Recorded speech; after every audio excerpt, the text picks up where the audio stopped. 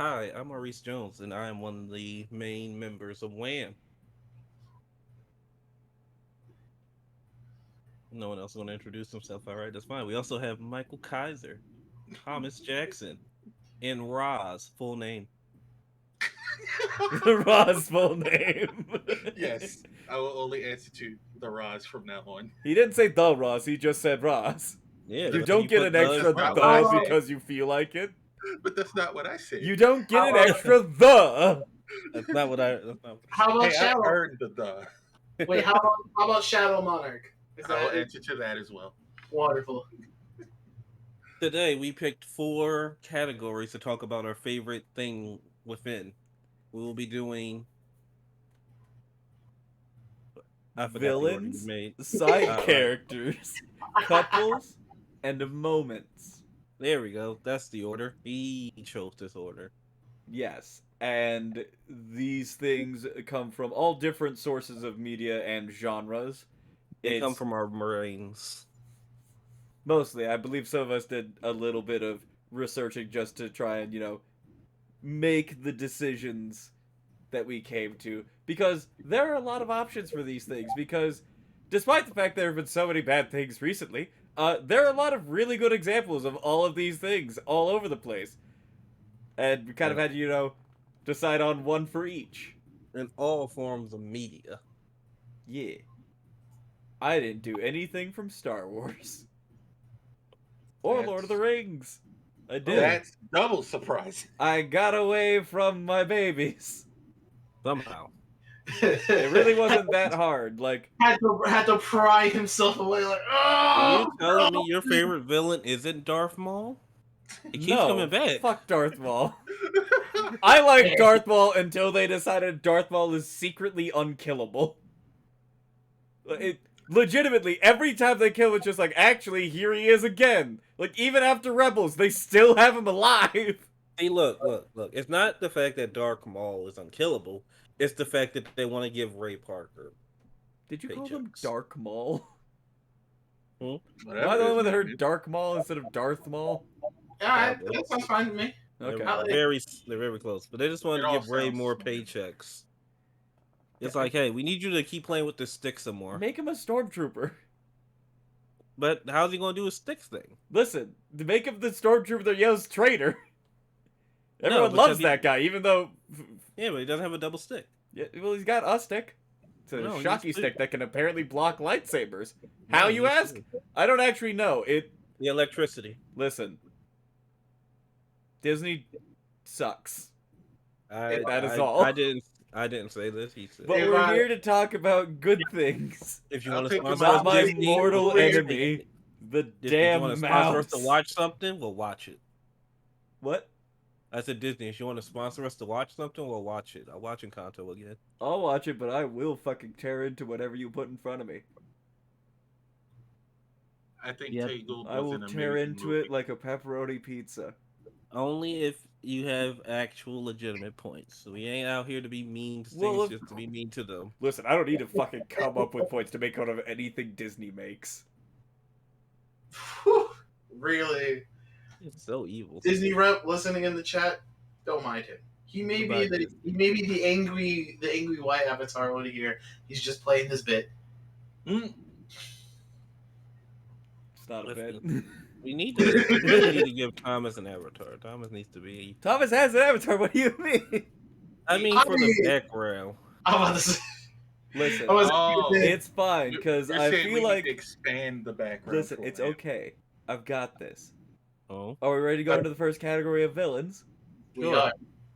Great. So if you go take a look at your screen, shabam! Now Thomas no longer has missing eyebrows because the background actually agrees with his face. oh my God! I have eyebrows, which means I'm no longer Super Saiyan I 3. wonder who put a coup up there. Oh yeah, it's time, baby. It could be anyone. It's time. Well, do we want to just go in order as they appear on screen? Yes. Sure. But I already know who Bottom Right is, and it's hilarious. You put yourself last, Kaiser. You know who that is? I don't know who that is, but the art style screams Kaiser so much. It It's like, says yeah, that's you. What is Edge that supposed to? boy. I literally commented. Edge I commented on boy. how it is literally just super edgy. Like this man literally walked up to me to say hi, sir. You have two spears in your chest. Don't worry about it. Got him. The worst part is when I actually get into who that character is, you guys are gonna be like, yeah, it makes sense you'd say this guy. Mm. But Ross is gonna be over there like, yeah, that art style makes sense too. Yep, makes perfect sense for you. It'd be like that. That looks I like your see homie. people in pictures, sir. Are you saying I'm an edgelord with two spears in my chest? Sometimes. No, I'm saying you like edgelords and spears in their chest. I actively make fun of your edgelords. But I don't have a spear in my chest. Yet. God damn it. Maurice, your character is first. Yes. So my character is very obscure for like most of the world. This is a character who's named Don. He is the main villain of a webtoon called Room of Swords. It's a very it's a very crazy webtoon. It pretty much requires the understanding of time travel, working as a team, and video game knowledge. That's all happening pretty much their reality. Don here plays as the main antagonist as he is the co-leader of the group, but he's also the main enemy of the group. He has so everyone in the world has their own little special power. His is that he can warp reality through song. He is a What the fuck? bard, and he shows you just how dangerous a bard can be. You think you're gonna win, and soon you just hear a Spanish guitar thrum, and this man with this big ass beard, glowing black eyes, and in a wheelchair just rolls into the room and starts floating. I'm like, oh my god. Does Oh. he always look that tired? No, this is a different time of him. So pretty much we keep encountering Don at different points in time because they're still doing time travel shenanigans as well. And Don has been here since the beginning, and he's still here since the end. And they have been to multiple points. It's been a long spanning thing, and they cannot defeat this man. They literally nicknamed him the Cockroach King because he will not fucking die after we've killed him. I'm impressed. Sounds kind of familiar looking at the rest of these villains. Especially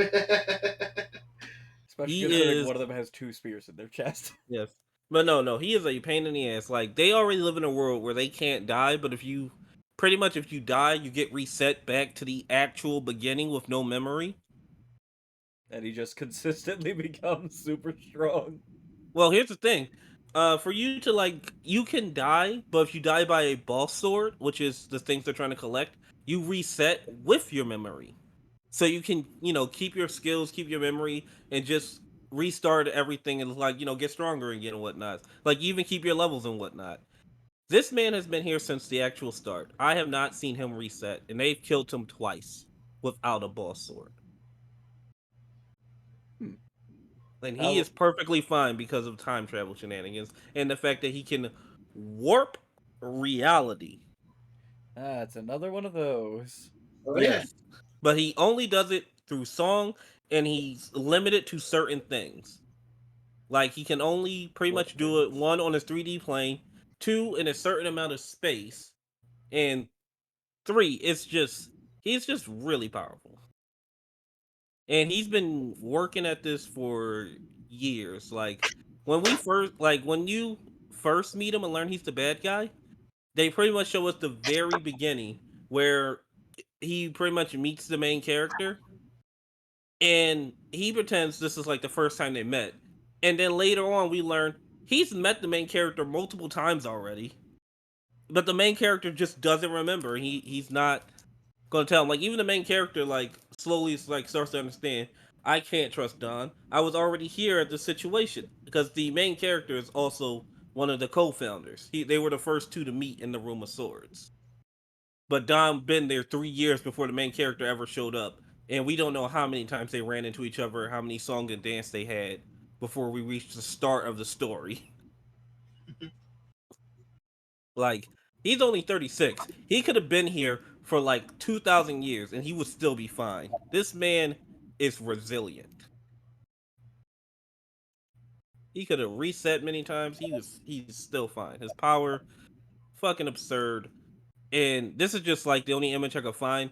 There are other images of him that just shows like sometimes when you're like going through the comic strip, they would literally have him going through like different eras of him still being in the same place. So like there'll be one where he's like having a conversation with the main character, but he's in a wheelchair. You would turn the page and it's a conversation, but the main character's in the wheelchair and he's floating in the air. Then you change the page. It's the same conversation. They've done this many times before, and Don remembers all of them. Can't kill him in a way that matters. Yes.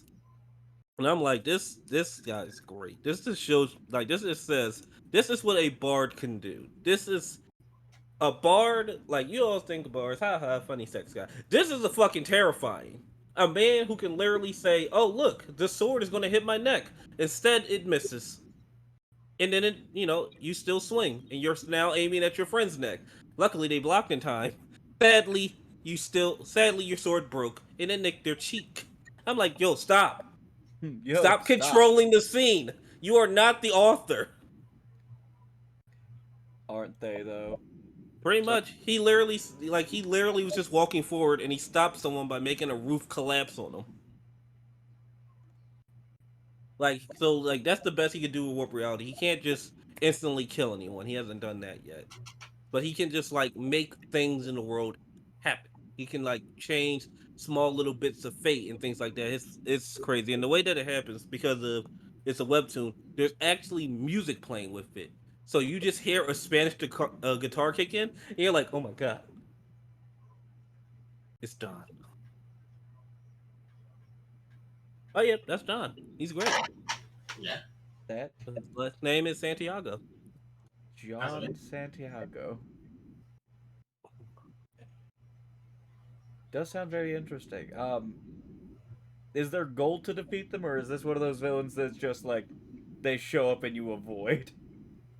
Their goal is to defeat them. They have not succeeded yet because the thing is this: Don is still in charge. Don has remember he's a bard, so he's persuaded all of their allies or their former allies to think that they're the bad guy. Well, They here's think the main character is the villain. Good gaslight. out He is crazy.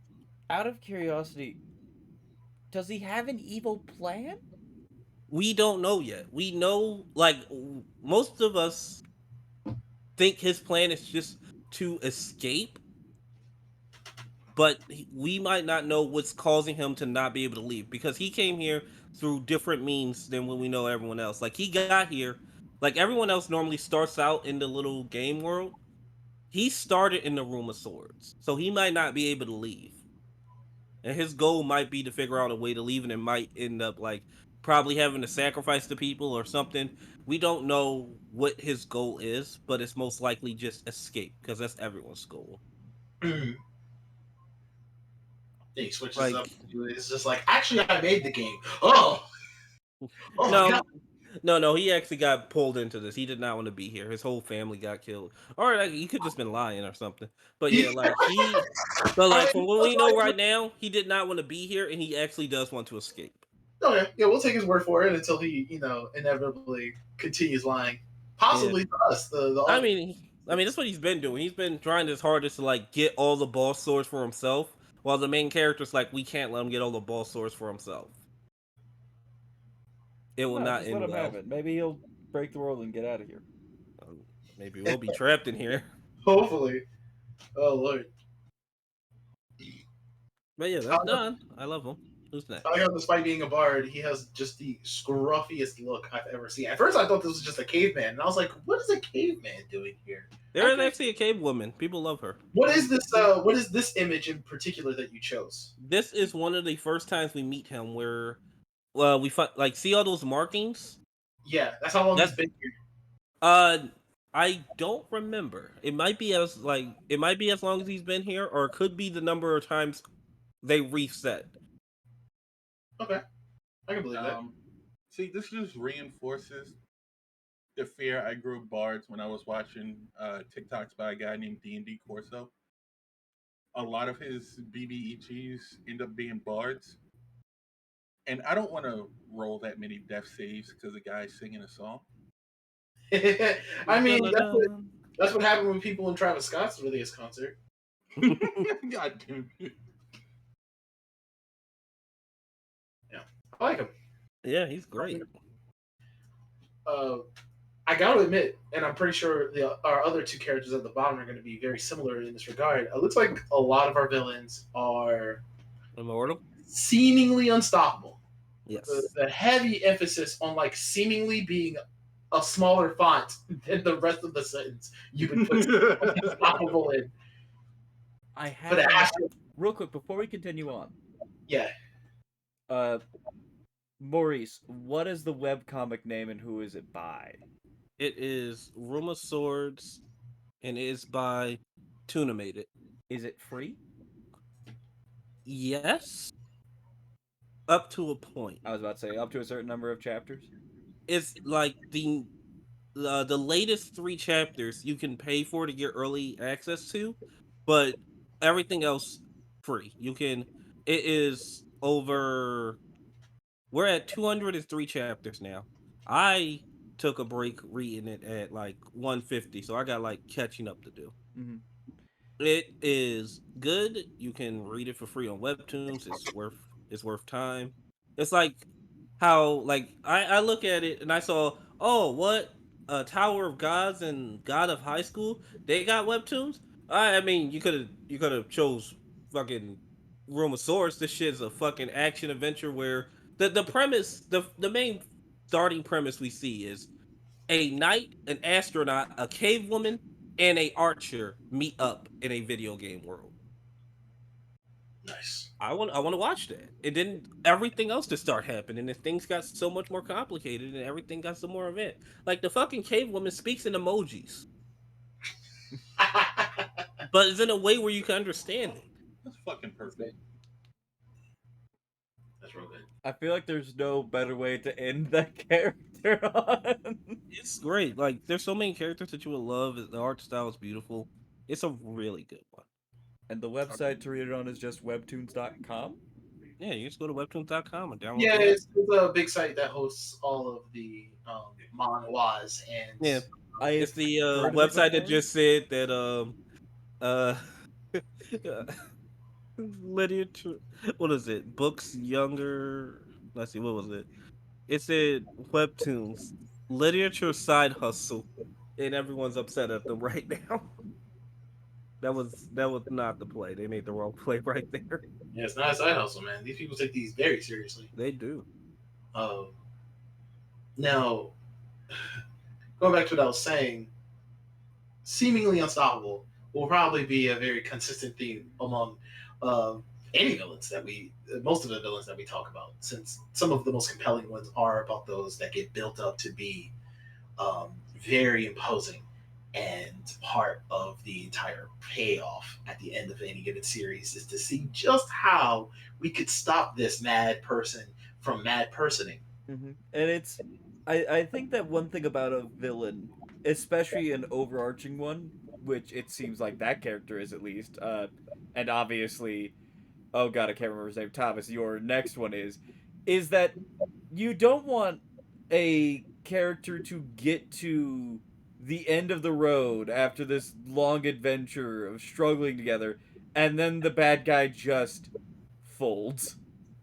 Yeah. Like it's also can be really fun just to make them like seemingly immortal, so that no matter how strong your character gets, when it finally comes to the point in time to fight them, there's still that tension there. Like, all right, we've done good things. Have we done enough good things? Did everyone stock up on their potions? And What's then, what's your spell list looking like? Yeah. but then in that case, the worst thing that you could do is say that this person's basically immortal or all powerful, and then Snoke them. I will briefly touch on an example of that. I loved Roman Torchwick of the first 3 volumes of the Ruby series. First 3, baby. He gets eaten by a bird. He gets Spoiler. eaten by a bird. And it's not even like built up to be something that happens to him as like a dramatic payoff to his death. He's just, aha, I have the other ground. Wah! And it's just, well, I guess we cut to the next scene where we see a person get their arm cut off. Yeah, what he was doing was he was just beating the crap out of Ruby with a cane. You would have loved it. Now, Then this Griffin just crump, and then she kills the Griffin in one kick, and I was like, "Fucking bird!" yeah. Yes, I definitely agree with any words that may or may not be said by our mute co-host. Let's talk about another long-stretching, seemingly impossible to kill, thick pizza ordering mother lover. Extra thick. Hold on, before you do that, I'm just gonna send. This is Sutton for Thomas. I just want you to see 2 characters. By all means, slide that over. Why? So this is I can't remember her name. The one on the left is a Egyptian. The one on the right is the cave woman. She heals through kissing people. The cave woman's just fucking great. Got that Kirby effect. I love it. And her design is top tier. Now, It is Aku, fantastic. shape-shifting master of darkness, blah, blah, blah, blah, blah. You heard the story if you are familiar with the show Samurai Jack. A premier Cartoon Network production made by made by the beautiful mind of Gendy Tarnakovsky, the same man who actually made the Dexter's Laboratory in terms of credentials. He goes on to make other things, but I'm only going to talk about Samurai Jack for now. Aku, I just refreshed myself prior to our WAMM Jam a little bit about what exactly Aku is. It's kind of obvious when I say this out loud. He's an evil ball of space goo. I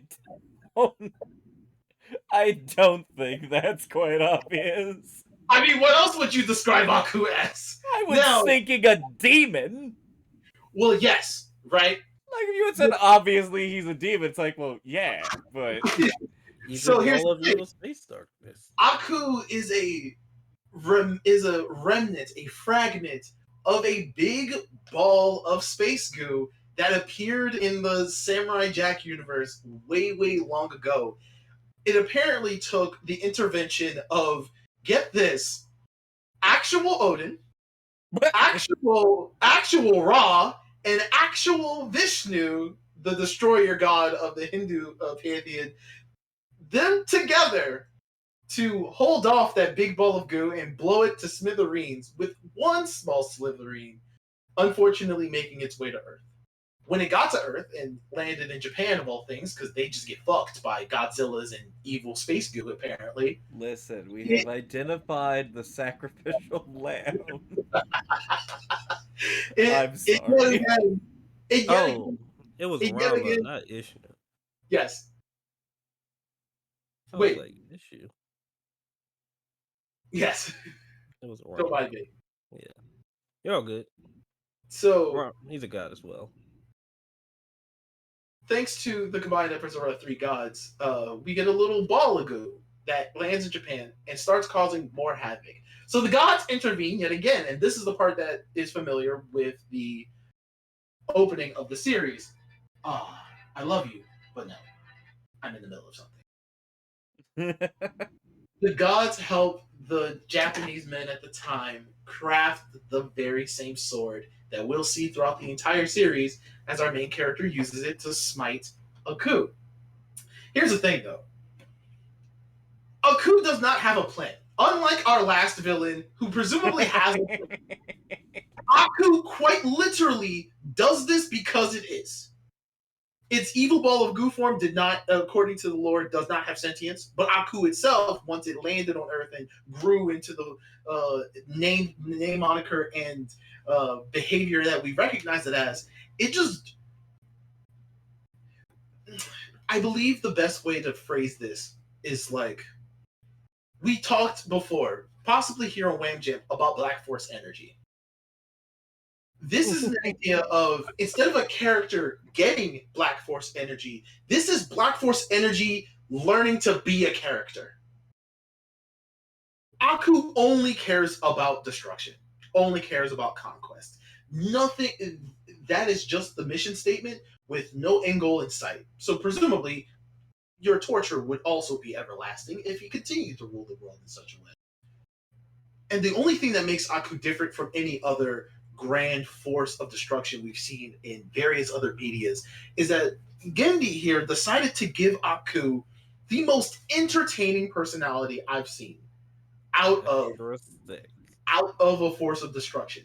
There is a unique dichotomy between many of the scenes in the show where Jack, our ever serious and morally sound individual, squares up against this con man. That's what he is.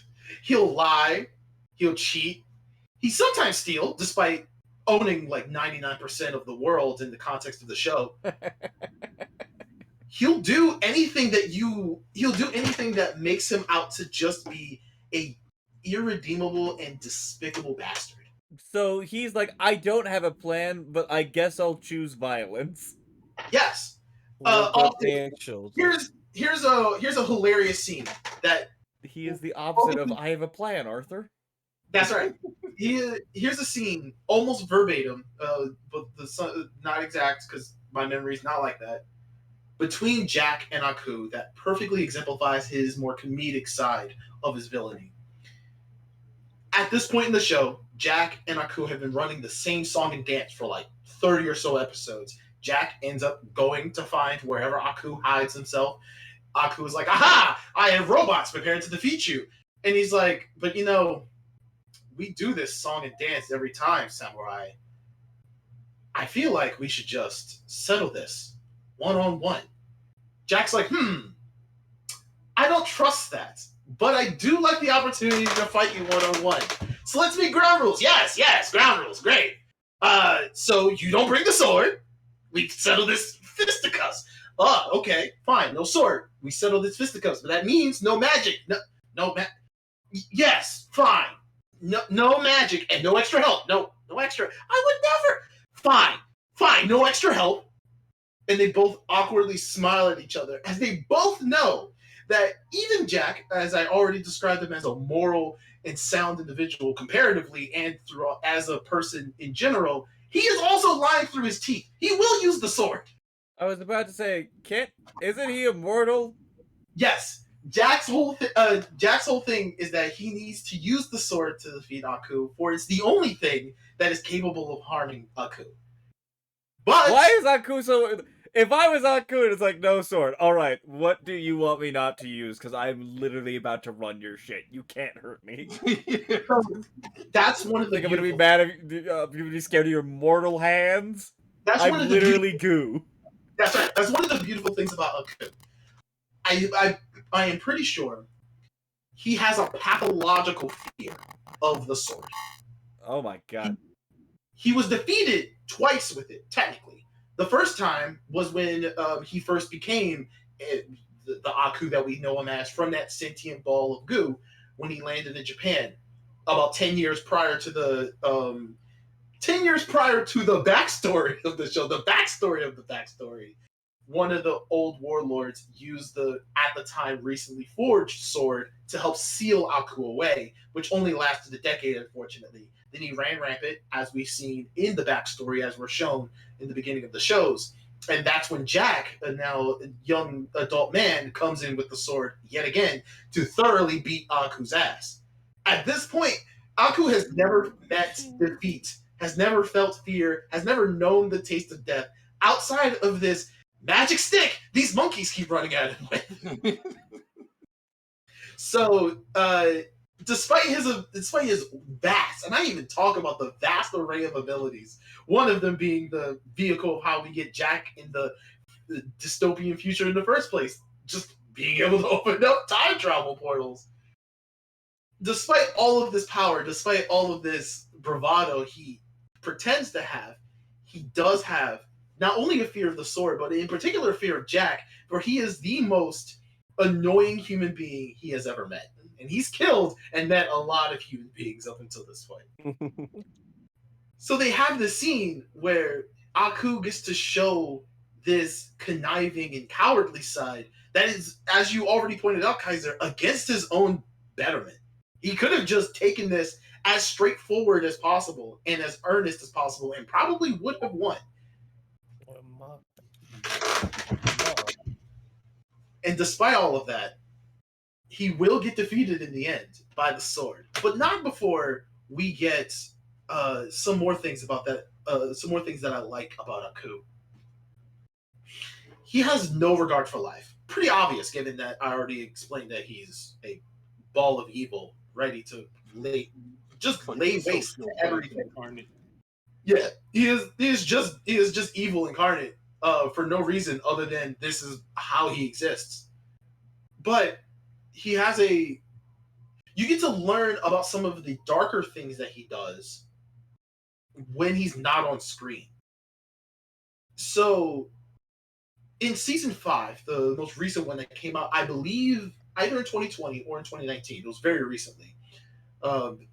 Samurai Jack was greenlit for a season 5 to conclude the show. And I will give you the date, 2017. 2017. Even yeah, that makes sense. Actually, I was around with college mates around that time. So during season 5, we learned that Aku has children, like actual biological children, uh, thanks to presumably, doing the horizontal tango with just some random cult woman who worships Aku and everything about Aku, raises these little girls that she has, almost like a litter of kittens, because they're all also they looked about the same age and about the same height.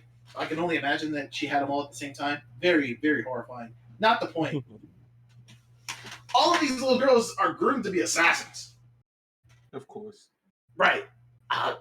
Some of them have shadow powers. I'm pretty sure the main one who ends up breaking off from her now dead group of sisters does use her shadow powers once or twice during the course of season 5.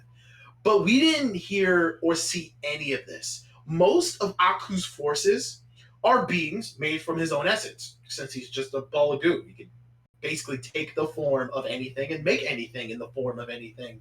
But he's also, and I'm pretty sure he's the one who builds them. He makes a lot of robots.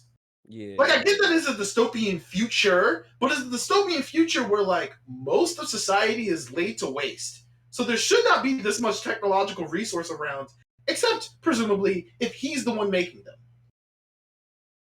Also, to slide it in there, from what I remember, and from what I'm looking up right now, that woman just drank his essence. But we all know what that was. Wink. Yeah. I don't think we listen. This is a family-friendly. Wink. This is a I wish it family-friendly was. show. I wish it It was. is a He just she drank look, some dark water. look. Listen, you see how black Nope. those eyes are on the bunnies? That's just Nah. Aku. No, That's just Aku. The No. shape Aku master of shapeshifted into darkness. Aku does not have control of the bunnies. Aku does not have control of the bunnies. Aku is the bunnies. No, Where It look, is a this is where his evil is law. no. Look, I can see the whites in their eyes. It's the shape-shifting master of darkness. No, family-friendly. I love how I have had this screen for so long. Yeah. No.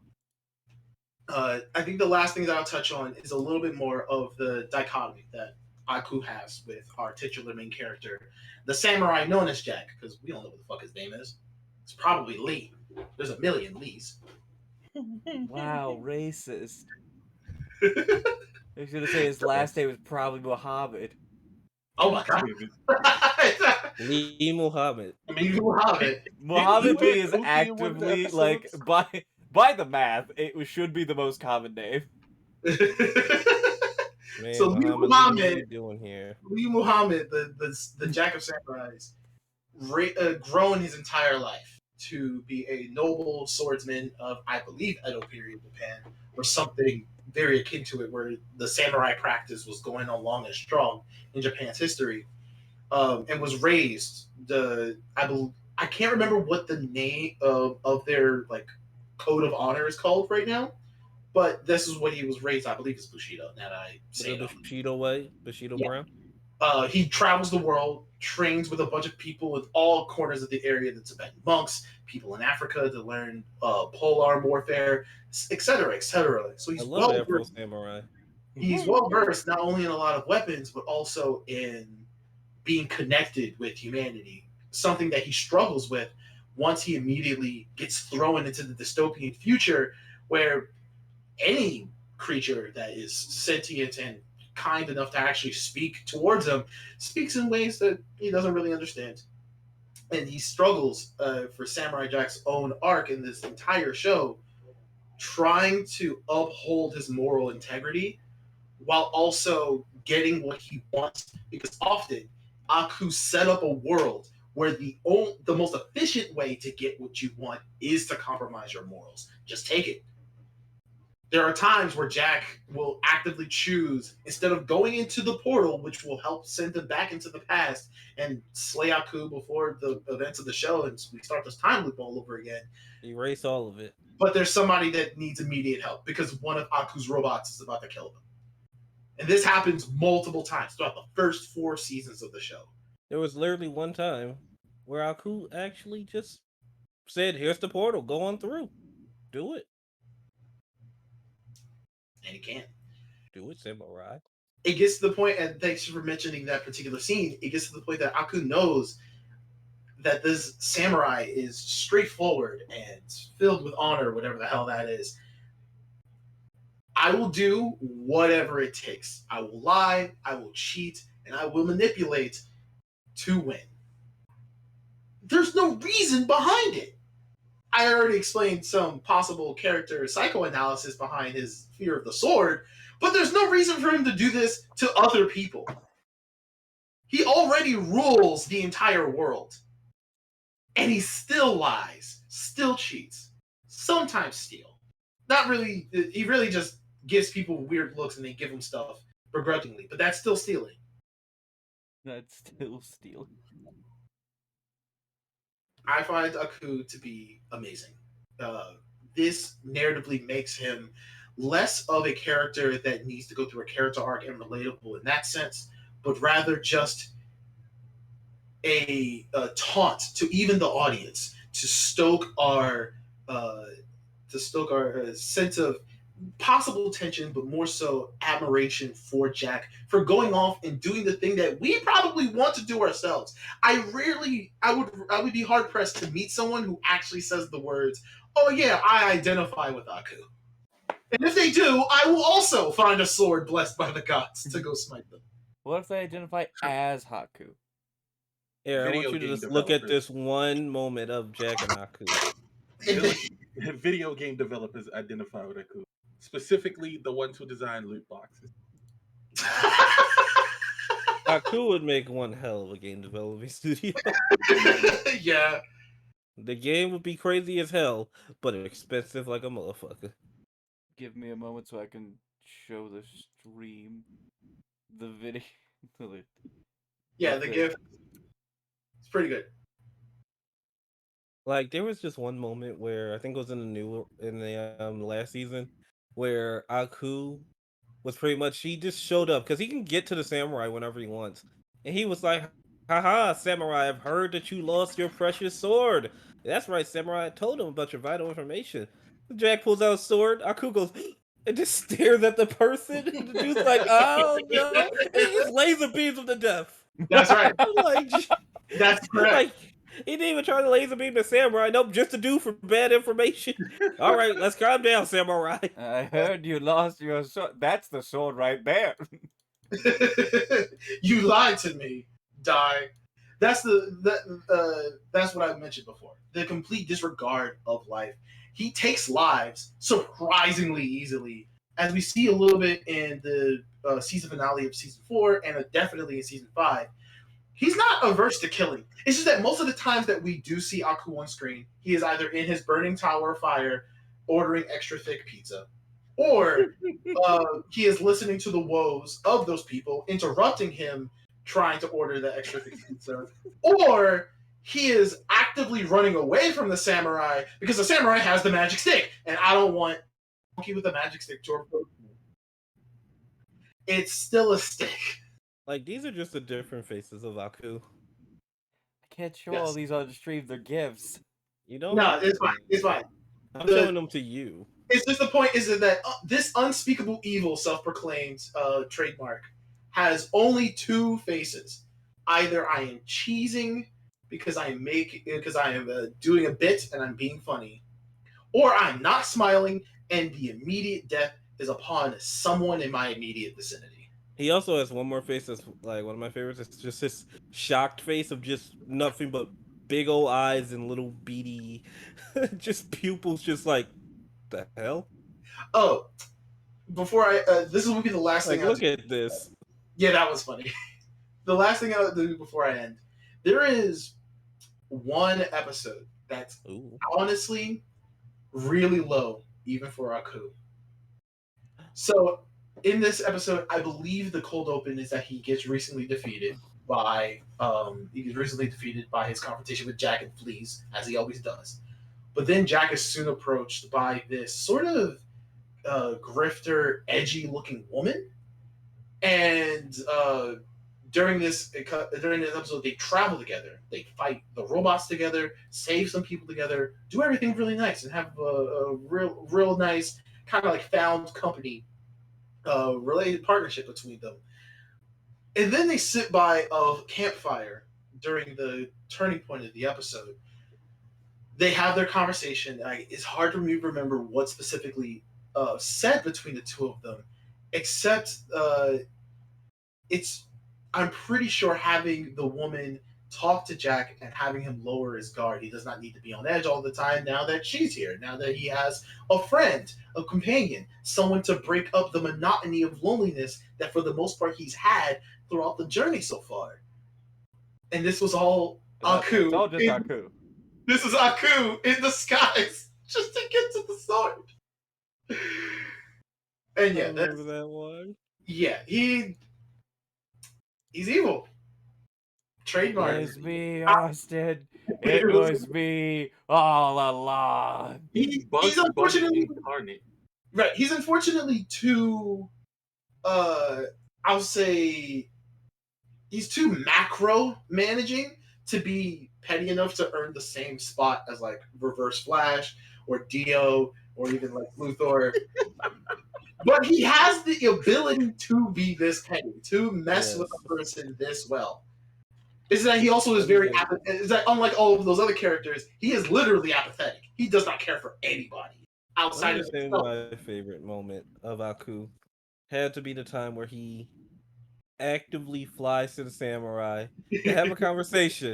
And he's like, look, we can either do the same song and dance where you attack me, I transform, I fly away, and I'll say, I'll get you next time, samurai. Or we can have this conversation. Jack attacks him, dodges, gets sliced there for him, flies away. I'll get you next time, samurai. Teleports back in front of him. See? Okay, you have a point.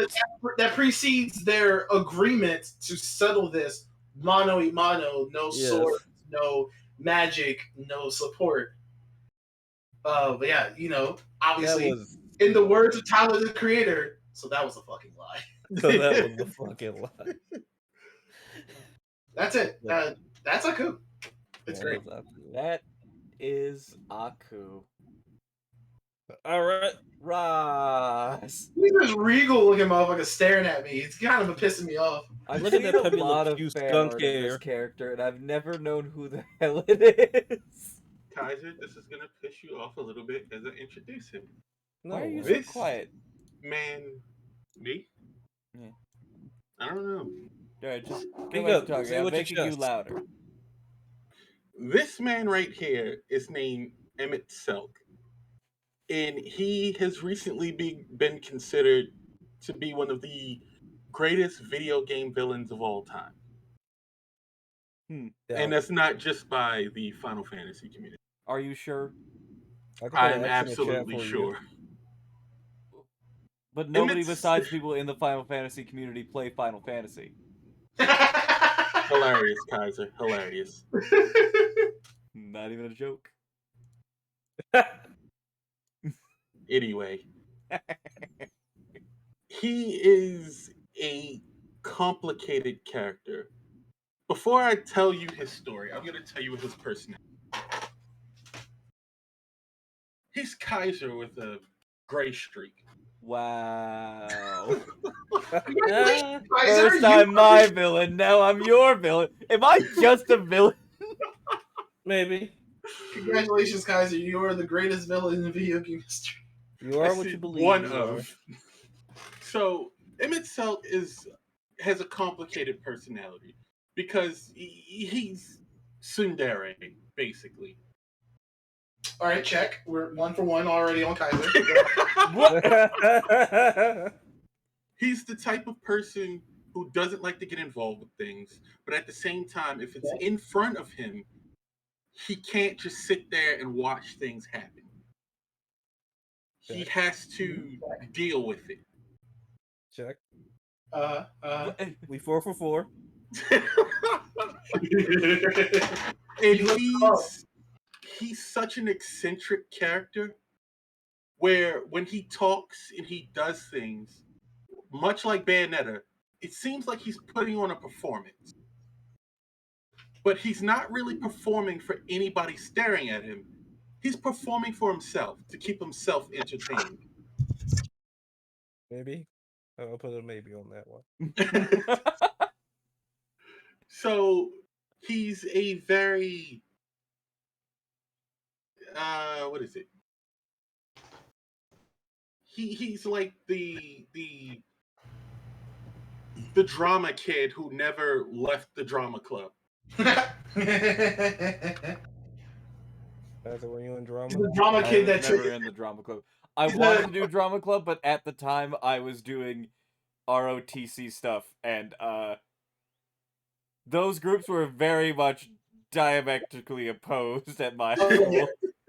One tells you to make emotions. The other tells you don't have emotions. This one, look. He was like, man, those guys are so cool. Walk past them. Fucking nerds. I was more like, God, I wish I could do the things that you guys do. Ha! Fucking nerds. Get back to reality, idiots. Yeah, that's actually very fucking. Man. So it's like, imagine if the Joker and Frieza did the fusion dance. Disgusting. The Joker would purposefully mess it up. Yeah, that's Listen, Emmett Selk. Emmett Selk is a sorcerer of Eld, as he describes himself. He comes from a time in humanity's lifespan where they were all powerful. What they did, they lived for as long as they wanted to. What they did was they would pick a life's purpose, and only when it was complete, that was when they allowed themselves to die, what they called the final rest. And he was the leader of all of that. He was the leader of something called the Convocation of 14. These were the most intelligent scholars that they had who would dictate the fate of the star. Basically, if there was big problems, those 14 would come together, figure out what to do, and they would do it. And all the people did was sit around and like create. So they created every creature you see on their planet, like from the squirrels to the big ass dragons, all of them. You And they telling me all someone go, sat down and made a fucking squirrel? yeah. They It was They're wild. important for the repopulation of trees. I cannot You imagine gotta being a spread the person nuts. who sits down and is like, oh, okay, let's create reality. What do we need? Jellyfish. Steve, Yeah. what the fuck? Yeah. There's the What abstract. the hell is this? It's mostly water, but it's not. There's the abstract artist. There's the cute artist. There's the cool artist, and I then think there's there's the an horror. anime about this. It is. I love it. It's about angels who are contracted by God to make the animals because he got too lazy to design all of them himself. Basically, that's what happened wait, here. are you saying I can't have a unicorn? But Michael can have a fucking giraffe? I mean, a giraffe makes more sense. This is a fucking horned horse. You got a horned rock. What? Listen, You got a horned rock, but I can't Have a horned horse? Yeah, so they actually have something called some type of archive where they take all the creatures that they've designed or all the things that they've designed and they keep the blueprints of how to create them there, and it has to go through a rigorous approval process. If your creature is deemed non-compatible, they will keep the schematic, but you can't make it anymore. You can't make another one, nobody can summon it. And they're That's it. still on my Are we still copyright? talking about Final Fantasy? Yes, Yeah. you're still talking about Final Fantasy. Okay, I was just making sure. Yo, the fact they stole my copyright. Listen, they all got rights. so Damn. So he comes from that type of paradise where there weren't really any problems. It was just people creating and doing whatever they wanted in a paradise. And then that paradise came to an end when the world, just out of nowhere, just started to kill itself. Like their creation power started going out of whack. They started manifesting their own nightmares in creature form, and it was killing everybody. And the planet was just going straight to hell. So he and his convocation brothers came together to try to figure out the problem. The only way to figure out how to fix the planet, because the planet's trying to KO itself, was to take over control of the planet. So they created a god who would be the heart of the planet that they could control. I like he how the convoluted, god? I like how convoluted that plan was. It's like, oh no, the plan's hurting. Our creation power is getting limited. What should we do? We need to create something to control it, to have it control the planet. Wait, why can't we just control the planet? It is No. amusing that because their powers are weak, they're gonna do the most powerful thing they could possibly do with that power. It took half their population to create that god. Because since their powers were out of whack and they couldn't control them too well, they had to literally sacrifice their life essences to do it. Couldn't they have just sacrificed an equal amount just to have everything go back to normal? No, this was. That wasn't I'm the not going to plan. spoil what the issue was, but this was something they couldn't deal with. Did one of them just go, if I fuck up everyone's creation, then 50% of them will die to fix it? No, that's not what happened. Let's wait until season 2 to confirm that. Next WAMM Jam, Kaiser tries to get the Final Fantasy. Next radio, Kaiser just tries to guess animes. He tries to guess the plot through yes or no Ooh. questions. I'm gonna keep that. That actually would be a pretty fun idea. Is you I'm guys gonna get a just- bunch of I'm gonna animes, give I'll you get a bunch of anime book description. covers. You guys guess what happens in the books. I have to guess what happens in the anime. No. See, I'm just gonna give out anime description, and you gotta tell me if it's a real one or not. And you give us book descriptions, and you gotta tell us if it's a real one or not. Lord. Like we gotta really come up with these things for like fake ones and dumbass ones for some real. That could be a really fun shorter video. Yeah. So they did it. They fixed the planet. They stabilized everything.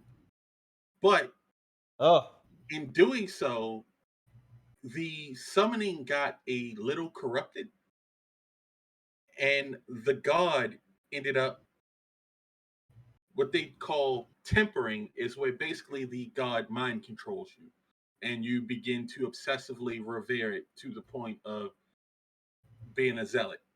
No, not the cults. So away from these things. To stop, because they were actually going to, the first time they summoned it, they fixed the planet. They were going to create a bunch of stuff to summon it a second time so they could just bring back all the people they lost, summoning the first one. But one amongst their ranks was like, no, you're just going to end up in a perpetual cycle of sacrificing your own people.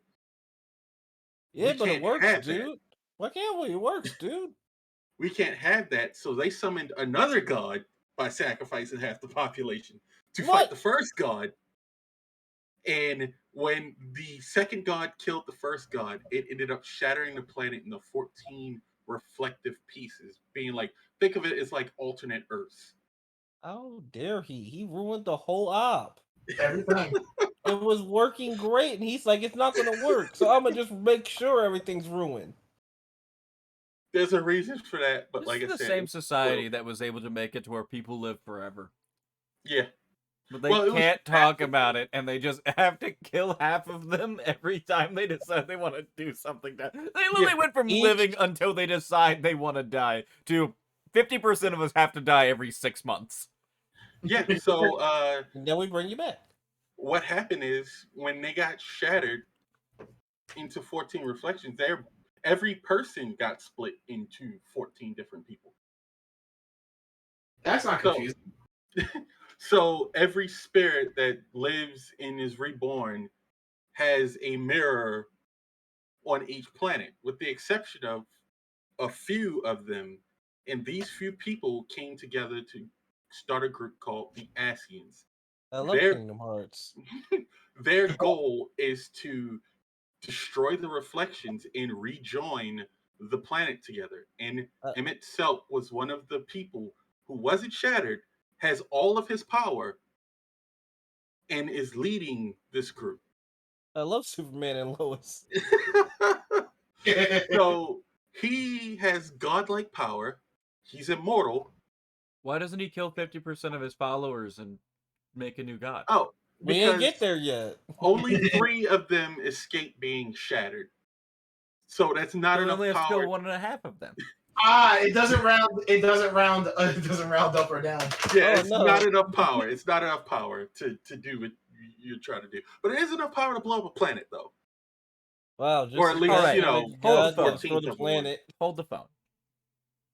Odie. The second god beat the first god. Yes. Uh-huh. But that second god only had 50% of what the first god had.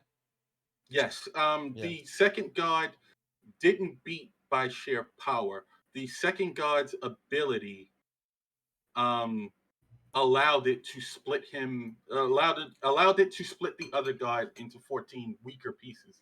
That was how she was able to beat it. So she literally just But had they were able to hacks give a that allowed god her the to power win. to kill a god with 50% of what it took to make the first. If you specialize in one stat, it's gonna be unstoppable. I don't know if that's entirely true when the other one just has better stats all around.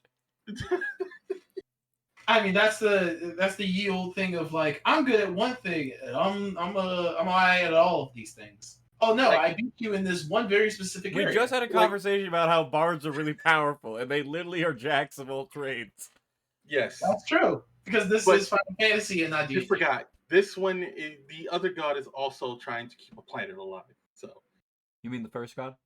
yes, the first god is trying to keep a planet alive. Well, The it other failed god at is that not. because the other one's whole thing was to make the planet Oh not no, alive. it kept the planet alive. But It now just there's split 14 it into of them. 14 pieces. Yeah, it's 14. Wow, That's he made it super alive. That's 14 planets alive. Look at that. Look at Yeah, they So- both like shook hands afterwards, like, thanks, man. You made this planet 14 times more alive. Yes, Man, it made I it need a 14. pay raise after that. It made it 14 times alive, but all the people who got shattered are 14 times weaker. Man, Final So- Fantasy 6 is weird. So he has gone across the centuries creating scheme. Well, one of the major reasons he has in his mind why all of this stuff is okay is because these are the people who were born after the shattering are no more than the constructs they made in their original world to him. He doesn't see them as alive. Thus, it is okay to kill them because they're only facsimiles, or as he likes to call them, poor replicas of the people of his world. And if he just gets rid of them, he can get back everything he lost when their world got shattered. Sorry, dog. I got to kill you. It's your combined. Yes. It's your combined friend. I'm trying to go after. I Yes, understand. me killing you is for your own good because I'm restoring you to a better state. Does That's exactly how killing he people thinks. actually do anything for him? Yes. What? There's a Well, thing never, where half of them.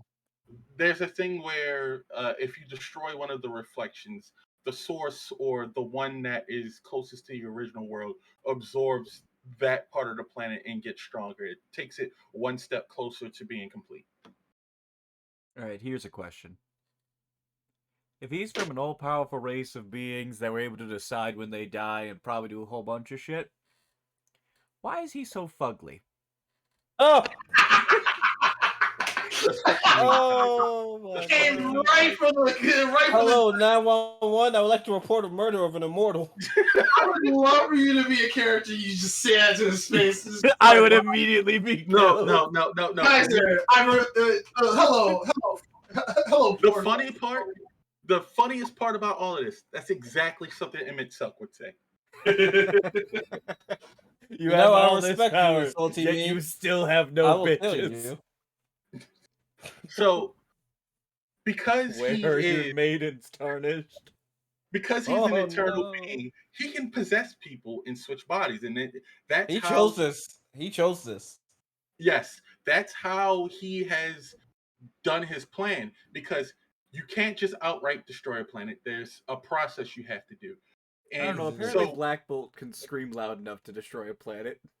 no, you can blow up a planet, but they learned it with one of the shards. If you just outright blow it up, it's gonna get destroyed and it won't return back to the source. There's certain thing you got to do, but Well, I'm no not gonna explain it. So, what he does is he'll possess a person, Okay. turn that person into a great leader, create like civilizations, destabilize whole regions, and cause them to create the calamities, and then the planet blows up because of that, and then he goes on to the next one to do the same thing. So he's making the people work for him by pretending to be some of their greatest leaders. He created and made prosperous some of the greatest civilizations in the game.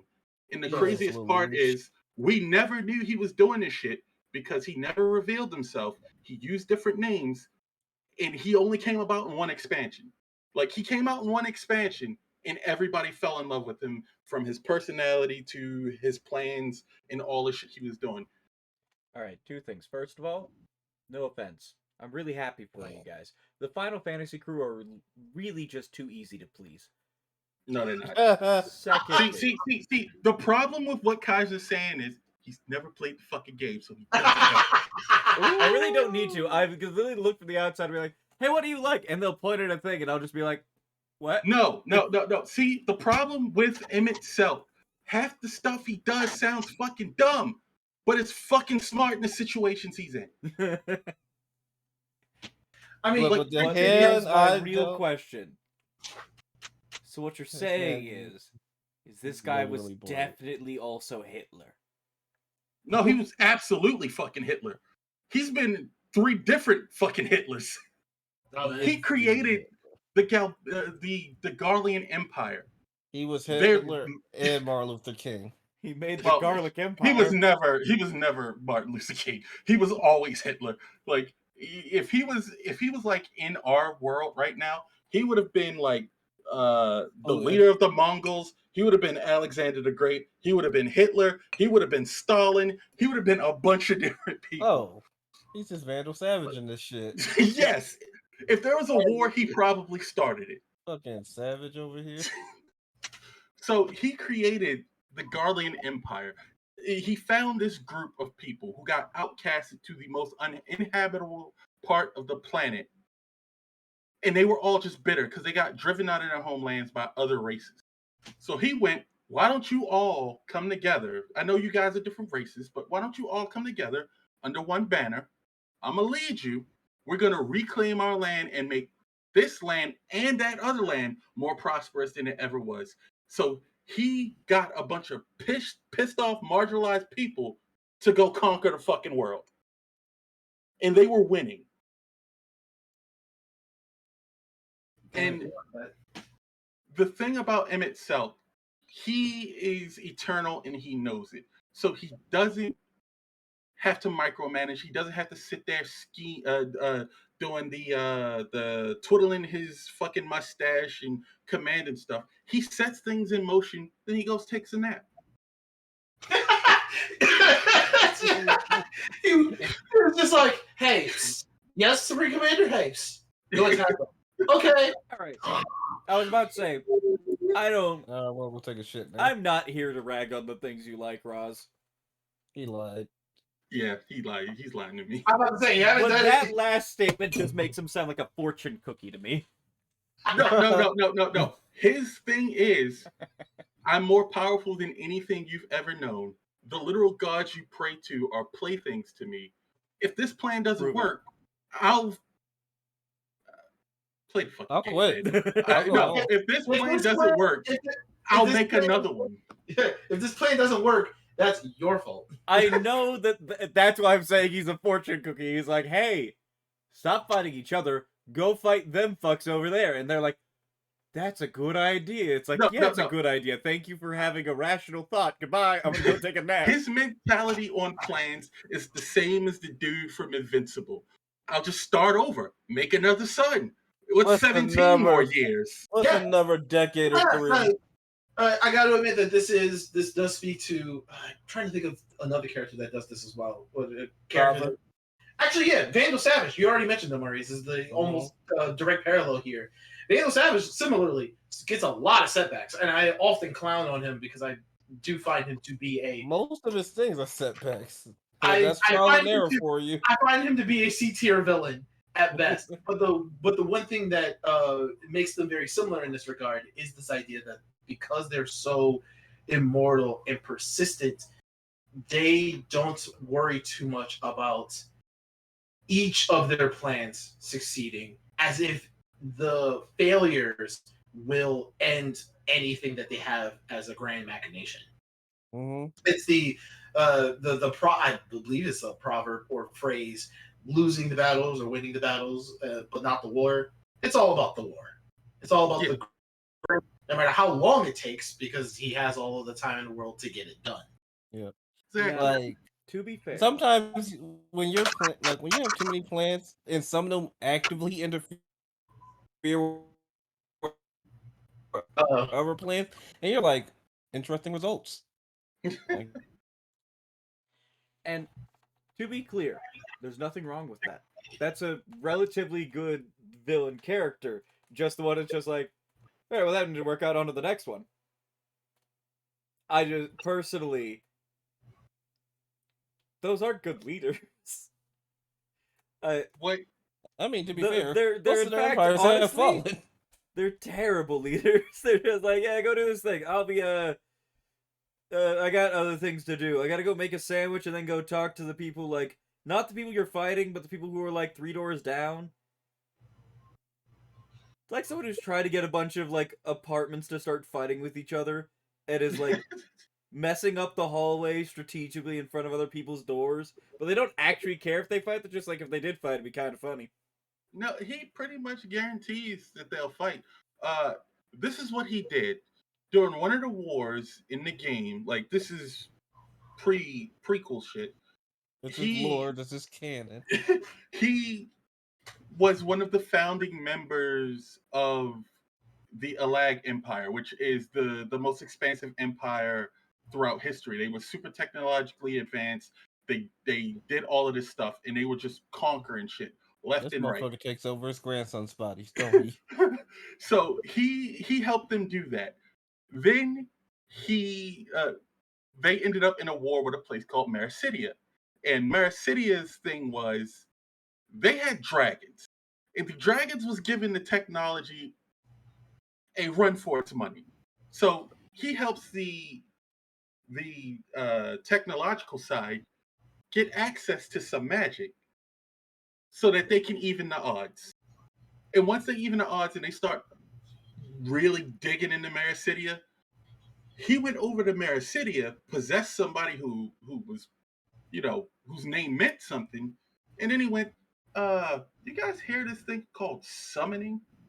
You can summon gods to help you out. They summoned gods and then started even the odds. The entire point was to get the machines and gods to fight against each other, to drain the life out of the planet and destroy it. Let them fight. And he almost won. He almost won, with the exception of the main guy on the technological side made a deal with something he shouldn't have made a deal with, and he had to let that one ride. Oh no. But I mean, he Uh, succeeded. He got another planet destroyed, and it created another rejoining. But he also had to make sure that guy was gone. um, kind of so sad now. Emmett Selk is not the type of person to he will lead up to a point, but at a certain point he knows he needs to let things play out on its own. Because if you get too heavy handed in your plans, you can get yourself killed. Though he's not afraid of getting killed because he doesn't think anything is strong enough to kill him. But that's not the reason why people like him. It's he's His one thousand forehead percent bump. carried by his personality. Oh, that's a Garlean thing. Garleans have this thing where they can't use magic, but they develop these third eye things that give them higher spatial awareness and allows them to like it also gives them like heightened physical traits. So they like sacrifice their magical abilities for just being fucking monsters physically. I like to think that Cool. the reason why that bump is there is because his brain just grew a little extra bump, and I had to push the skull out of the way.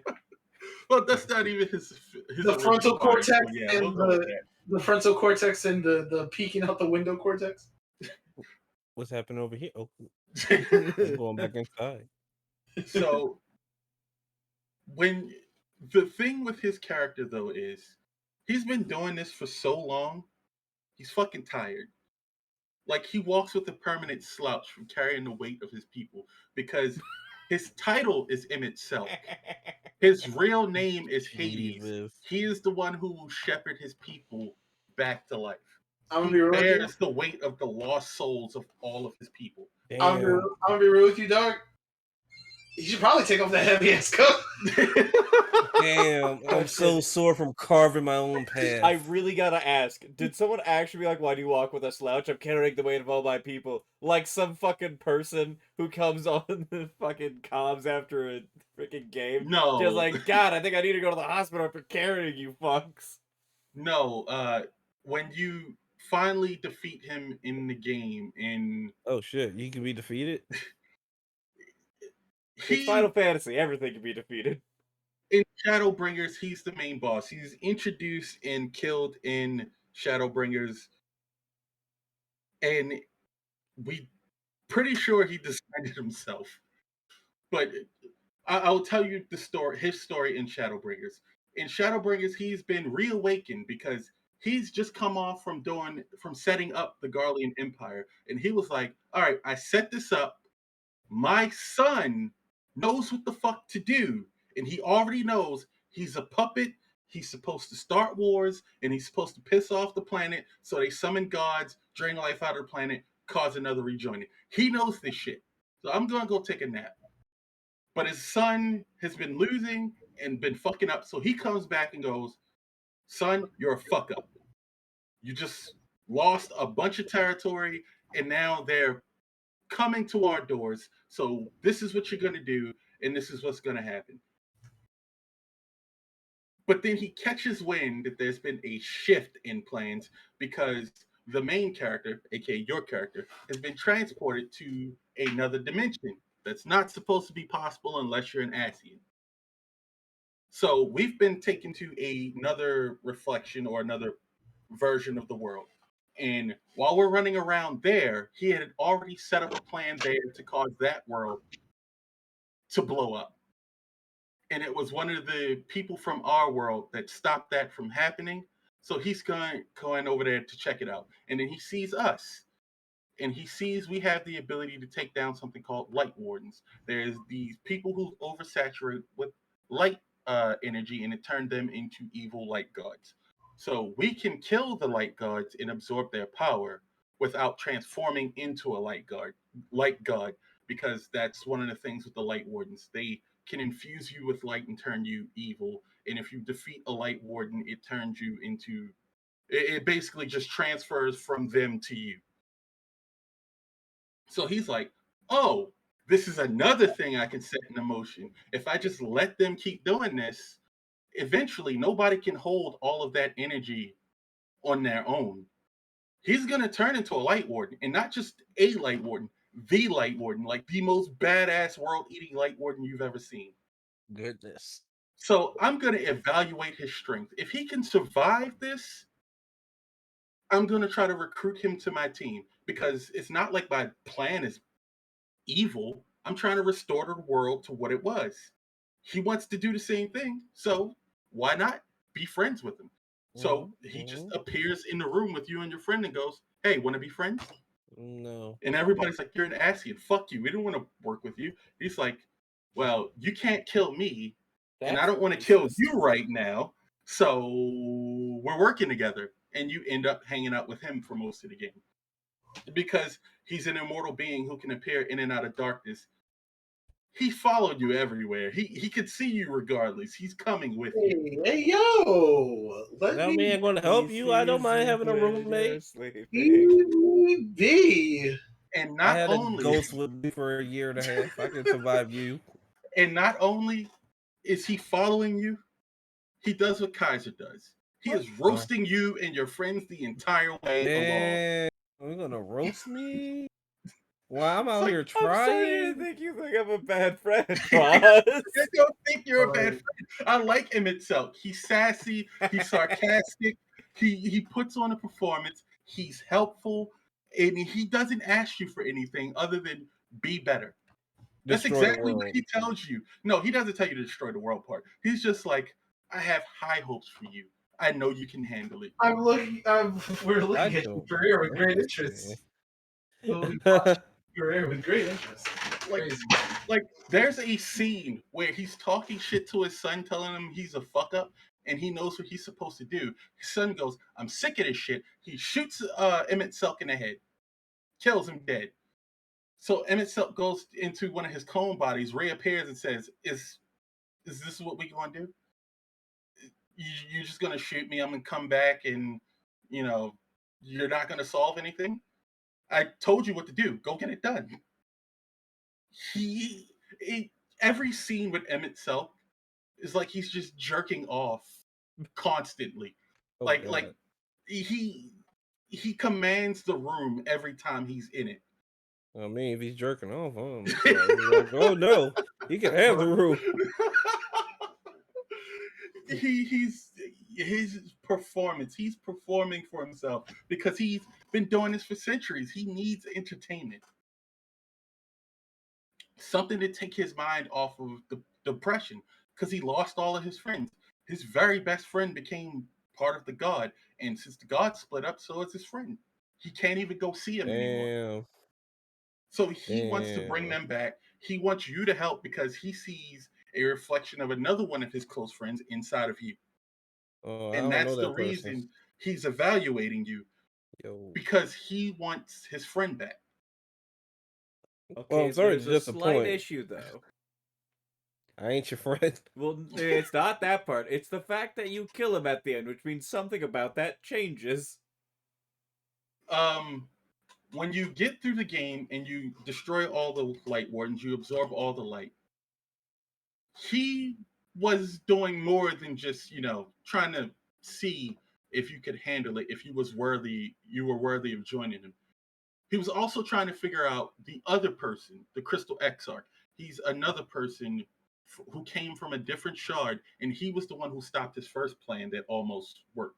And he was trying to figure out how he did it. He could have eliminated him at any point, but he doesn't like unknowns. I want to know how you did it and where you came from. So he let the whole thing play out so he could figure it out.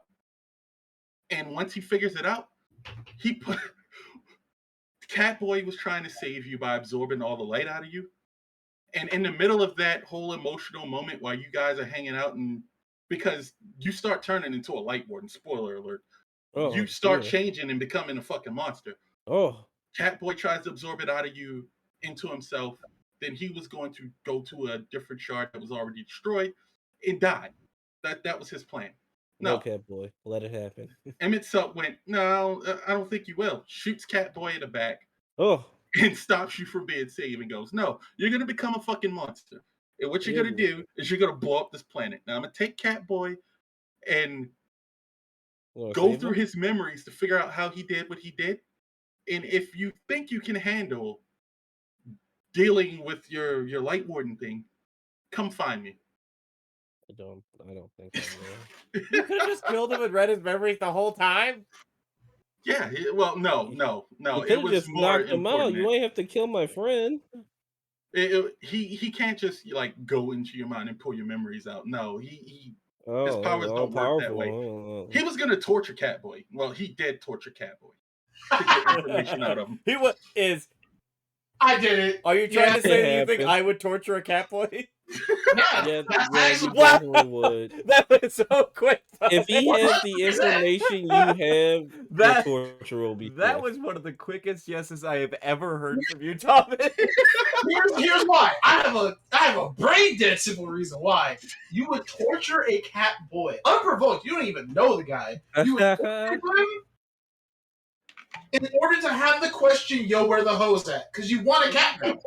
Yo, where the You holes want at? that information If tomorrow. you exist, the female version of you exists. Now, Where where they it at? at? Where are Where the they at, though? fucking bitches? Yo, what's that baseball bat for? My knee. Where they at though?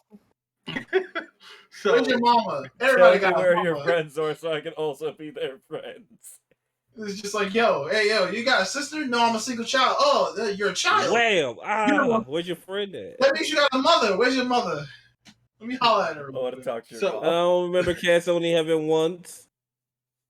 and so in the last part of the game, you go to a city called Amarat, and it is a city recreated by M itself under the ocean in the spot where the original city used to be.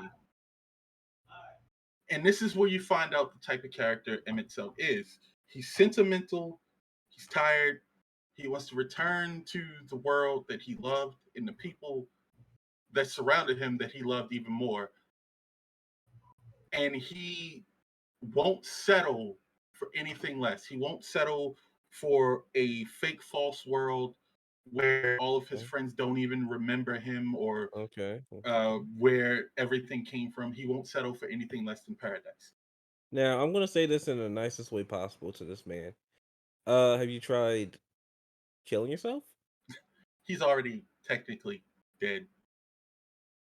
Have Make you it less given it a try? technical. In a minute. Like apparently, other people, other people out here, they can't kill you. Could you? He could kill himself, I think, but I he mean, won't until he restores the world. you don't need to. You kill yourself. Save All yourself right, a lot of time. I'm gonna call a stop to the suicide joke. So Look, when it comes down to an immortal being who's been alive for far too long, I think I can make the jokes to him. so yeah, Once, yes. he then once you go down to go after him because he has your friend and you're about to turn into a light warden anyway, what best place to do it than under the ocean where there are no people? Under the sea, under the sea. That one dude who's just chilling under the ocean. Man, I love snorkeling. What the fuck? The crazy part is there is one dude just chilling under the ocean when you get there. He went, I'm a weaponsmith. I need 1000% silence. I'm going to go under the ocean. You And he swim has a down He there. started a war down there. Way to ruin his fucking day. So this is where he shows you the end of days when the planet was being destroyed and all the creations was going wild, and you confront him. And we're fighting for the world as it is, and he's fighting for the world as it was. I And love CS control. in another, if this was a different story, M itself would have been, to a certain point, would have been the protagonist. If it was seen from a different perspective. So it becomes to a clash between your conviction and his. And in this scenario, ours won out. But if this had been like any other story, his might have won out.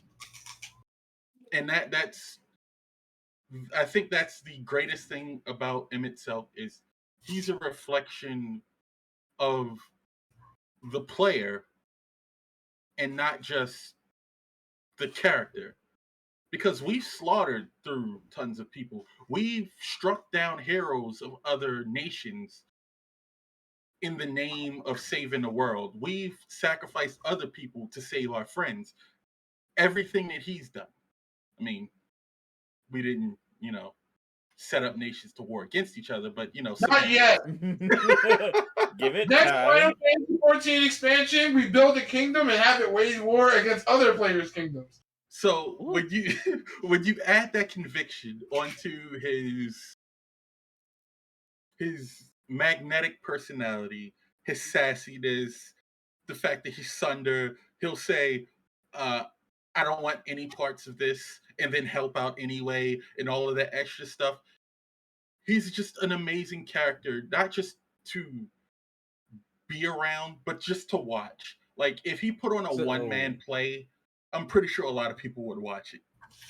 so what you're saying is I like it. we have picked three immortal snakes. Yeah, basically. Right. My Like, character All right, is guys, also can you hold up the immortal. fourth one? Is he a snake? Yeah, is he a snake? Not literally. Is that He's my from cue a- to start Oh, on okay, my well. villain? Ross, did Yeah, you have because anything more to add? no, because M itself, like the entirety of the Shadowbringers expansion, I can explain it to you, and it's gonna sound dumb, but when you experience it, it's an entirely different thing. You're gonna have it's gonna be something you gotta experience. So yeah, M itself, he's one of the best villains I've ever seen in any medium. So that's my opinion, not the world's opinion. Like, he's just fun. And I don't like villains, even good villains. Like, I don't like the Reverse Flash, even though I find him very entertaining. But M itself, I like him. I can't help but like him. Wonderful. That's good. Wunderbar. I go. Are So you eating an apple? You villain? Only villains This eat would be apples. the time to be eating an apple. that's right. Actually, I do. So We guys, only have Like, one villain I heard the category, so you're gonna first have bite. to eat that second one real fast. Yeah. I'm both of these. So Kaiser, why does he have sticks coming out of his chest? All right. So this man, he still technically counts as a Individual. man. He is the Lord Ruler of Mistborn, the Final Empire by Brandon Sanderson. And I now need to double check that it's the Final Empire, not the Last Empire. Yeah, it is the Final Before Empire. It is named the Final Empire in the story because of the fact that it is the last empire that will ever be needed of man. Not sure. The Lord Ruler did name it that when he first made it. And so this character has another nickname, and that is the Hero of Ages. He is Link? the immortal ruler of the Final Empire who back 1,000 years ago was able to utilize something known as the Well of Ascension in order to defeat something known as the Deepness. However, yes. in that battle, there was a lot of destruction that happened, and the world of Mistborn is actually covered in ash, and there is a supernatural mist that That was covers the mean. world. Final Fantasy IX. Gotcha.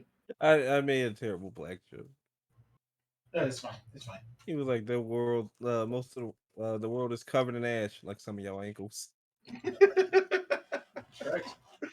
So, like, their plants don't have color anymore. Like, basically everything is brown. There's always a haze going on.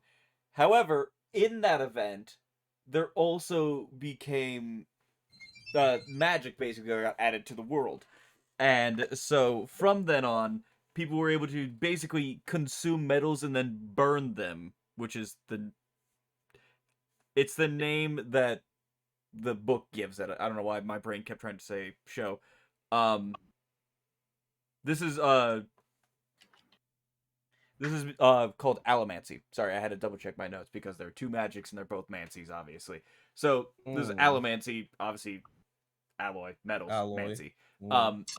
And it's a really interesting magic system. It's very unique, and the Hero of Ages is known to have been very powerful with it, and it's believed that he utilizes this magic in order to keep himself immortal. And I'm trying to think about how to put this. The Final Empire has been around for over 1,000 years, and the Lord Ruler has been in charge of it the entire time. It's unknown if things have always been the way that they are in the book, but when we come into the book, if you weren't a noble or royalty, and you weren't a guard, you were essentially a slave. Bruh. Like, there was basically no middle ground. And, like, the people who, you know, were the normal populace, regular executions for, like, even thinking anything against the Final Empire. And, like, the Lord Ruler has these Inquisitors who work for him. And they're about as bad as you would think an Inquisitor be, but also way worse. They have, like, how to describe it? They have piercings all over their body. They're bald. They still use allomancy, but they're way stronger than most people at it. Oh. Like, there's obviously something weird going on with it. Like, it's very obviously supernatural. There's something that happens to them that makes them even more powerful. Nobody knows what it is, though. It's a Philosopher's Stone. And the book has really two main protagonist characters. The term Mistborn refers to someone who has allomancy, who can do allomancy with all of the metals. Most people can only do one metal of the 10 of them. There are 5 categories. I don't have them all memorized. I didn't take any notes on them because that doesn't matter. I'm here to talk about the villain. Kelsier is essentially the mentor figure, and then there is Vin, who is the young girl mentee figure, who is really our main focus character. But Kelsier's the cool one, and I'm kind of sad he doesn't survive this book. The mentee. It's mentor and mentee. Those are the terms. True. Come at me, bro.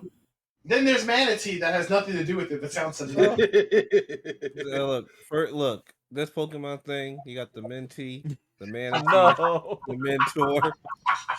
How dare you?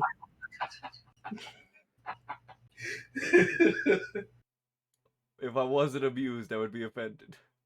Look, it's like my favorite Pokemon, Ludicrous. You start with little Luda, Ludicrous, and then become little Cross. Getting back into it, Luda. The Lord Ruler doesn't actually get any kind of introduction. Well, Does this not book any kind of got a introduction. name? What?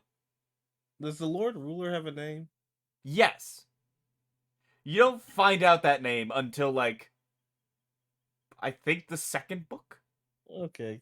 Cause this is like this man's name been the Lord Ruler the whole time. I'm like, why you repeat? He named his empire the Final Empire.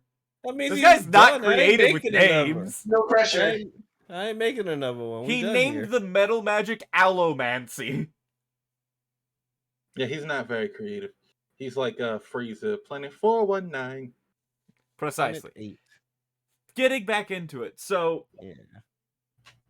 A large portion of the way through the book, there is, so the main characters, they're trying to start a rebellion in order to essentially distract the Lord Ruler to focus on another thing, while they break into his fucking castle, steal something that they are referring to as the 11th element, and then use it to kill him, because it's believed that's his weakness, because he's basically unkillable. Like, it's referred to that at one point he was literally burned down to his skeleton, and that the people who burned him watched him stand up and his skin start to regrow over him. Nice. Jesus Wolverine? Christ, Wolverine.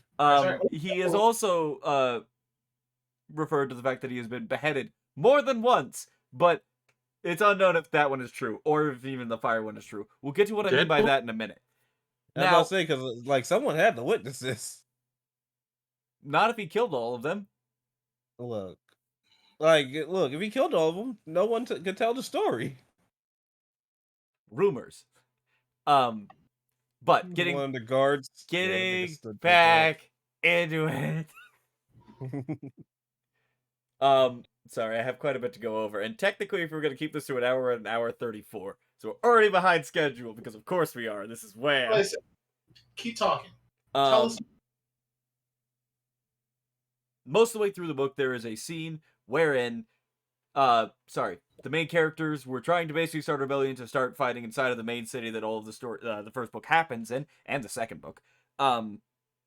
They end up getting found out, and they get ambushed by the Final Empire soldiers, and a whole bunch of them get captured, and they're being brought for public execution. There's like 1,000 of them. Like, there are a lot of people. And Kelsier goes, well, I guess they're gonna die. Nope, I can't let all these people die, and he ends up rushing into this massive convoy, and basically showing that he's more powerful than really Finn ever gets to be, in my opinion, because Finn cheats, and Kelsier just goes fucking ham, kills an Inquisitor, which at that point was basically considered impossible, and is, like, takes on, like, a solid, like, 30 people all at the same time, is using the magic to fly when all that he has the ability to do is pull himself in one direction and push himself in another direction, if there's metal in that area. Like, Kelsier does an amazing job, and then, after all of that fighting, he kills the Inquisitor, and then he turns around as the Emperor stands up and walks out of his motorcade, and it's just like, fuck. Oof. The Lord Ruler literally walks up to him, looks at him, Kelsier stabs him in the chest with a spear, he looks at the spear, Kelsier grabs a second spear, stabs him again, and then just kills him. Actually, that might be a lie. That was a lie. That was something else that happened. Kelsier literally just stands there, and he has what he thinks is the 11th metal, and he eats some of it, and he sits there trying to burn it, and nothing happens, and so the Lord Ruler just walks up to him and kills him. That was another character that stabbed him twice. Headlights deer. Yeah. It after the big massive fight that happened, it was kind of anticlimactic, but also I like it as a writer because I'm like, yeah, that definitely shows that this is a very powerful man. Now, I'm not going to go entirely into it. Spoiler for, obviously, the whole book, because I just told you one of the main characters dies. Fast forward to basically the very end. Ven actually ends up killing him at the end of the first book. And what it turns out is that there's a second type of magic. It's known as ferromancy. That one works slightly differently in the fact that instead of burning metals, you store things in metals with magic that you keep on your person and can pull back out from later. Like, you can store strength, speed, memories into these things, and while it will sap that out of you at that point in time, you can recover. The Lord Ruler has both. And one thing that you can do is that you can fill gold with life energy. Oh my.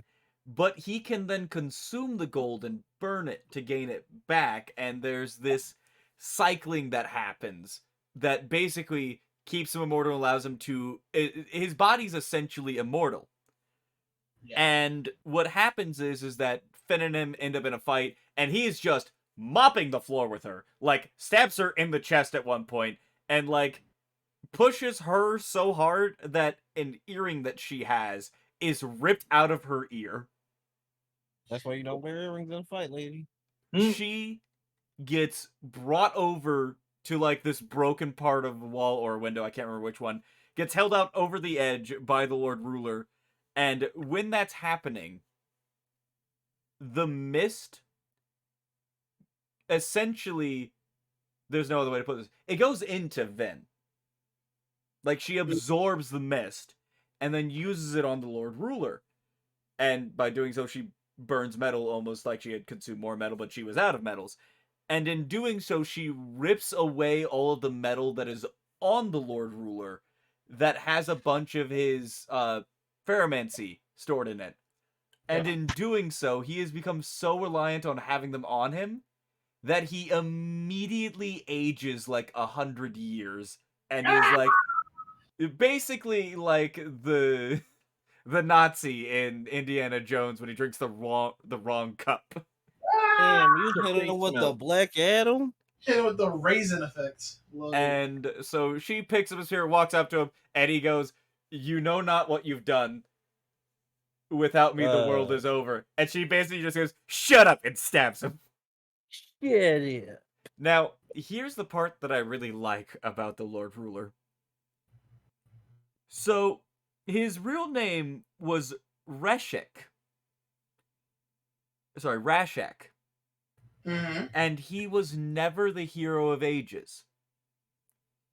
He was, in fact, the Pac-Man for the hero of ages. He carried the Waka? hero of ages stuff. Oh, he was the pack mule? Yeah. Come on, bad boy. I gotta play golf. Then how fucking strong was the Hero of Ages if his pack boy is over there dominating the universe? Before accessing the Well of Ascension, allomancy wasn't a thing. It was only ferromancy. However, there are multiple gods in play. Of course. For example, the mist is actually part of a god known as preservation. Oh. Okay. The whole being pierced by metal actually operates in a different type of magic that is overseen by the god Ruin. And one of the other powers of the god Ruin is that it can change anything that is not written in stone. So if it's written down on a piece of paper, it can be changed. Oh no. And this is actually done amazingly throughout the book because, as a preface, Brandon Sanderson is quite possibly the best American author, period, and 100% the best American author of our generation. He is, like, I can't fathom the amount of things that he understands on a different level when it comes to writing. Man, built different. He is built different. Like, he's the man that finished the Wheel of Time. I love this. I have loved a lot of things in relation to that series. I haven't read that series itself though. Yeah. When unfortunately the original author passed away, they literally went, "Brandon, you finish writing it." And he's just like, "He?" And they were like, "Yes, you," and he did. I was like, oh yeah, Wheel of Time, I love that. You do? Yeah, of course. I gravitate to wherever there's good narrative.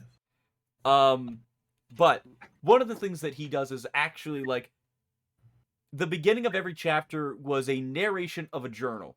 And in the second and third books, if you're paying close enough attention to those, you can hear some things change. Especially in the second book, revolving around a prophecy that was found.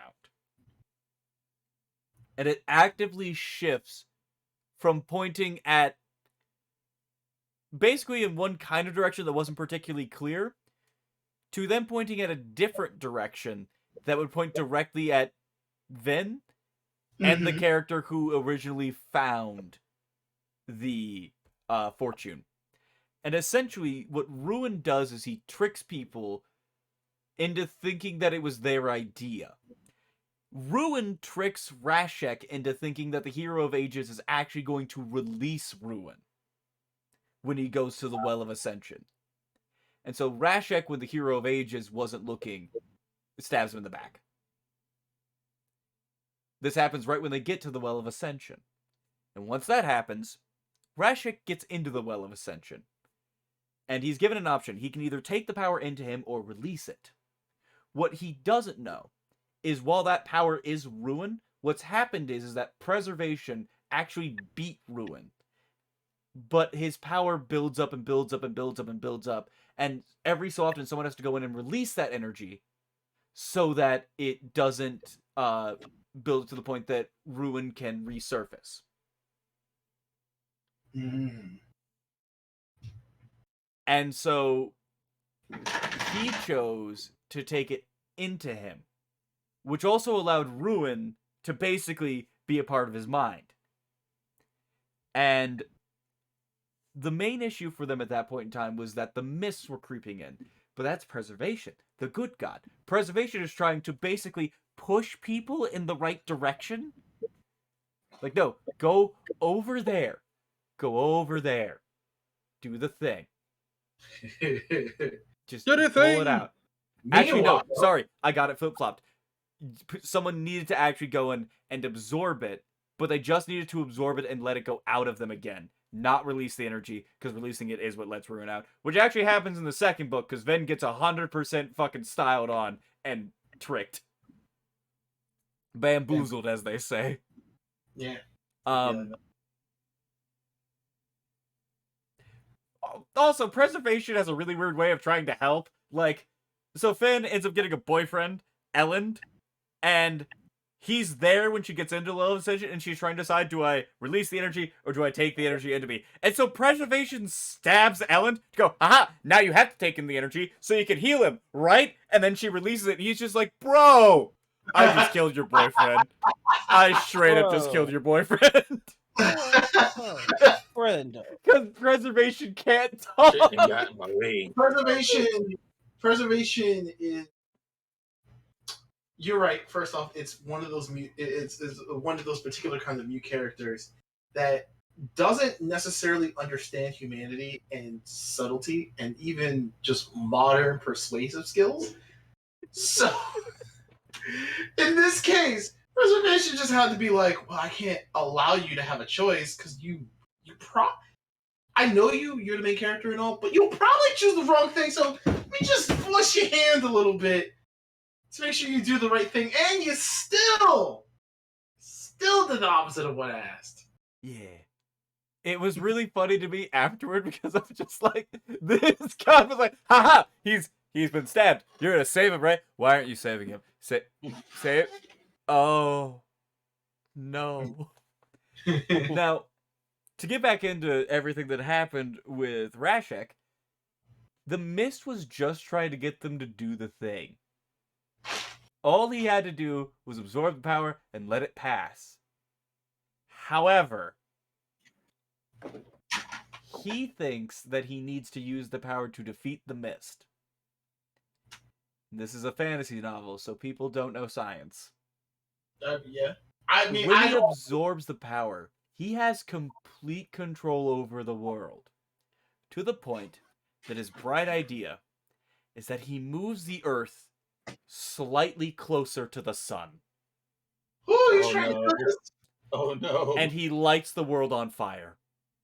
this. So Rashek immediately panics and moves the sun back. Everyone's already dead.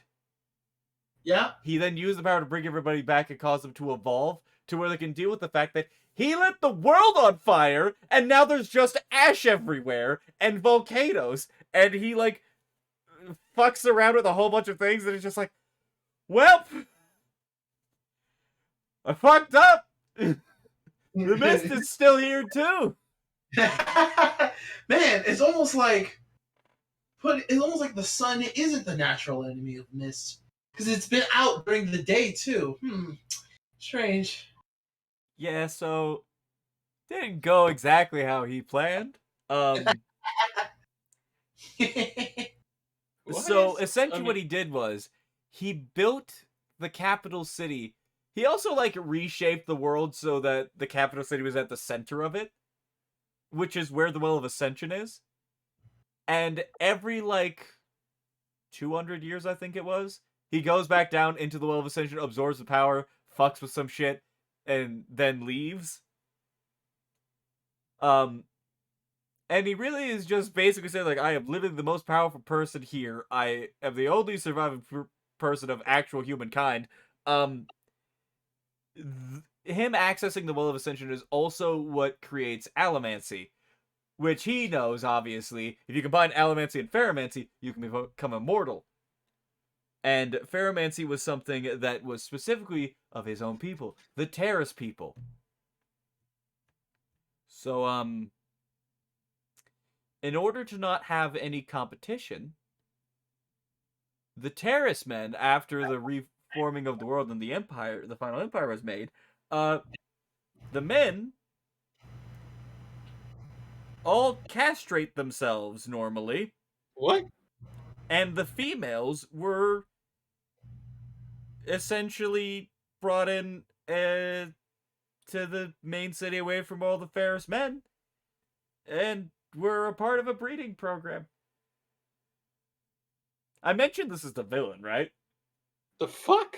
Yeah, he basically goes, I don't want anyone to have ferromancy. Allomancy, whatever. I can't fucking control that part, but I can definitely make it to where y'all motherfuckers don't breed up there and make more of the fucking people that have my power and that other new power that I also have and made.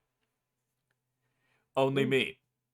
Top dog, Sigma energy.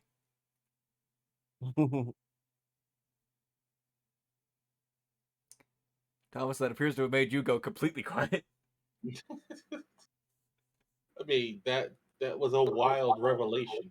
I know, because I went from, he kind of fucked up a bit, and then he ruined his people. My question still remains the same. So he's at this point when he makes these decisions, he still has the power to change the world, right? No, the power goes away after like 5 seconds. Oh, okay. This was all very fast decision making that has to happen every time this happens. I was about to say, because I was like, if he still has the power for even one more minute. The decision of doing that to the Ferris people came a little bit later. It wasn't an immediate thought. Sure, it Well, was. like after he got to power, he's like, these fuckers might try to take it from me.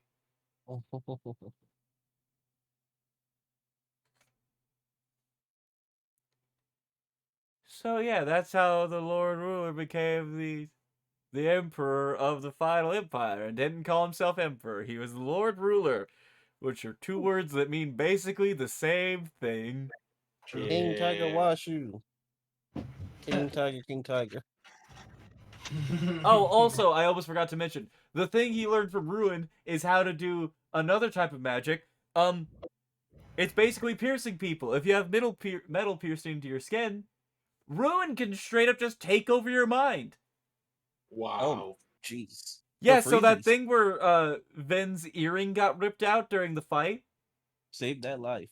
Yeah, because that's what allowed the mist to help her, because that was preservation.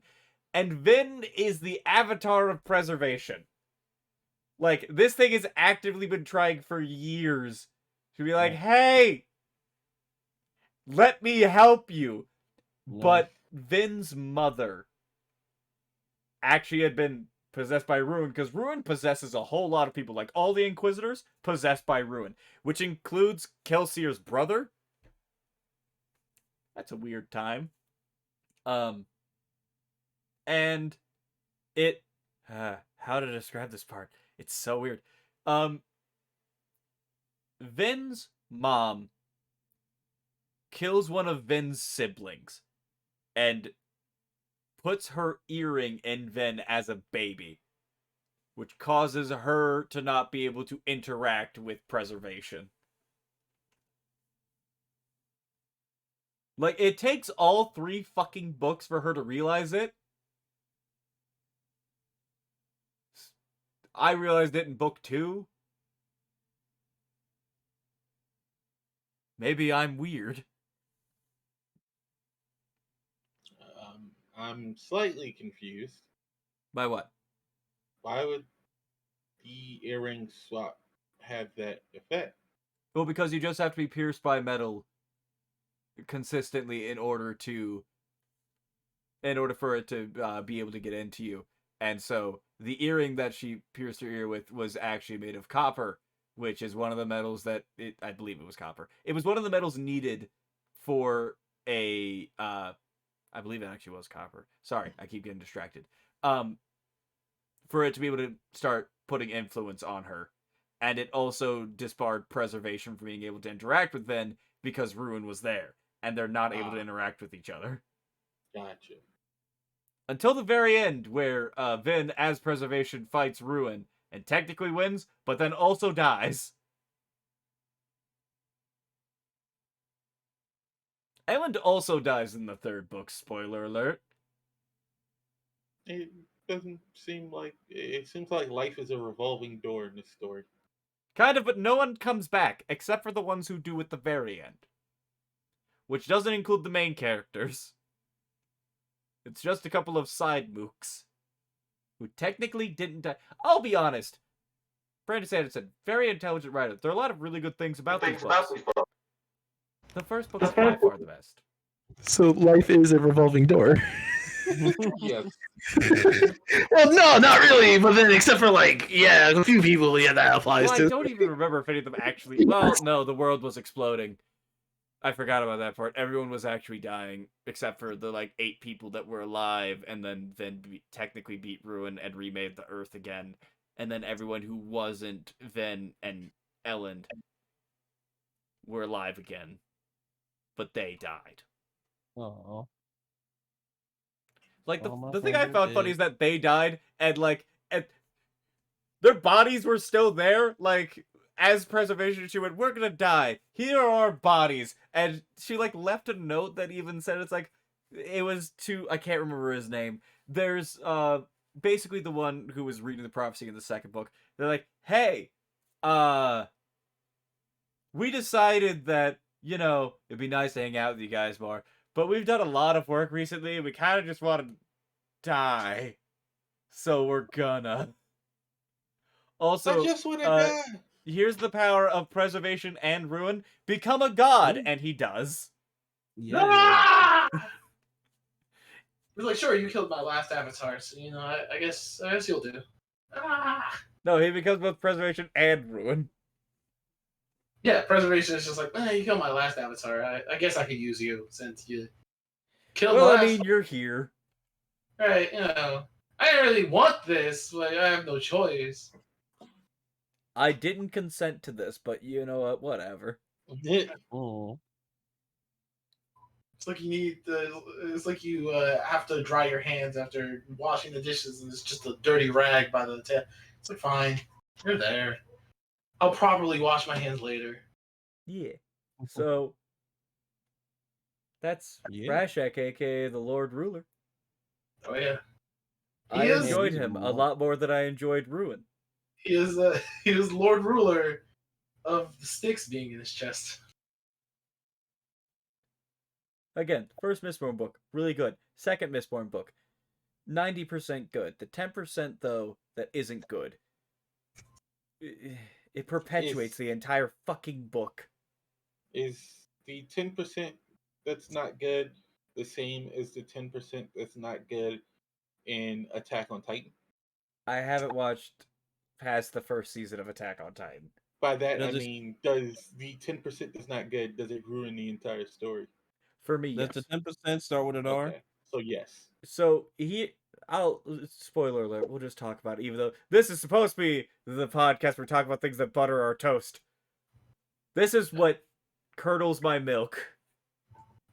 It was a love triangle, Oh. but not only was it a love triangle, it was almost an unconsensual love triangle. Oh. Like, Vin was not interested in one of the two guys. However, she thought that she, to quote her, deserved to be with guy B because she didn't deserve to be with guy A. Because guy A was too good. Wow. So- Wow. I'm a placeholder. Also, I will remind the audience, guy A is Elend, the guy who gets stabbed by God. So did this happening come out around the time that Twilight did? I don't know. What year did Twilight come out? The book series? While Probably ago. early 2000s, 1990s. Like mid to late 2000s, I believe. Well of Ascension was released in 2007, so it's entirely possible. Good lord. Any hooser. Yeah, the ending of it, like, makes it way worse. So, again, just continued spoilers. She ends up killing Guy B Because he was a dick. because of the fact that essentially he... So, Guy B actually is Guy A's half-brother. They share a dad, and the dad is technically the main bad guy of book 2. Technically. And... Guy B decides that he would rather leave the war that's now happening between Elend and his dad, of which he is the dad's enforcer. And technically, Vin is Elend's enforcer, but he doesn't want to use her that way. Still does, though. Mostly her fault. But he goes, I'm leaving. You should come with me. And she goes, I should probably go with them because then I would be with him and not with Elend, and I'm putting Elend in danger, which is somehow her thought despite the fact that she's his enforcer. And it's a whole lot of back and forth, and then Guy B shows up, and he's like, it's time to go, are you ready? And she goes, I'm not leaving with you. And he goes, then pay with your blood! And he stabs her and kisses her at the same time. And it's just no, Lordy. no, all of that, no. Every part of it, I'm grossed out. I don't Look, bro, even you can do remember only one or the 90% of other. that scene because I was basically like the meme of the FBI agent and just took off my headphones as I listened to the audiobook and was like, eh. The problem was that I have good headphones until they paused the second I pulled them out. So I put the headphone back in and it was immediately right back into that. I was just like, ah! Oh no, they're Like, he's not done. I wanted to skip past the fight, but I was also like, well, I have to know how it ends. Because if I'm gonna complain about this, I need to know all of the bad things. Thanks. Oh no. What are you asking? I don't know. I don't answer any of this. It's a simple question. But I- anyway, I think we should move on to the next topic. The Because next we topic. spent like 2 hours. It's been 2 hours and 2 minutes. Jesus, and all we did was talk about immortal beings who are dickheads. Yeah, basically gods are assholes. Do we want to jump to any of the other categories? Because Maurice, I know you mentioned you wouldn't be able to be on here for as long. We can probably get another one done. Do you want to continue on with side characters, or do you want to jump to a different one to talk about it? Or we could just save the other two for the next WAMM Jam. It's only been 2 hours. We can. I think we can make do. it. I think we can do side characters because it's going to be relatively short. Yeah. For my own example. Let's see how we feel after side characters, then we'll decide to go. But side Yeah. characters, hooray! Oh, I'm first again now. Uh-huh. Well, I guess I'll just keep talking. So, Yes, I am, so I know how to pronounce things, like, when it's written out in the phonetic alphabet from Japanese. Of course. Of fucking course, Knives Chow is sitting here in front of me. Fucking gracing us with her presence. You're welcome. So, my character is a character from the movie Train to Busan, which is, before I get started on the character, quite definitely the best zombie movie I've seen in a very long time, if not ever. Does anybody have any pushback for that statement? No, I like Train to Busan. We all I saw love it. Train to Busan. I don't think it's I don't think it's the best zombie movie I've seen, but I've seen a lot of them. Yeah. I mean, it could be more zombie. No, it was a good amount of zombies. Yeah, I'll train for Scariest fucking zombies I've ever seen. Now, again, I don't know how to phonetically spell things from Korea. The issue is that obviously his name is Sang, but his last name is spelled HWA, which I can only assume it's pronounced Hwa. He is played by I think it's just I'm just gonna call him Sang or Mario because that is what I called him while we were watching the film. Yeah, it's good old Punch Mario. That's right. He's played by Don Lee. First of all, Don Lee very immediately is he's technically American Korean. He was born in Seoul, but Google says he's an American actor. I don't know. Maybe he's a U.S. citizen. Whatever his nationality is, he is a very good actor, and he does an amazing job in this movie. And the character writing in Train to Busan overall is actually really fucking good, which is kind of surprising for a zombie movie because a lot of times zombie movie they just cookie cut the characters and they move on.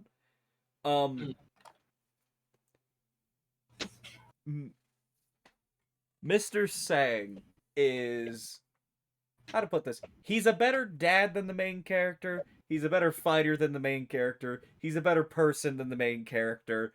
He is like he's everything that I like to see in a main character, but he's definitely the side character of this movie. Yep. And three of us watched it together, so you guys already know. But for those watching the recording or here with the stream, essentially, Train to Busan, zombie movie. It's that part's cookie cutter. We all know what zombies are. They have to deal with zombie infection as it starts infecting people while on a train. Not the best place to be when having to fight zombies. Sang is there with his wife, who is pregnant. And he ends up having to deal with main character man, who is the one standing behind him with his head visible. He's a really shitty businessman dad. And really, he's not a shitty businessman. He's actually a really good businessman. But he's a really shitty dad. It makes him a shitty dad. That's right. And I find it funny that some of our first interactions we have is we get to see him dealing with his pregnant wife, and he's being yelled at quite a bit, but he seems like he's being relatively patient about it. It could be because they're in public, but it seems like he's just a very patient man when it comes to his wife, who he loves dearly. And then he ends up interacting with the kid, and he's way nicer and way funnier and way cooler with the kid than her own dad. And obviously, zombie shenanigans start happening. And if you can't tell from looking at him, Mr. Don Lee is a beefy man. Like, I'm not even willing to say dad bod. He is just jacked. Like, I think one of my favorite scenes of this movie is, as you can see, he's got his arms taped up to keep his forearms from being bitten by zombies. And they get slightly armored up like this. And he walks into a train cart, grabs a zombie, and just throws him into the roof. And it's like immediate. He just grabs it and just wham! And you know what? I believe Don Lee could do that 100%. Just in real life, when zombies happen, I'm gonna find Don Lee. I mean, you see his fucking arms. Of course he can. Listen, You should see Don Lee in some of his other movies. He just be beating people. throwing fully grown human beings is not easy. I'm Like- aware. Full grown UFC fighters have trouble with it too. Don Lee, I believe in the Don. True. But also even just from yes, also he was in the Eternals. He's Gilgamesh, I think.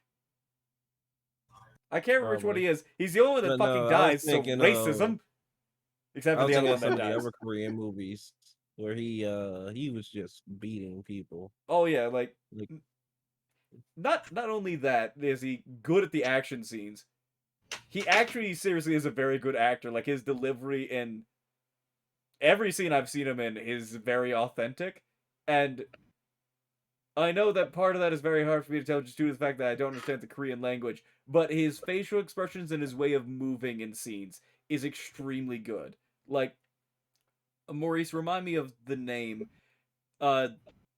It's a list of 3 adjectives for a person. It's like the gentleman, the mobster, and the brute or something that Don Lee is in. Oh, the movie? Yeah, what's the name of it? The mobster, let's see, I believe you're thinking of the cop, the mobster, and the girl? Whatever Hold the on, name. I got you. I already have While his you look that up, bio I'll up. explain. I only saw like clips from it, and Donnelly is playing a character who ends up giving a girl an umbrella because it's raining. She He's takes it. She the goes off. They gangster have a cop and little the devil. ah. One more time. The gangster, the cop, and the devil. Gangster, the cop, and the devil. Um, so he gives the girl the umbrella. They have a little interaction. She ends up going off to school.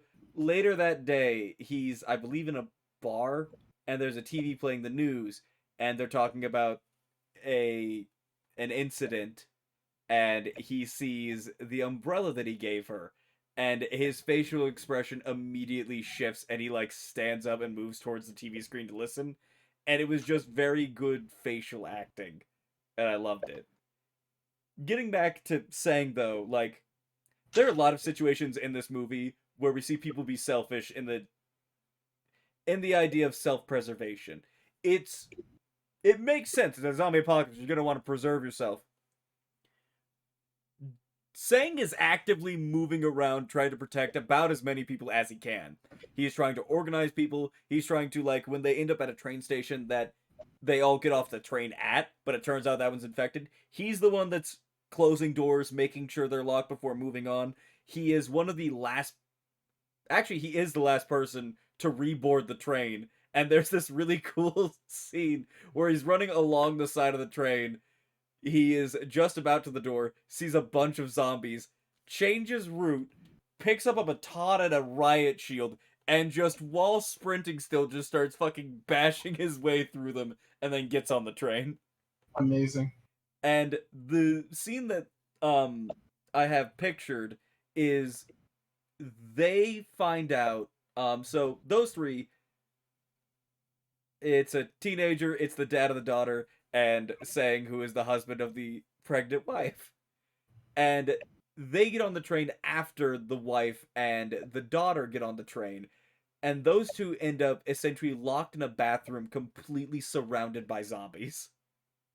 And they manage to get a call off to the dad, and Donnelly hears it, and Sang hears it, and his immediate thing is just like, we're fucking going, and he's just strapping up his arms, and then I was like, whoa, whoa, whoa, what do you mean? He's like, they're like 4 cars up, we're getting to them, we're getting them out of there, then we're getting to the front with the rest of the people. And he is very much just a person like, we're If you fucking look at the going. picture, Yep. if you look at the picture, you can see the dad, the husband, and right behind them, that little baseball bat, the captain. Yeah, he's not very And helpful. they were ready to go. They were ready to go. Yeah, he was there. He helped. A bit. It's all Sang. Sang does all the hard work. And spoiler alert, zombie movie's got a zombie. They end up getting to the wife and the daughter. They get up to the point that they are almost at the train car with people in it. And Captain Boy sends a text message to a girl he knows who's with all the rest of the people. And their immediate thought is, once again, back to self-preservation. Despite the fact that Sang is the reason why most of them were able to make it to the fucking train. Also, I forgot to mention, before he fucking closed the doors, he fucking sidetracked to save the shit out of the daughter, because the dad was too fucking slow. Thanks, Idiot. Sang. He also saved the dad. Thanks, Sang. But they end up getting to that train, and they're trying to escape the zombies. There's a whole bunch of them. They unfortunately got alerted, and they run up to the door while the dad and Sang turn around and they hold the door. And the door to the train car with people in it is locked. And they're not letting them in. Because they're worried that they might be infected. Of course. Yep. Oh. And so you've got this horde of zombies that you've got 2 guys trying to hold them back, and these are angry zombies. Like, the second these zombies see people, they are screaming, they are piling over each other, they're leaping over things, tripping. It is terrifying. These are terrifying zombies. And at one point, Dudley even goes, you go talk to them, I'm gonna hold this door closed. And he fucking does it by himself. And the captain ends up using the bat. He's trying to break through the glass. the grandma ends up like sitting down because also there's a grandma who was with the mom and the daughter, who's basically just like she's in disbelief that they wouldn't let them in, and so she kind of just sits down. The child is pleading with them to let them in. The pregnant wife is pleading. The dad comes over, tries to reason with them. They don't listen. He goes back to help out Sang because he's solo trying to hold back like 40 fucking zombies. And then, as they're holding the door, the dad hits one of them down to the ground, thinks it's dead, and all of a sudden, its head slides back up the little bit of the door that's still open and bites Sang's hand. And Just this that is a small very little exposed waist. yeah. And this is a very fast acting zombie virus. Like the whole thing goes down and like we go from there being one zombie on the train to like 40 zombies to 60 zombies to 80 zombies in like 15 minutes. This is South Korea. It's not a big country and they're on a very fast train. It happens between stops. So Dad looks, sees the hand bite. Sang looks, sees the hand bite. Wife doesn't know yet. And they both kind of look at each other. Sang tells the dad to protect his wife. Dad is very slow to agree. He starts trying to hit the zombies again. Sang has to fucking shove him back. Runs over. They're finally managing to break through the fucking lock from the other people. Bunch of assholes. And as they start to break through that door, the zombies finally get through the door. But Sang, being a fucking Chad, just grabs the first one that comes through, turns them sideways, and just shoves them against the horde of zombies, still holding them fucking back. And then he looks over his shoulder, and it is South Korean custom that fathers name the kids. And he's been very wishy-washy about it, like he didn't know what he wanted to name the kid. And as his wife is being dragged into the next train car, he yells over his shoulder the name. And that's the last thing she hears from him. And then they get through, leaving the grandma behind because for some reason they didn't just pick her up and get moving. And then the zombies crash over him. It's a metal way to Good go out. times. Fucking metal as shit. Fucking, again, Fuck Don Lee. Amazing job with that scene. Like, oh my god. Like, That's what I should have picked. I had heard about what happened to his character, so I was pretty sure I knew what was coming, and I was kind of like, the second that I like met his character though, I was just like, damn, this is a cool dude. I like this guy. And you know there were a lot of points where it's just like, oh fuck, this is where he goes because it's a zombie movie. We all know what happens to the strong dudes in zombie movies; they get bit and die. Man, when that bite came up on his head, I was still like, no! That's right. Yeah, you didn't want it to happen. Then just fucking continued to flex on everybody there. Just Sigma Just male live energy until forever. literally they could no longer show him. That is why you put the Chad before his name. Probably still lived until that train crashed, just beating the shit out of zombies with their own hands. You probably turned into a Look, zombie. let's just be glad. Look, I be glad that he didn't step out the train at the next enemy. Oh my god. Live in the fucking tank from Left 4 Dead. Yep. I like to believe that even if he became a zombie, he would still be beating on other zombies to this day. Hopefully he didn't show To up the again in Train to very Busan end. too, because I've heard that one is a train wreck, no pun intended. Pun intended. As a corpse? Yeah, Well, but well, I believe I have taken up enough time talking about him. Does anybody have any questions about him? No. no, he's great. I got no notes. Hmm? I know everything about this man.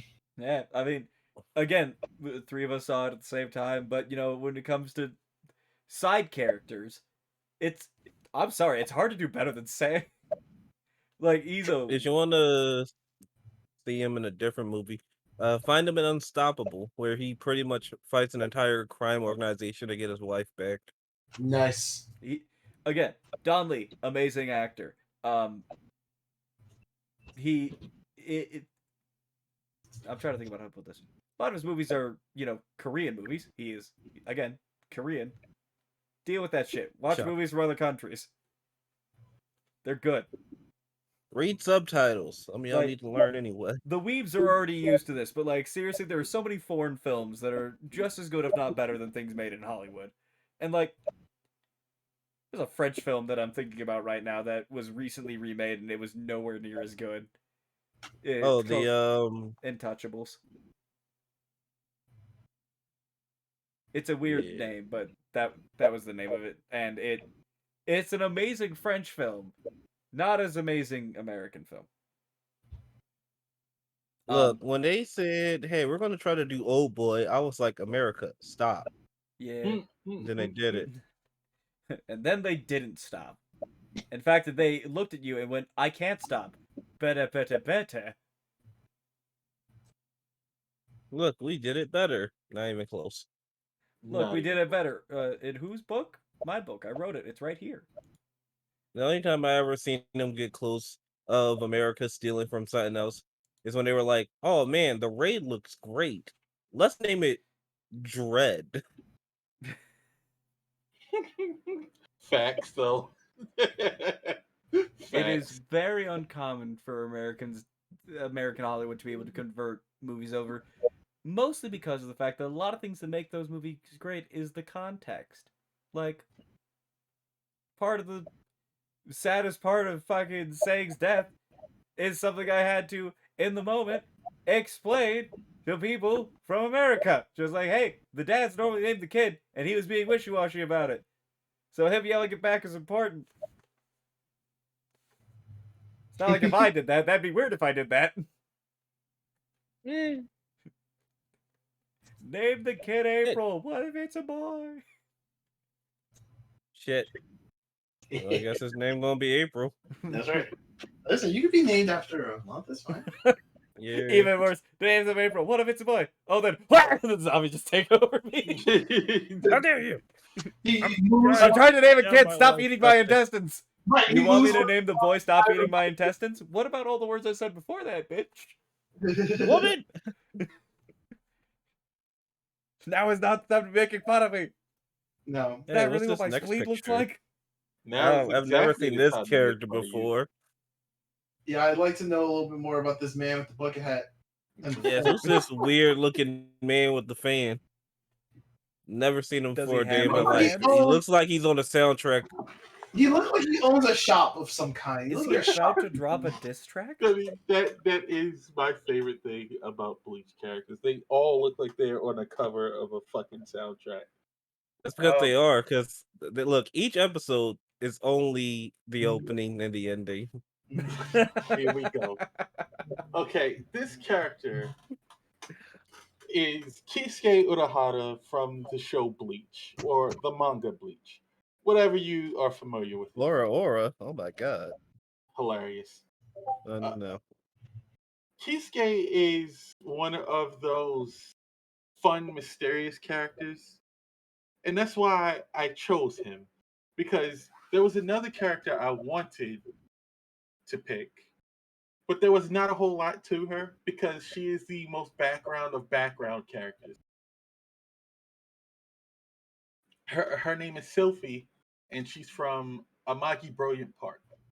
You don't get a whole lot from her because, much like Kisuke Urahara, she sits in the background and she does stuff.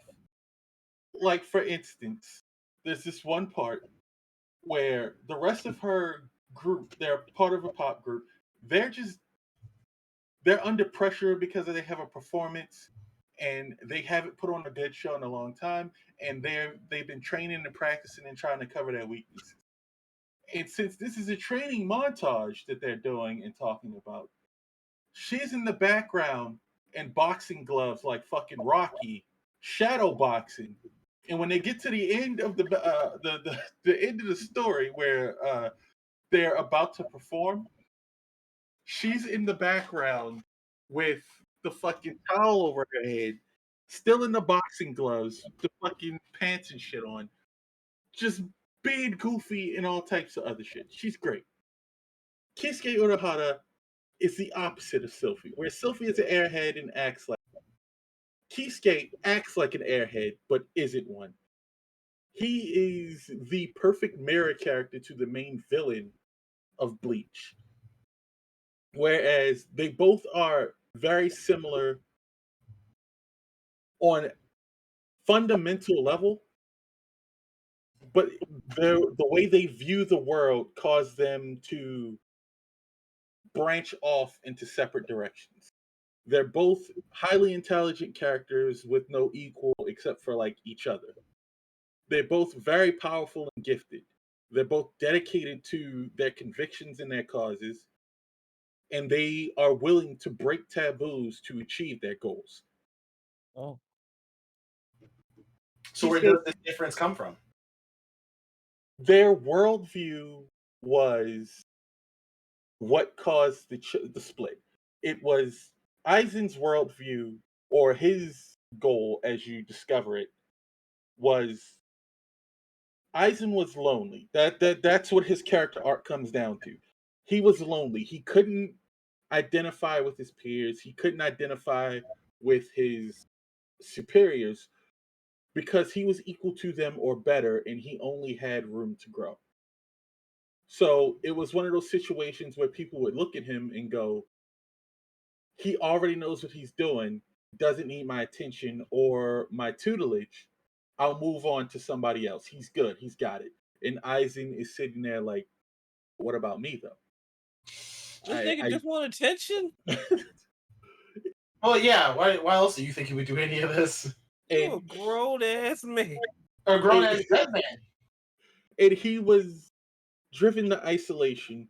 So his ultimate goal was to find his equal. And when he couldn't find his equal, he decided, if I can't be equal to man, then I'll stand among the gods.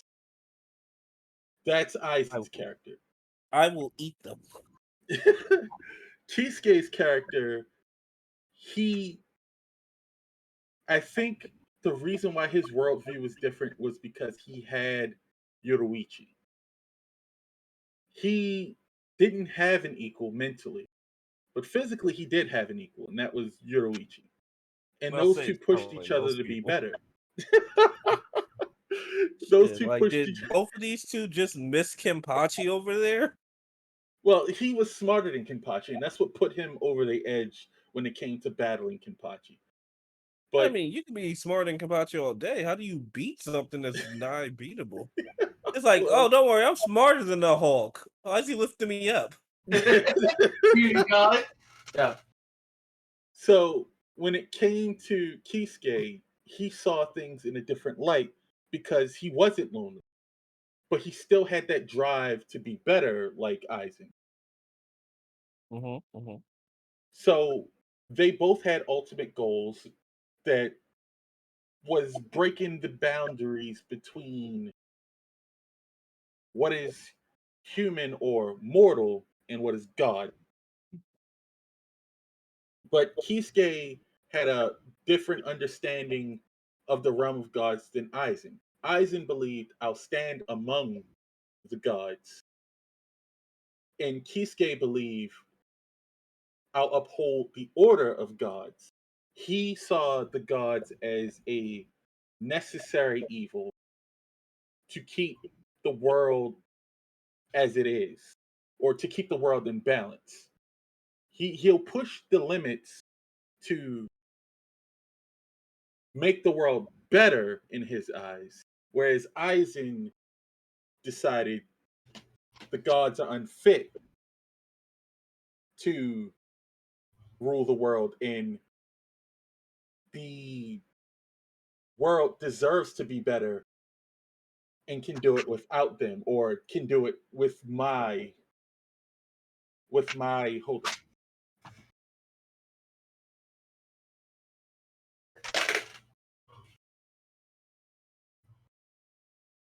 Gotta admit, though, let's take a break. I'm still stuck on the idea. Oh man, I have no equal. You work with not just one, but actually two Kenpachis. And with Yamamoto, who could set ablaze the entire universe if you wanted to. I'm not exactly sure I'm not I exactly. don't think sure you that looked hard enough. I'm not exactly sure you're better. We're not talking too much about Aizen. I'm just gonna use this bit to slander him. His sword ability is illusions. Yes. That's it. That's his power compared to fire, mystical soul fire that could burn the universe if he wanted, if the old man wanted it to, and two outrageously physically strong people who probably could slash him in half before he had his. Literally, it's like, oh no, I'm stuck in an illusion. It's still just slash at the sword. Oops, I cut half the world in half. Well, I guess you shouldn't have put me in an illusion then. Well, Yeah. that's the thing about Aizen. He wasn't just mentally gifted, he was also physically gifted. One of the strongest captains in the Soul Society, Komamura, he he hold that man. He destroyed him like he was nothing. Komamura is not a Kenpachi, nor is he Yamamoto. But he dealt with Yamamoto too. So True. and I don't even like to wank Aizen. But at the same time, he is very capable at dealing with people. If he can't beat you with physical strength, he'll find another way to beat you. Yeah, he can't deal with his own emotions. Oh, that's the only thing he couldn't deal Can with. you deal with your own So emotions? no. I ain't Aizen. So yes, that's a default yes. I know I'm So inferior. so the thing with Aizen and Kisuke is when they came to head, they could have been in another world. They could have been friends, Always. but No. Aizen realized that Kisuke and himself would not come to terms because of their differing views on the world. Hmm. So Aizen decided to frame Kisuke for crimes that Aizen committed and get Kisuke removed because Kisuke was the biggest threat to all of his plans. And you didn't kill this motherfucker? You decided to just get him I'm not fired from the strong company? enough. It's I gotta do because Kisuke some other way. I can't just brute force it because He's still alive. He's He- still a threat. I got an illusion sword. he tried to get Kisuke killed, but Kisuke got out of it. That's It was like Kisuke and Aizen are like Light and L. They're going back and forth battling each other. And my favorite perspective how to view Kisuke came from like a video I think from Tekking 101 where he goes, it's been 100 years or so since Aizen fucked Kisuke and got him expelled from the Soul Society, and Kisuke's been on the run. And Soul Society itself have banned Kisuke from coming back to the Soul Society, so he's just trapped in a world after he escaped. But I think they did that on purpose because I'm not sure. I think somebody in power was like, I'm not sure he did it. Just in case he did it, we're going to monitor him and ban him from coming back so he can't really do any of the shit he was doing before. But we're going to watch him. We're going to wait and see.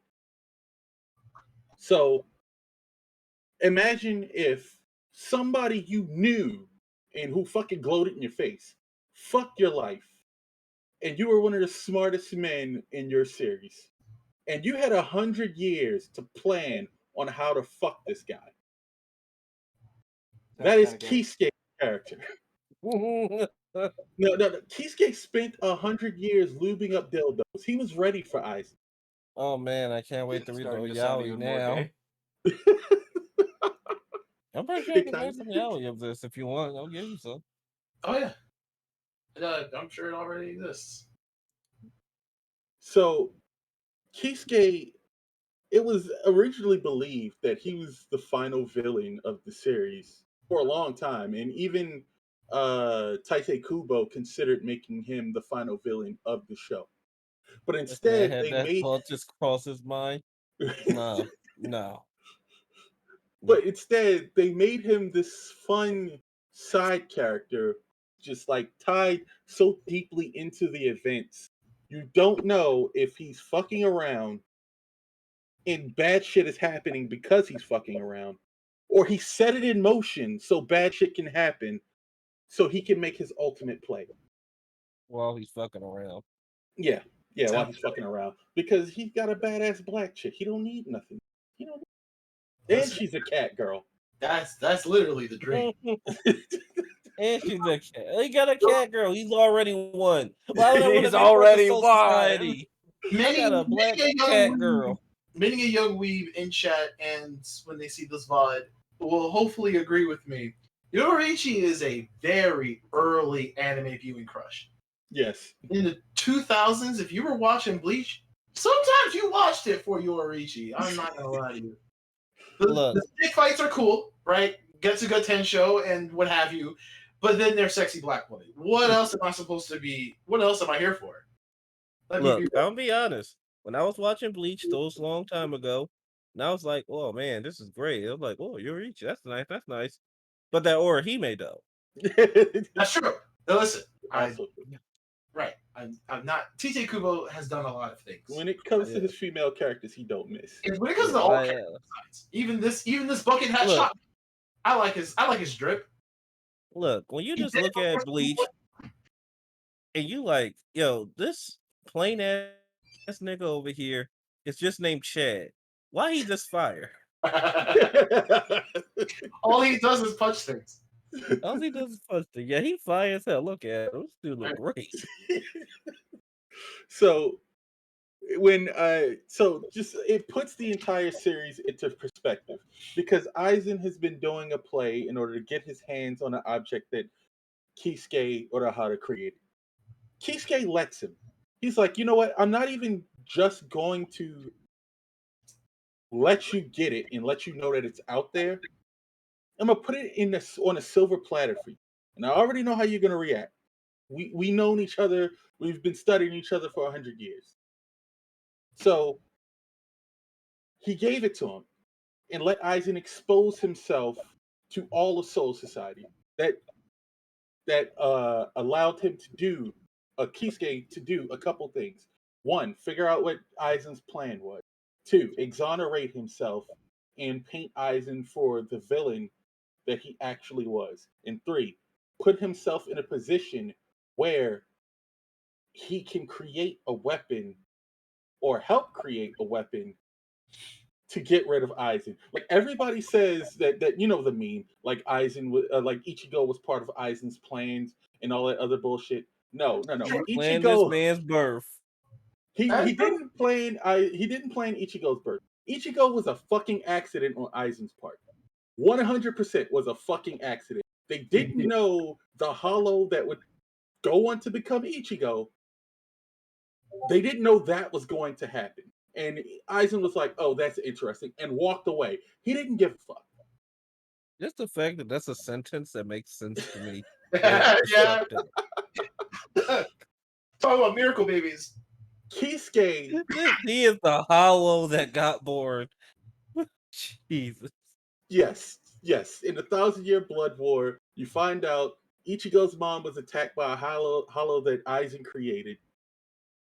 And they had to balance the hollow powers with human. And when she gave birth to a kid, that hollow became Ichigo.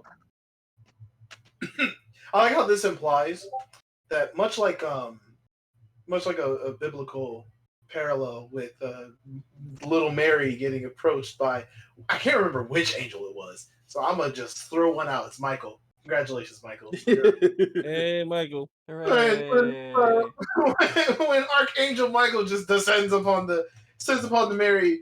Oh, by the way, you're pregnant now. In this version of events, it's like Michael entered Mary and is like, I'm gonna be your baby soon.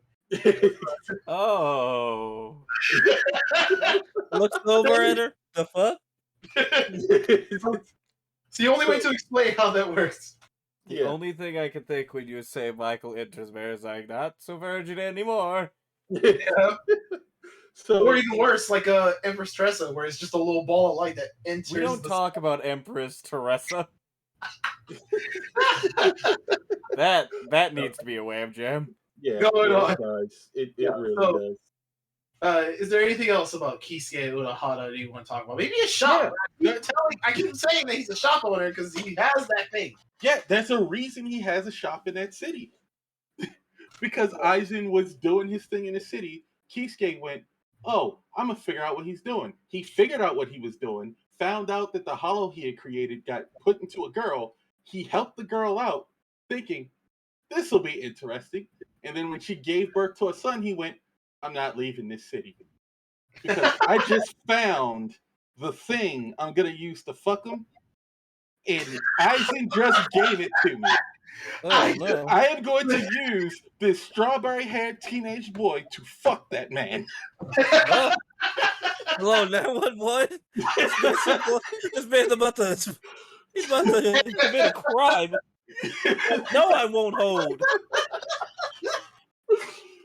Get over here now. And that's why I love Kisuke Urahara. And the reason I had to tell that entire story is because he's goofy, he's brilliant, he's highly capable to the point where people think that he's not even fucking human. Like he's seeing the future. That's how capable he is. But that's not the reason I like him. I like how fucking petty he is. And you gotta be a petty bitch to wait 100 years for your foe to screw up and make a teenage boy and go, "I'm gonna teach that boy how to whoop that man's ass." That is why I like Kisuke Urahara. That's fair. That's why he likes Kisuke Urahara. Time for the next one. Oh yeah. You just don't want to talk about Bleach anymore. Oh no, we had just what's this on a time limit? I'm Sure. also Man, running look, out of we could've ability done to an zoom hour into of each family one. friendly. Listen, you can exit out of family friendly because out of all the people here, the most family friendly person here is this ninja chick. So say hello to Knives Cho. Hello. Her parents named her that. Knives is a sweet 17-year-old by the series begins, and there's something very important that I want to mention by the fact that she's 17. Because That's our main character, fucking scumbag. the Scots of Pilgrims, he is 23. Shit. I'm gonna be real with you. When I first saw this movie, and I'm going to be specifically talking about the movie version of Knives. When I first saw this movie, it was in 2012. So I myself was a 17-year-old. And like many, dangerously many teenagers and young adults, we do not yet understand just how unsettling it is to date someone in their mid to late 20s when you're so young. Mhm. This series, Scott Pilgrim versus the World, the Scott Pilgrim the series. Sorry, all of the installments have different parts. Scott Pilgrim the series is a graphic novel series made by Brian Lee O'Malley, and it's a great stuff where it features a bunch of characters in the great land of Canada. Knives is one of those characters, a nice Asian Canadian trying to just live her life. I believe she was going to a Catholic school. Yes, it was a Catholic school. Yeah, she was just a Catholic school girl who, very much like any other sheltered teenager that we may personally know in our lives, or you may personally know, audience, can easily just get rose-tinted glasses kind of enamored with a person that they meet outside of their sheltered life. And that very much was Scott. This was one of the only people in her life who enjoyed doing things like playing Dance Dance Revolution. Granted, this entire series takes place in the early 2000s. There are going to be a lot of now dated references, such as Dance Dance Revolution. No shade to the franchise. I love your games. I don't think Dance Dance Revolution is dated yet. Listen, there are other rhythm games you can play now. Well, I mean, it's Dance Dance. What number do we have to get to for a reference to become dated? Because there's like 87 Dance Dance Revolutions. Listen, They have to stop. Dance Dance Revolution is that old when it comes to its. If I go to an arcade and I see Dance Dance Revolution, it's not dated yet. If I go to an arcade and I see that Pac-Man, Just Dance, now Dance Dance Revolution's dated. okay, yeah, Just Dance is definitely dated. I think they came out with a new version, but it feels dated to me. What actually is dated is the one that came out for the Xbox Connect. I can't even remember its name. Wow, I ain't heard the Connect in years. Oh, that's actually dated. My point The Xbox Connect. My point being, though, I chose this specific character because I wanted to talk about a character arc that's not exactly explored well, nor this is supposed to be the WAMM Jam. it is WAMM Jam. Given that this entire series of Scott Pilgrim is focused on characters who are in transformative parts of their lives where they don't exactly know even the sexuality that they have, let alone how to appropriately treat each other and themselves like proper human beings, Knives comes in as one of the most tragic characters of this series. Being immediately enamored with this, playing out of a garage, bass playing 23-year-old. If you were her parent, you could not be more concerned for her livelihood. I myself looked at Scott Pilgrim and I see some elements of myself within him, for he represents the 2000s Brian Lee O'Malley's version of what a gamer is.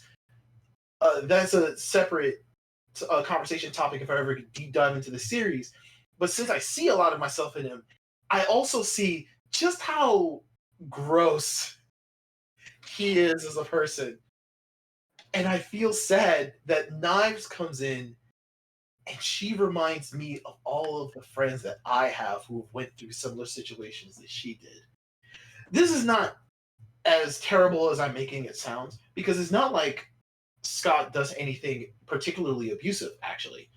The worst that he does, that also sends her on her character arc, is that while they were in the throes of this young love, if I'll call it that, Scott immediately meets the actual love interest of the series, Ramona Flowers, a fellow 23-year-old, maybe a little older. It's hard to remember exact ages, but definitely within Scott's peer group and is poised to be a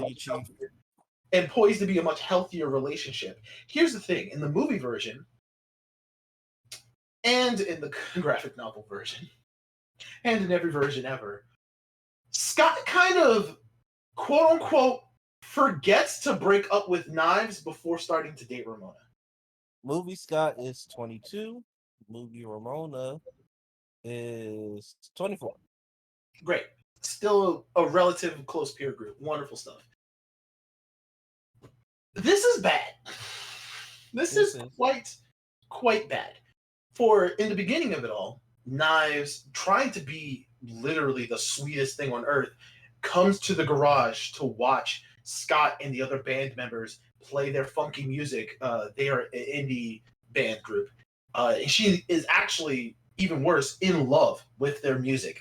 Being a sheltered Catholic child, you can imagine that she probably only listened to some nice hymns and maybe some occasional Jesus rap. And this is some good stuff.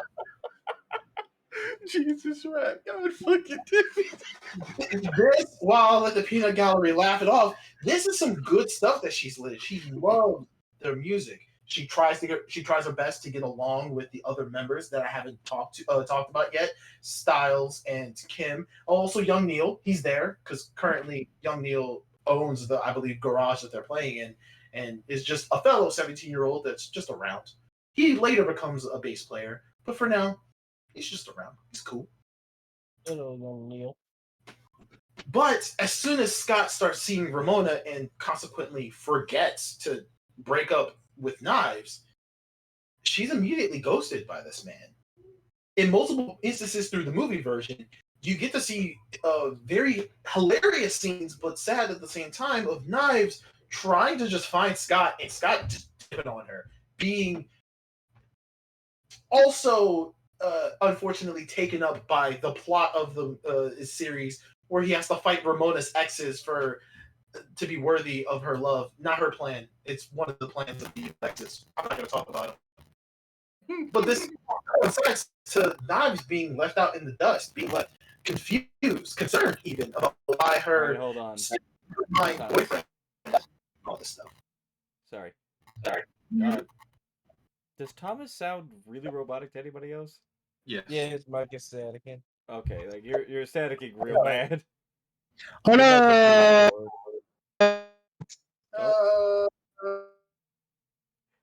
You sound like you fell into a well, but then there was a trampoline at the bottom, and you're back out of the well.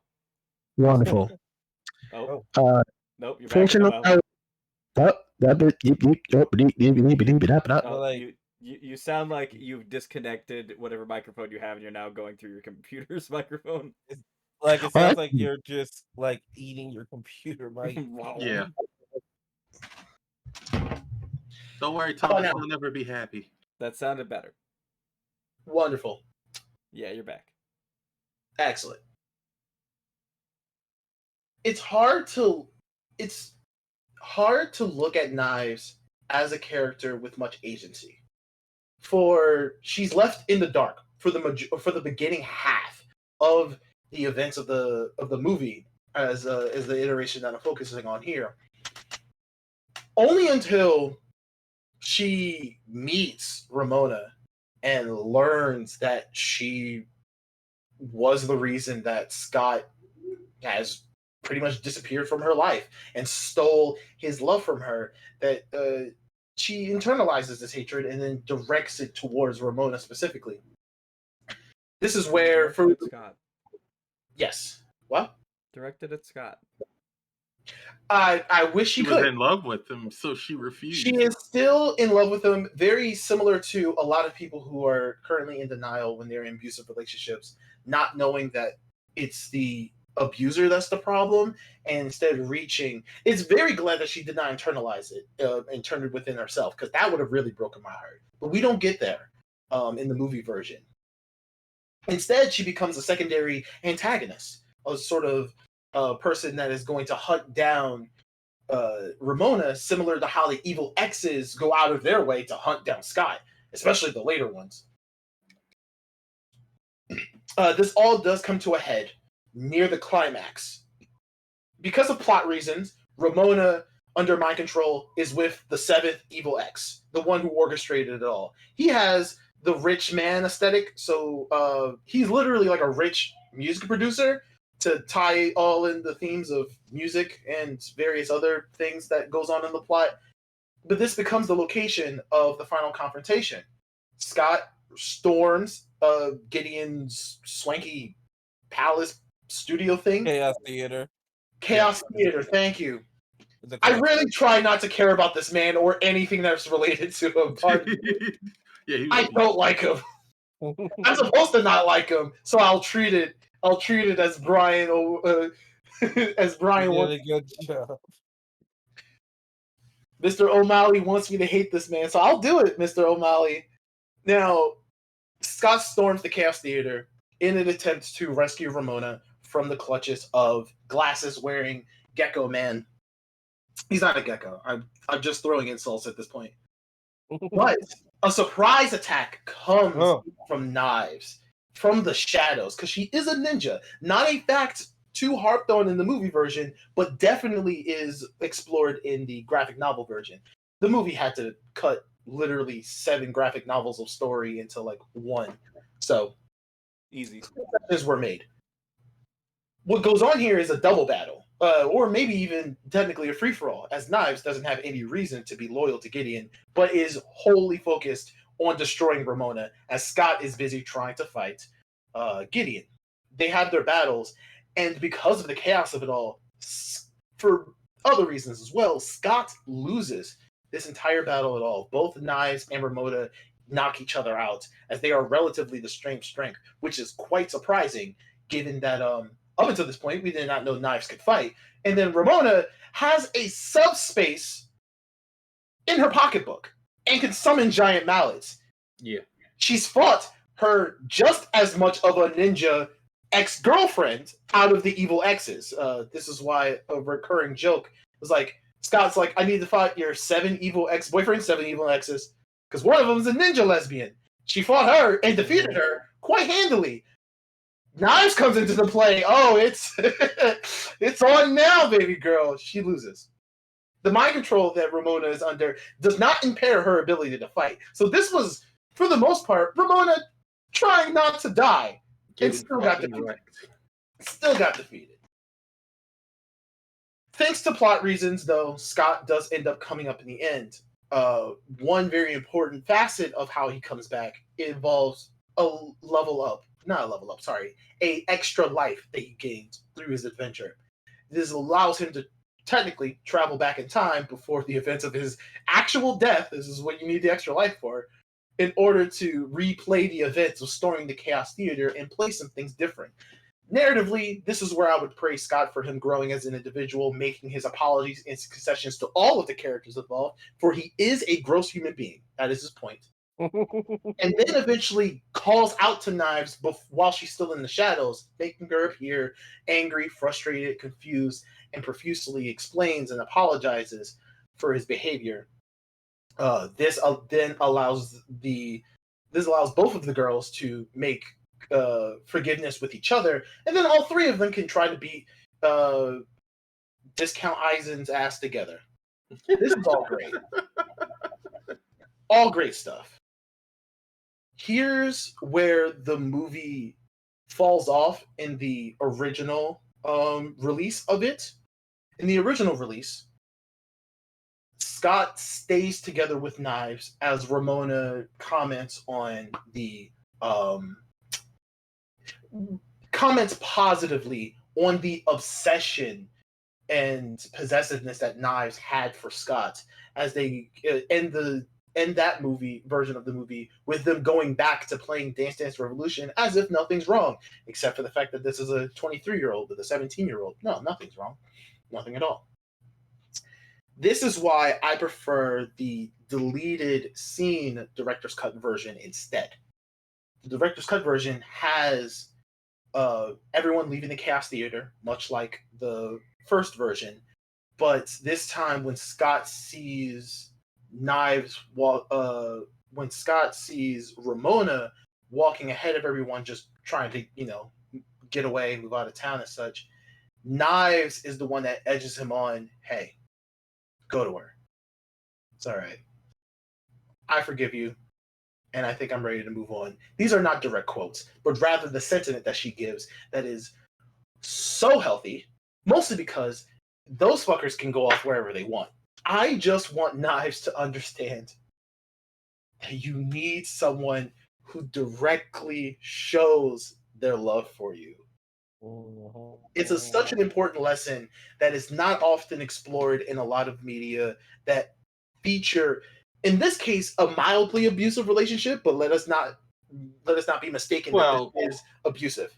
I wouldn't categorize it as abusive, because when those two were together, they were together. They were like if they were best friends, the movie would have no issue. And she just had a crush, it would have been fine, because those two were very in sync with each other. And that's what I mean. They are together. There is a proper way to handle your romantic relationships. Dare I say, a romantic relationship that should not exist. Yeah. But they're here. At least be healthy about it. And Scott, in his infinite main character fuck-upitude, does not hold that standard. This is, without question, his fault. And Knives, as the innocent party in all of this, has her generally sheltered and cheery personality immediately turn vengeful and wicked for a good majority of the graphic novel series and a little bit of the movie when she learns the details of why she's been ghosted and stuff. But this is still abuse, even if it's neglect, because that's a subcategory of abuse of what Scott did here. I just throw in there that one moment of Knives knock on the door, opens the door while let's look at her. Yes. Is Knives here? Is Scott here? He just left. Just straight out a window. Just straight out a window. Absolutely hilarious gag, but is very sad to me. That's how hard he went to avoid her. That he casually jumped out of his own window in front of her and ran down the block. And had his gay owner, because that's what Wallace is, lie for him in front of his face. Granted, Wallace has very little morals and regard for life, so he's willing to lie to this child. It's probably the best thing you do for children. Go home. Go home. You don't want to. Are you willing to lie? Are you willing to lie to a child that's being dated by your friend of like 6 years older than them? No, my friend's also getting a slap to the face. If it keeps her away from him, look, he's not here. He'll never be here. He's dead. I suppose. So, That's why I chose the movie version. Although I do have this icon for the graphic novel depiction, also because it's a very cute design. She wears various colored bangs, and there's even a gag within the graphic novel where she gets punched so hard the highlights come out of her hair. It's Yeah, very sad. I was so glad Todd got his shit rocked. Uh, Is she I crying also- in the cartoon? Not the cartoon, the comic picture. Oh yeah, because that's I'm pretty sure Fine. when she's making the confrontation against Scott and Ramona, or more specifically Ramona. So she's currently emotionally tearful.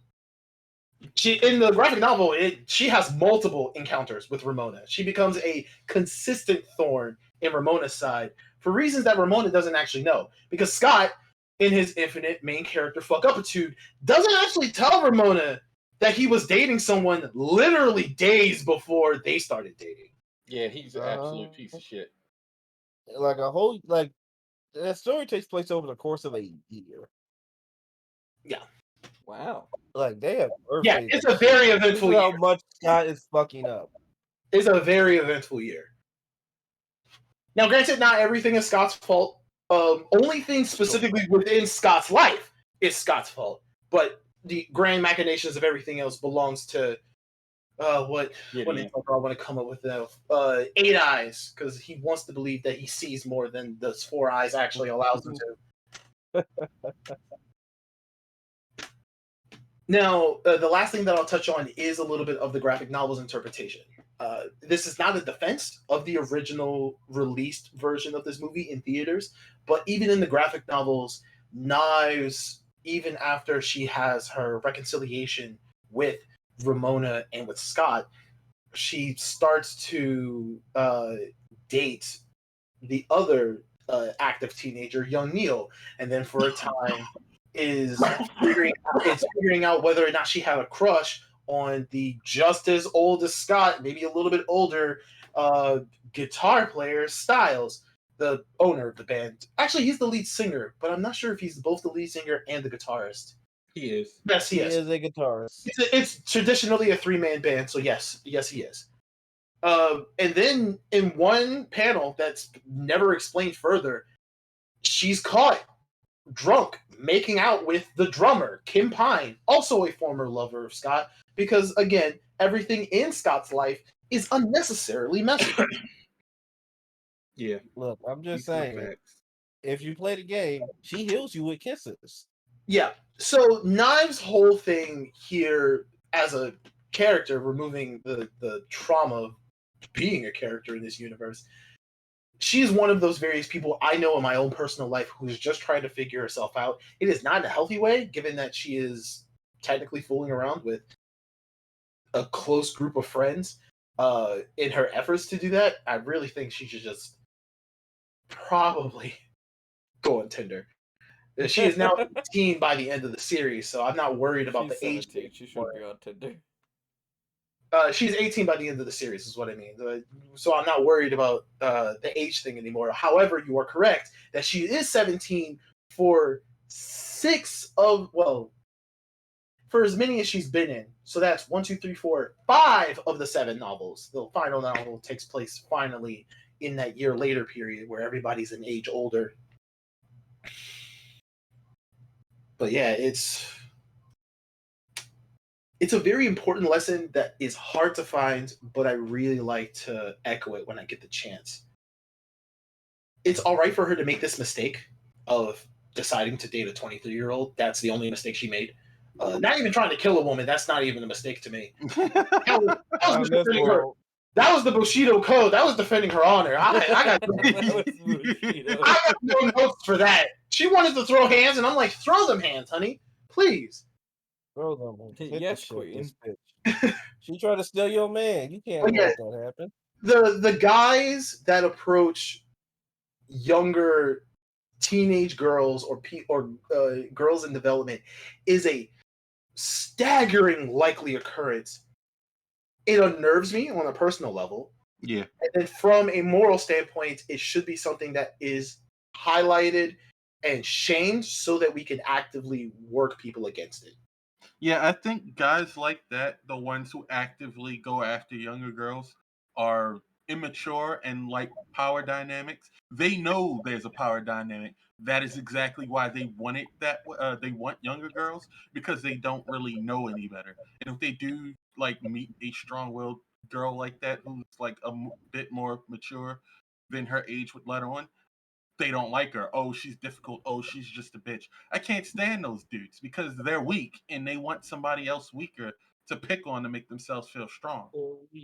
Well, Mhm. the worst part of it all is that it at its core it's pedophilia. Absolutely. It it is something that I won't touch on too much because this is again a family friendly stream. But these kinds of stories are important for that reason. We need to let people know that this is not okay. And Knives in this deleted scene director's cut version perfectly exemplifies how to come out of it, which does, in this case, does take the efforts of the abuser to come forward and admit they have made mistakes. But otherwise, listen, you could just see your niece, your younger sister, you could probably even see your younger brothers, because this happened to guys too, in Knives and go like, I must protect this kid at all costs. If they need to draw knives on someone, that means I wasn't there to protect them from the person that they felt like they needed to draw knives on. That's it. Now, let's talk about somebody who can actually protect even a grown ass man. Maurice? Okay. So it took me a while to figure out who my supporting character will be. There's tons of them in so many different medias, and I was like, they're all great. But god damn it, there is no one I've seen support someone else than this butler support this rich boy through his fucking problems. It's facts. He has been there since the parents died. He's the one who allowed them to go off and train to be Batman. He, once he came back, said, all right, I'm going to fight crime. What? I'm going to go out dressed as a giant bat and fight crime. What the fuck have you been doing for the past few years? And then he just let him do it. He gets hurt, comes back, cut, bruised, shot. I'm going to have to bandage you up. And he's done it every night since this boy was 20. He's 45 now. Alfred Pennyworth is probably one of the best supporting characters out there. He has been through everything from Mr. Wayne. He has been injured. He has killed people. He has hidden guns around the house that Bruce cannot find. The world's greatest detective. That's right. Look, even he can't stop his own dad from doing what he wants to do. Alfred has died twice. Alfred, Still dead right now. Alfred probably has a RPG behind the gigantic picture of Thomas and Martha Wayne, knowing that Bruce is psychologically unable to touch the painting. There have been multiple times when someone was trying to break into the Wayne Manor and Shotgun was there. Alfred was there to greet him with a Shotgun was shotgun. there. Yeah, that's pretty much what it was. You looked up. Oh, that's a shotgun. Oh, that's Alfred. I will kill you. But you work for Batman. That doesn't mean I follow his code. I kill people. Alfred is great. Alfred literally can be upstairs on the top floor. He knows Master Bruce has come home through the Batmobile. I don't know when he had time to make tea, but he's already on his way downstairs with it.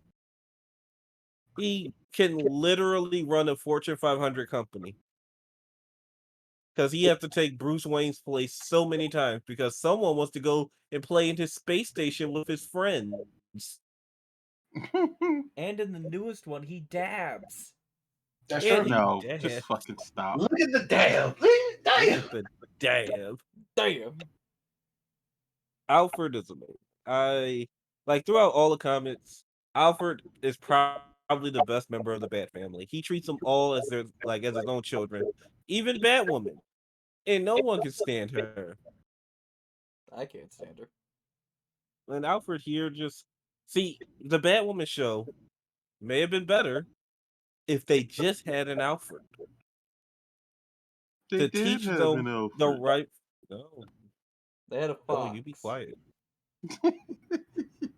Oh, See, actually, if they they did have had they had a Alfred there to Pennyworth. teach them from right and wrong, it would have been great. But seeing as Bruce Wayne looked 90, I don't know if Alfred would have been alive. There Like was a even great the moment where she Gotham, got hit by a car, though. Good times. Like even the guy from TV show Alfred, he was there. Oh yeah, Each I've time, never any iteration of Alfred. met one I didn't like. hmm Alfred Pennyworth. This man fought in 2 wars. I believe so. I can't remember And which like, ones. yeah, he's fought in wars. He came World back. War He II decided I'm and gonna be a butler.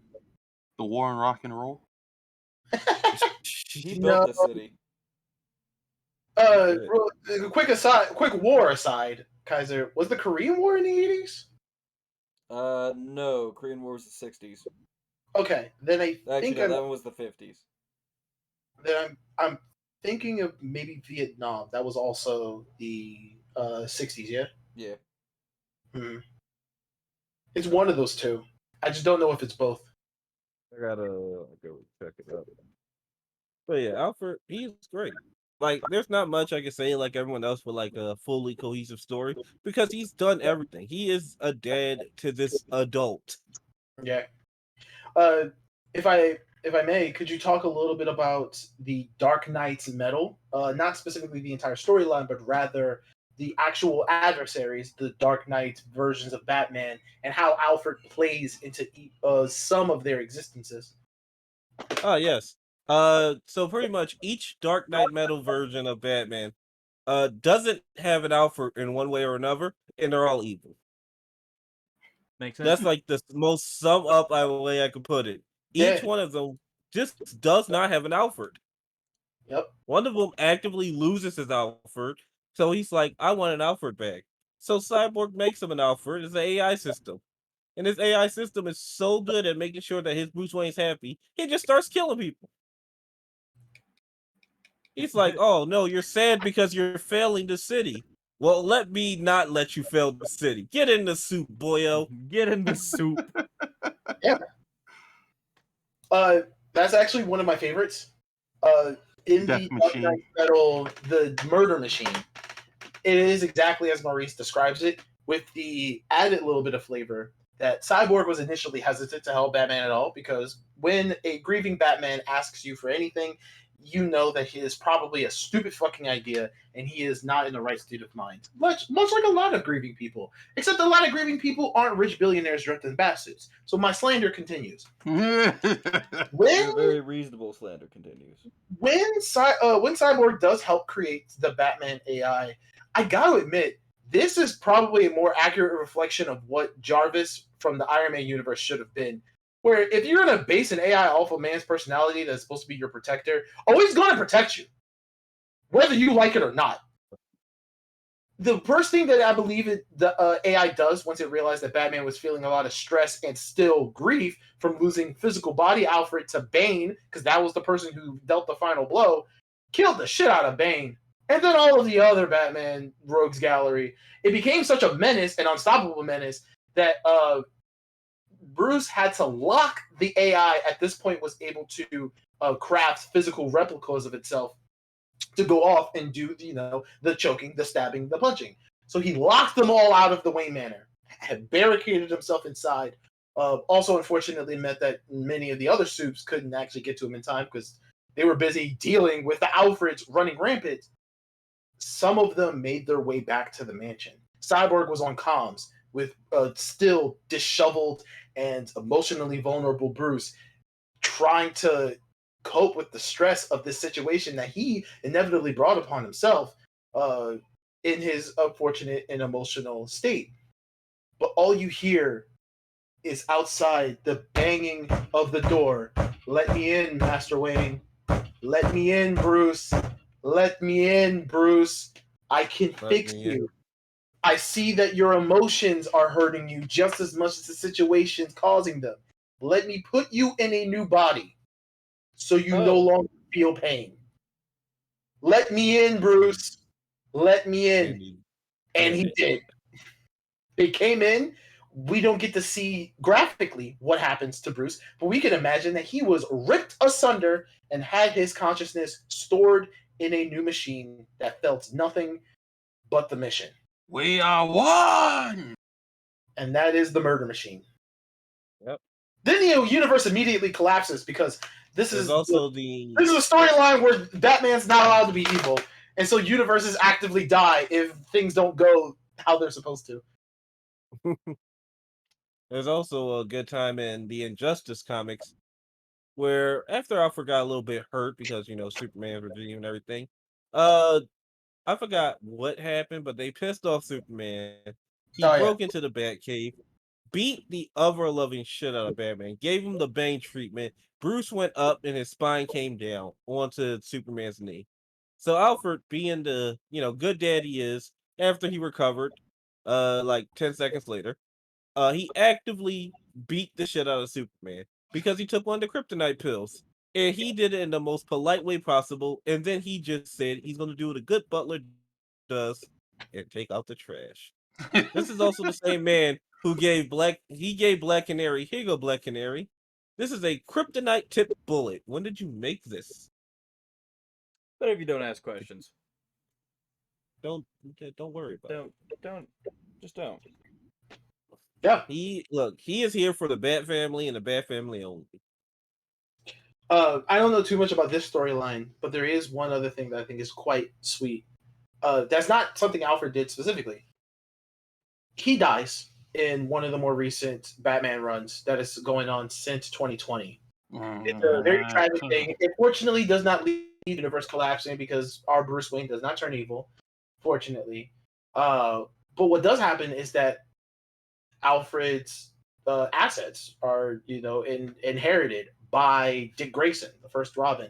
It makes little sense for the money to go back to Bruce because he's still actively a billionaire, but because Alfred has been a part of the Wayne family for so long and had so many stocks and various other assets within the company, that when Dick inherited all of the money, he also became a billionaire. Sorry, he also became a billionaire, and he had no idea what to do with this much money overnight. After some serious contemplations and some talk to Dick's favorite superhero, Superman, realized that he wanted to honor Alfred the best way possible by actually putting all of the money into a nonprofit organization to help the kids of Gotham, and called it the Alfred. I think it's called the Alfred Foundation because everything is just a person's name foundation. So that was pretty easy. But yes, I just want you to know, as much as Bruce is all these kids' dad, Alfred pretty much raised these kids. Like he's the one who taught them manners and everything. Raise that boy. He taught them how to be a good people and whatnot. And then they just let Bane break his neck. Raise them boys. No. But say what happened. Damian Wayne actively did shit to get fucking Alfred killed. True. Fuck that little dude. Fuck that little dude. Look, Alfred died. Like his head twisted. I'm like, oh no. Oh no. Now who's gonna raise these boys? So yeah, that's my side character. This fucking Alfred Pennyworth, dad extraordinaire. Yeah, I love him. I love that you chose him. Mm-hmm. That was much quicker. Do we have the energy to go for one more? Sure. I do. There you go. We'll see if we can make it. Next category. I'd like to think we should do the romantic couples. Because moments Hey, are that's the next one on the Well, list. too fucking bad, Thomas, because it's couples next. Yeah. Oh no. I'm so glad I'm wrong. Oh How no. could you? I never said you were wrong. Maybe it's Oh, fine, but I didn't say it. Alright, so since you're first, I gotta ask you, dog. I thought we were looking for good couples. Why are one yelling at the other? That's What? strange. What? It's a simple question. I hope you have a simple answer for me. This is when they first met. That Yo, I don't close think your that's a good enough mouth. response for Thomas. It's not. I will explain. Raises a lot of concerns. I will explain my Look, choice. this is Roz yelling at Thomas. Shut up. This is why I'm not They dating. just met. This is why I'm not dating the Shadow Monarch. He yells at me. I'm not with that shit. Okay. I do not fuck with that war. when it comes when it comes to the couple I chose, the reason why I chose them, it, every character I've picked so far, I identify with on some level, except for Emmett You Till. yelling He's at just people? fun. Yes, yelling at people. I used to be very angry. When it comes to Hiseo and Adelie, those two remind me of me and my ex. Oh no. Haseo Oh, is you were yelling? I'm no, no, okay. no. I gotta let you continue. Please continue. Adelie is not a character who yells at people, but if this was like legit me and my ex, it would be the opposite. She would be yelling at him. But the point, Adelie and Haseo have a very complicated relationship, and it's due to the circumstances that they met. And I blame Oprah for this. I absolutely blame Ovan for this. Adelie How is could you? is a very complex character because outwardly she shows the world what she wants to see in others, but inwardly she is a broken fucking person, like Oh, utterly tormented to the point of she oh, tried to unalive like, herself maybe oh once my or God. twice. So she acts bubbly, she acts happy, she tries to be friendly because she wants to make people happy. She wants to belong, she wants to find friends. Mhm. Haseo is the opposite of her. He's solemn, he's alone, he knows he's alone, and he'd rather be alone because the idea of having to deal with somebody else's bullshit is far worse to him than being alone. And the other thing that makes dealing with Adelie in specific traumatic for him is the fact that she looks like a friend he was very, very close to who had recently got knocked into a coma, and he's been trying for over a year to figure out what happened to her and fix it, and he hasn't. And Adelie is a constant reminder of not only the friend he lost, but his own failure. He was so close to reaching his goal when he met the guy who did it. He could taste it, but he immediately got destroyed by it. Nah. So Adelie, This is Dithead Rooks, right? no, this one is this shot is from GU Volume 1 because Adelie isn't in Roots. Adelie, however, looks exactly like GU. Sheena. Okay. Okay. So Just just so y'all can picture a voice, this is Yuri Lowenthal, everybody. yes, yes, he's Sasuke. It's just Sasuke yelling at me. Bruh. Damn, not So again. so they have a complicated Natsuko yelling at relationship me. because not only does Adelie look like somebody that he cared for who is gone and remind him of his failures, she's friends with a guy he thinks is a dick. And all she does is talk about that guy. And I think this picture is from the scene where she was actually rambling on about Sakaki for a while. And he was getting sick of her shit and he told her to shut up. Okay. But Haseo hates lashing out at people in his moments of rage. And when he does do it, he's one of those people who self-punishes to the point where he isolates himself. He wants to apologize, but he doesn't know how to approach the situation. So he just lets things linger.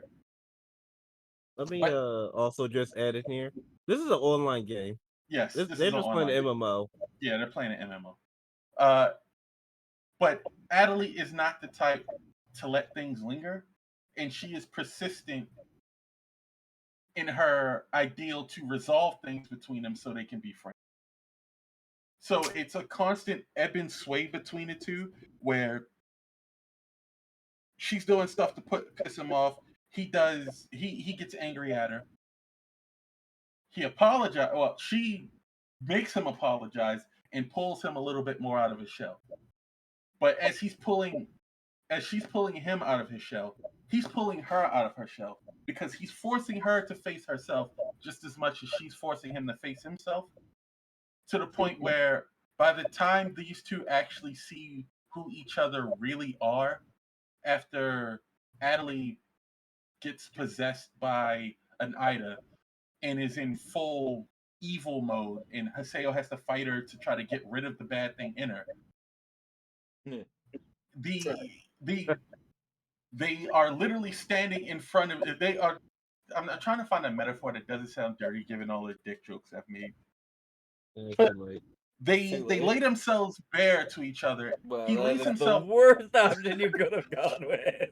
He shows her who he really is in order to They reach open her. up to each Yes. other. Yeah, he opens up to her to show her she's Make not alone in her fair moment of to need. each other. Shut the fuck up.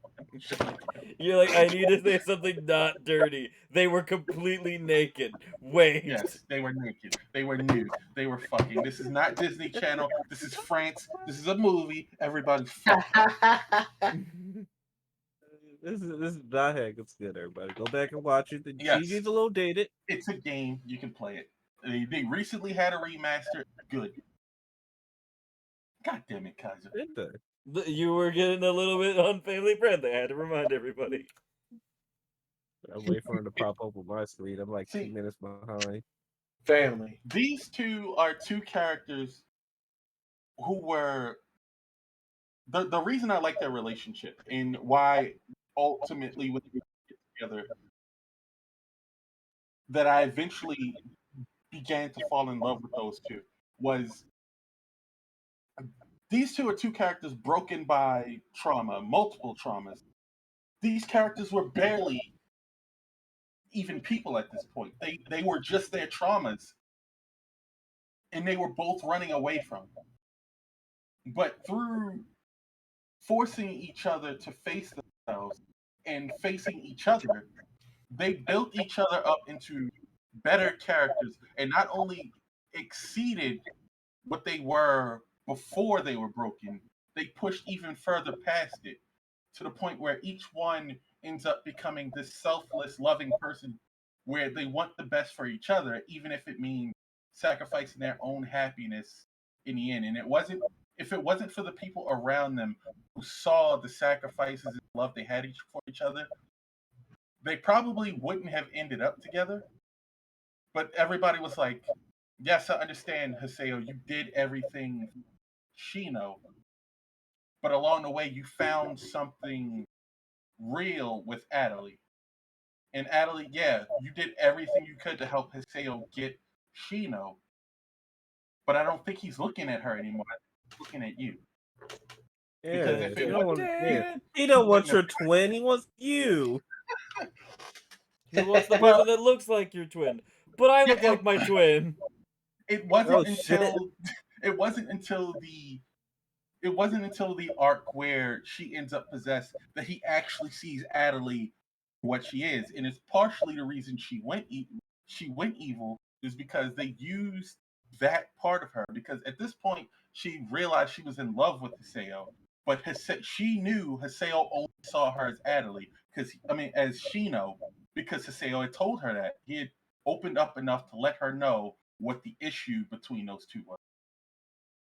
And once she realized They that, should have had the same character Or- model.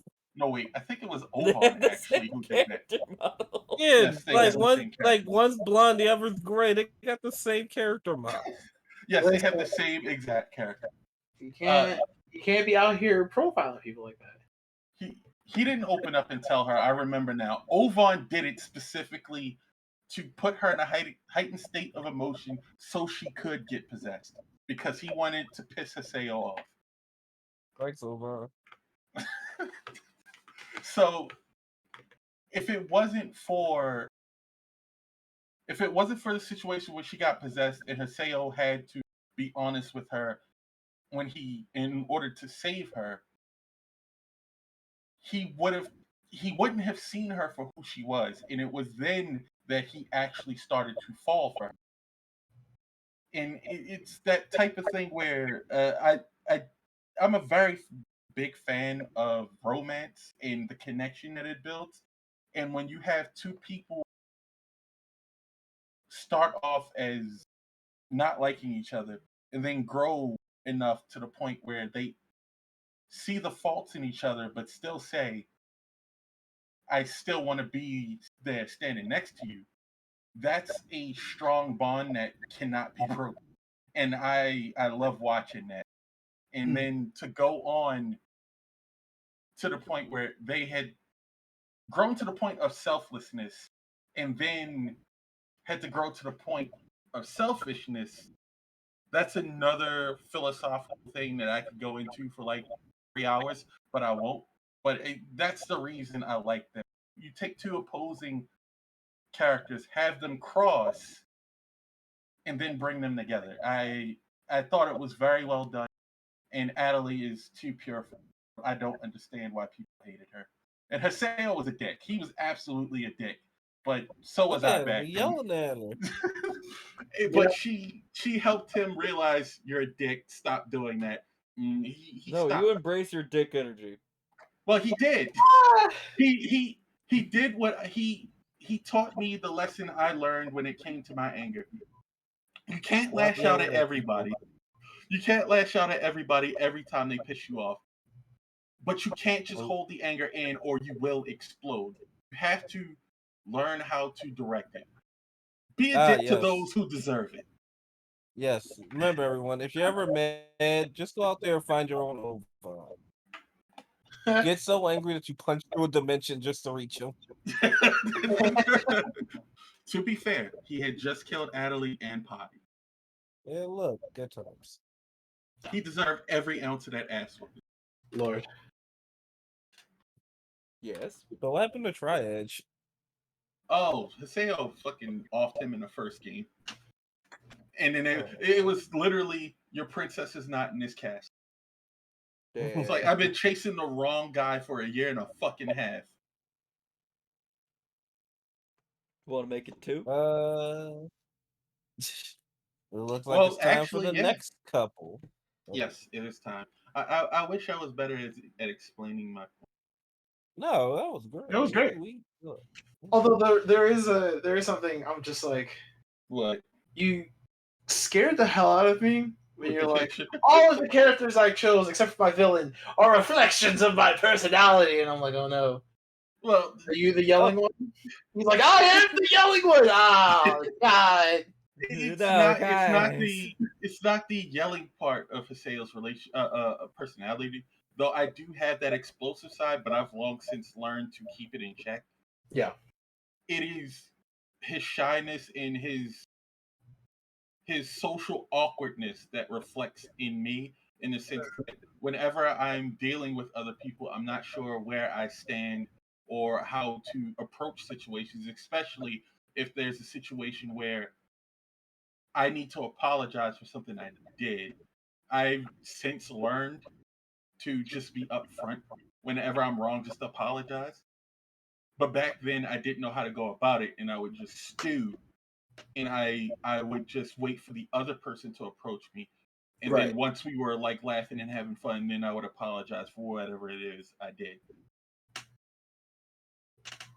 So it's one of those things where it's like I learned from watching my own flaws in somebody else. Oh, I clap for you. You can't hear it, but I clap. I still don't know how to I deal clapped with once people. and it can be heard on the stream. All right, so who's this two manly couples? These two men right here. As a It's bro, my couple. It's not as a actually bro, 2 men. right there.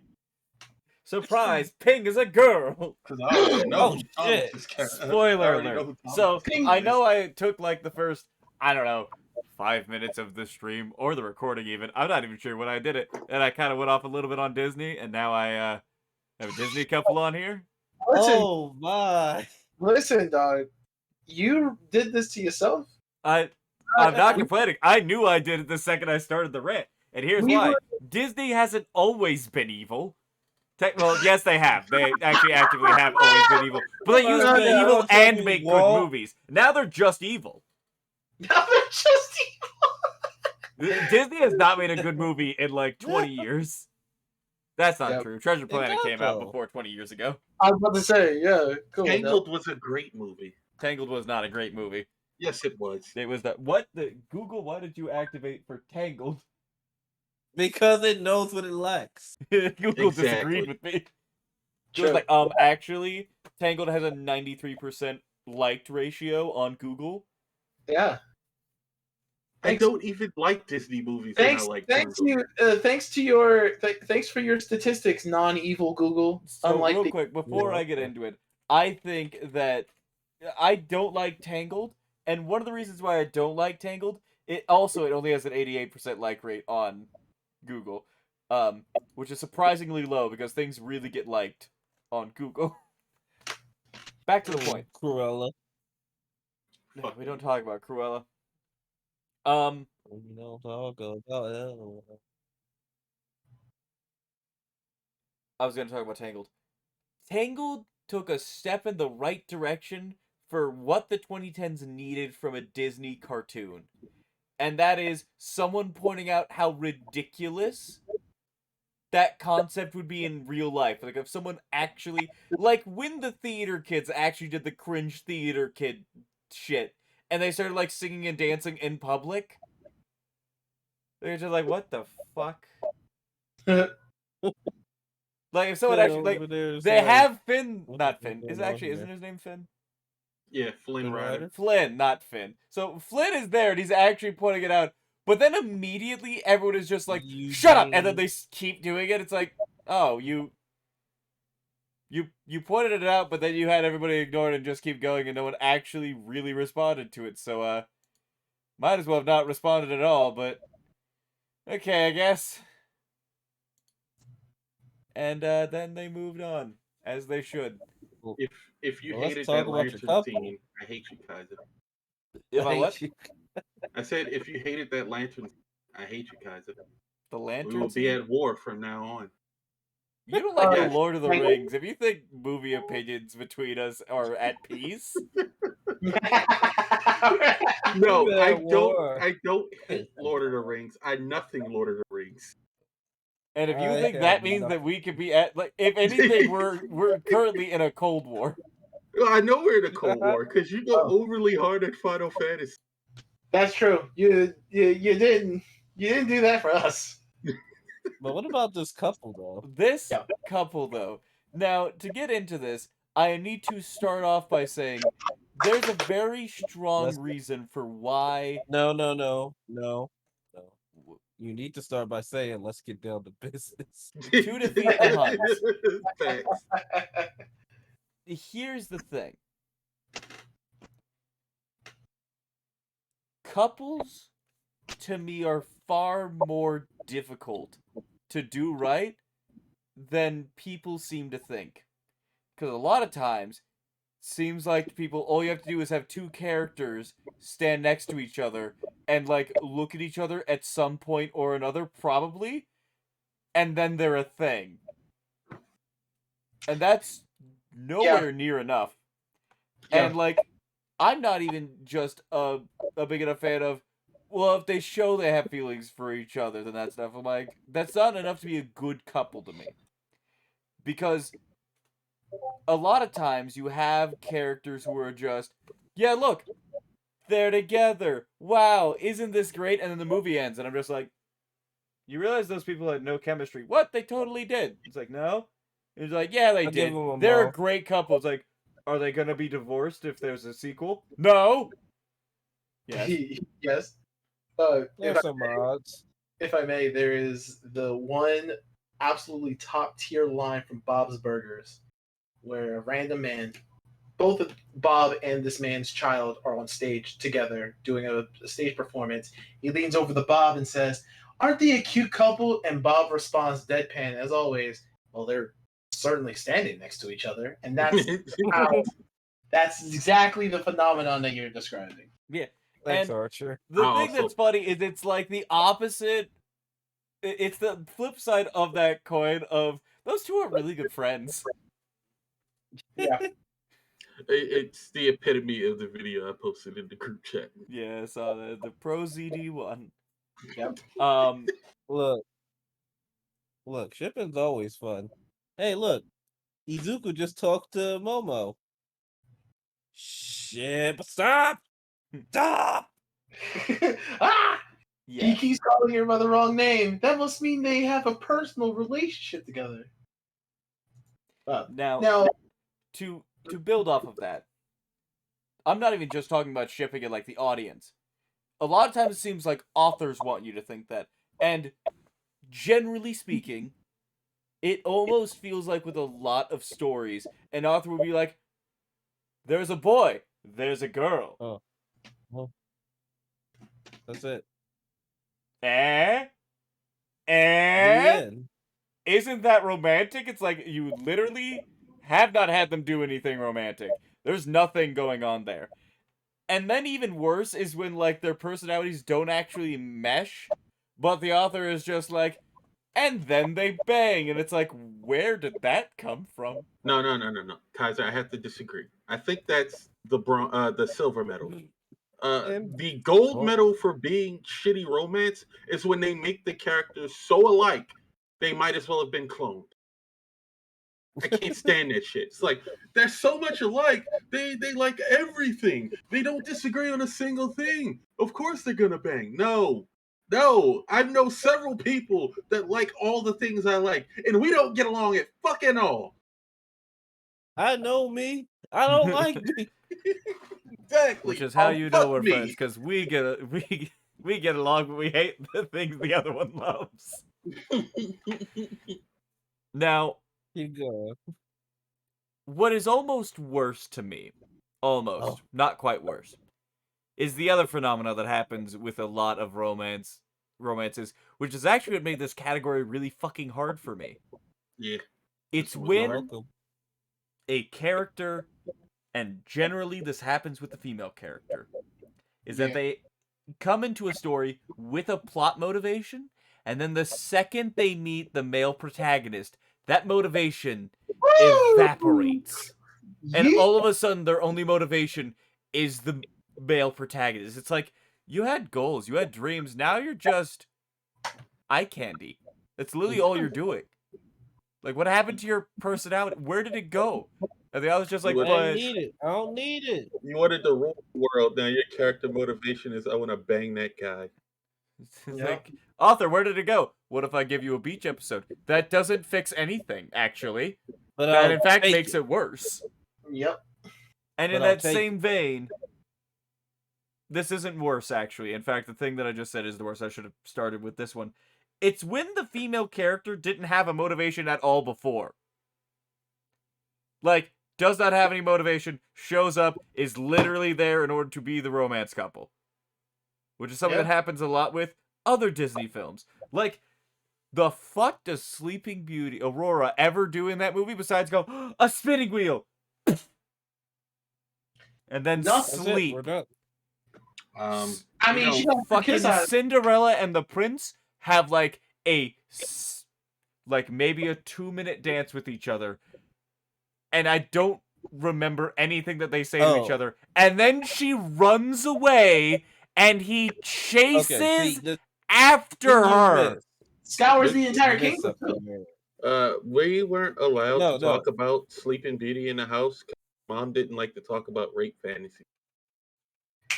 Smart Oh woman. dear. Yes. Smart Look. woman. Look, you forget something about in Cinderella. When she's running away, he saw that dump truck of an ass that she was hiding. No And he one was could. like, The I old must find timey this dresses woman. had like fucking cages on them. That's a lot of dump trucks there. It was pronounced. Listen, the statue at the I think it's Disney World. The statue of Cinderella at Disney World proves it. Yeah, Dumb and thick. dump truck of Within an this ass. category of And he was like, I romance, must find. within this category of romance that I hate, is when it's an action movie and the female is either introduced as confident or like good in general, but then they're just helpless and need to be rescued. Like, I know I've got Mulan up there. Leia from Star Wars actually does a really good job of this, where she's captured at the beginning, but then shows that she knows how to use a gun and is actively one of the best sinkers of the fucking 4 main characters, and then continues that trend and is very helpful all throughout. Yep. But in my opinion, when it comes to action-based shows, movies, books, there's nothing I like more than a couple of sentry going back to back to fight off a bunch of fucking mooks, or facing off against the BBEG together. Mr. and Mrs. Like, Smith. no, not Mr. and Mrs. Smith. That's a terrible example because they spend the entire first half of the movie fighting each other. They're in a hyper-toxic relationship, and they're a horrible couple. I'm a toxic person. I must admit that. Then Did you forget that part? Did you forget the part where he got into an elevator to try and talk to her, and then she detached the elevator and had it fall in the fucking construction site? that was foreplay.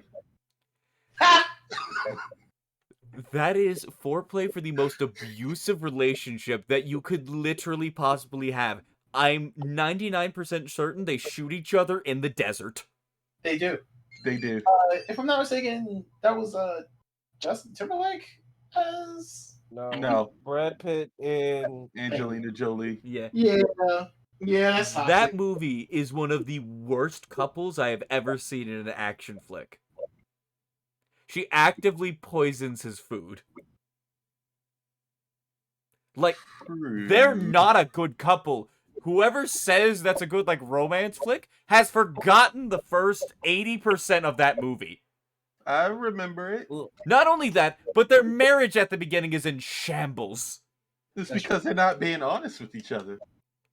And then when they are honest with each other, they immediately try to kill each other. Because they had hits out on each other. The honesty didn't help. I'm gonna be real with you, dog. Honesty good. did not. The only thing that helped is when a third party tried to kill them.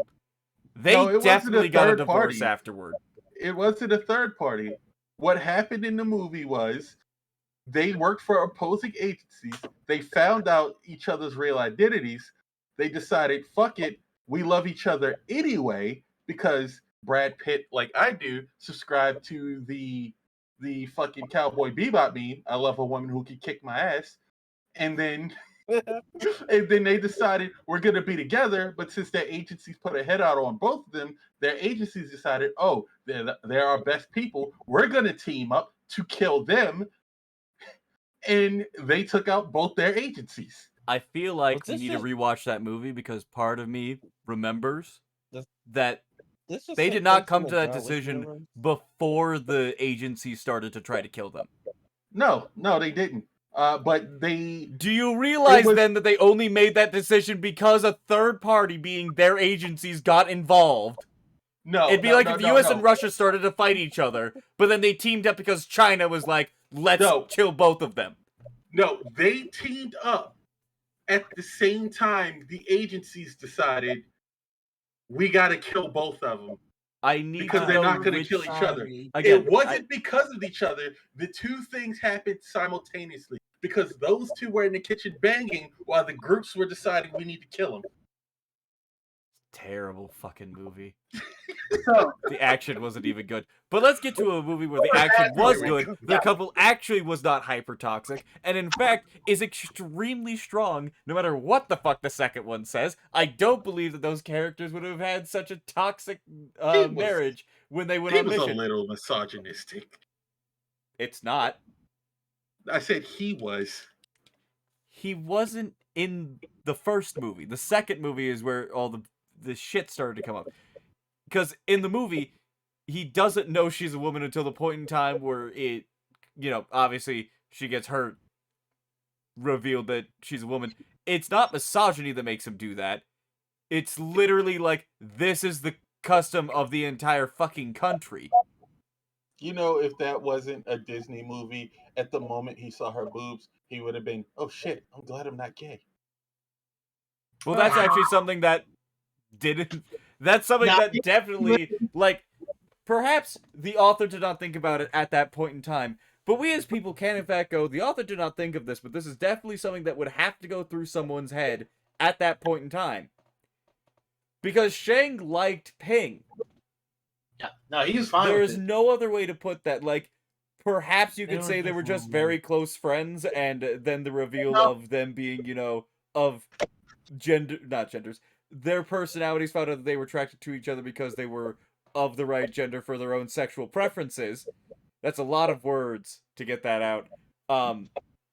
That it was able to click on a, romantic front. But there was definitely a very, very close bond between them before there was ever any reveal of them being God, there's so many words. You all know what I'm going for with this. I am. It's Sure. very simple. Uh-huh. He didn't care. Yeah, he didn't care. King could have had the longest schlong he would have ever seen.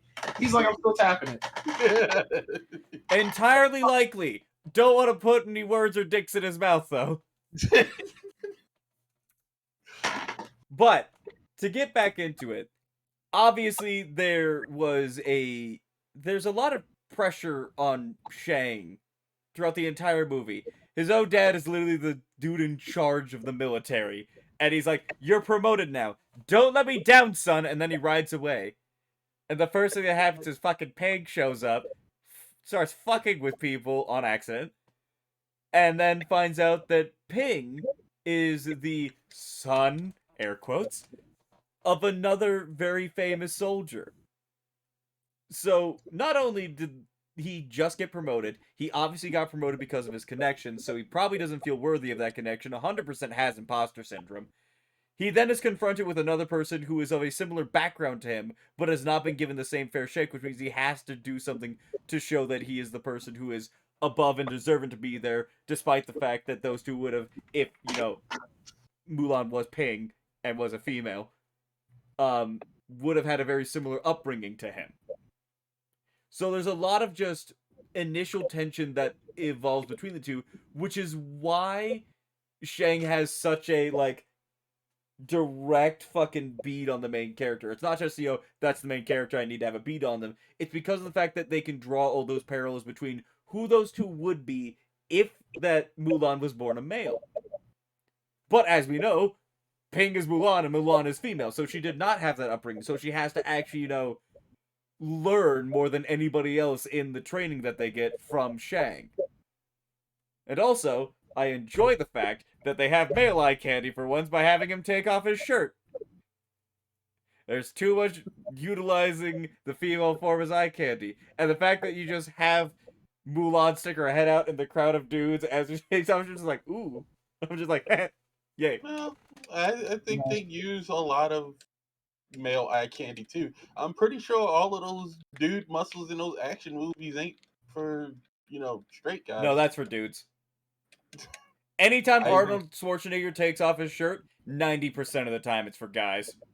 I Look, you can don't- have this not body for me, too I if guess. you work out like me. But I Listen, don't want if to you take go steroids, to the Mr. gym, Nager. go to the gym, lift anything heavy. Dudes are gonna pop out of the woodwork and be like, nice lift, bro. And that will never happen with females. No, that happens. Platonically, anyway. I It happens a bit had, together, but I've not lived, as often as it does for male on male. You are right. I've had men and women grab my arms because I lifted up something super heavy and they just squeeze the back of my arm to feel what muscles they think are there. No, just stop. Roz, So I'm gonna be honest with you. You're also 6'7". 6'6". Wow, enough. I'm 1 inch off, you fucking giant. Look. Once you get past 6'4", every inch matters. You gotta understand, being really fucking tall is 6'4", and you're 2 inches above that. Yeah, but You're an extremely tall person that gives you an advantage. I can move some really heavy shit, but I'm 5'10". I'm at a distinct disadvantage, and it's always guys for me. Maybe it's also my face. Who knows? 6 foot energy. because the only reason why I was no, because it has to be for the people who are into hot dudes. Because earlier today, I was grabbing something from a delivery person that was super duper heavy. Because she had called me, she was like, "I need you to come outside and help me. I'm gonna have to make 2 trips." So she brings me the stuff, and I grab the first set of stuff, and I'm like, "All right, since I'm standing here, I might as well just wait for her to give me the other stuff the 2 bags plus, and I'll have the 3 boxes under my arm. That way, she doesn't have to walk up the flight of stairs with me.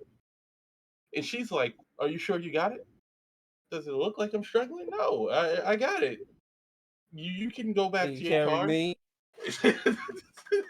So right after that, she fucking does the thing where she fucking squeezes the back of my arm, and like, why do they keep fucking do that?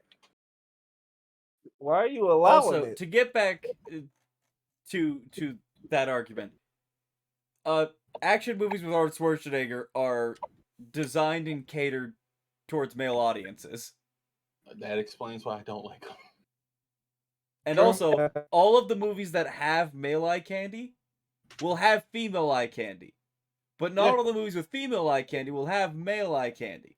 Oh no, I agree with that one. I just thought, the male stuff, like Schwarzenegger ripping off his shirt, was like for the chicks who are straight, who got dragged to the movies by their boyfriend, and now they have something to look at while the guys are watching stuff go boom boom. Oh No, no, I'm that look. When you see him take off his shirt, people be like, "Oh, look at those goals." I want to be like Captain America, and rip a log in half with my bare hands. I'm sorry, I've never seen a half naked sweaty guy and went, "I want to look like that." every day. Every I'm time he okay. looks at the UFC, Listen, I fully subscribe to the idea that Noel, I can't pronounce his last name, the bodybuilder who gives life advice on YouTube and TikTok, I 100% subscribe to the Daddy Noel nickname. You mean with the guy? He's a white, big, buff guy, faded sides on his hair, and he's always saying, "This is not how you get fit. This is how you get fit." No, he Yes. doesn't normally actually give fitness advice. His things are normally like, hey, you can do it. Don't Oh, let people get you not the down. same guy. Then.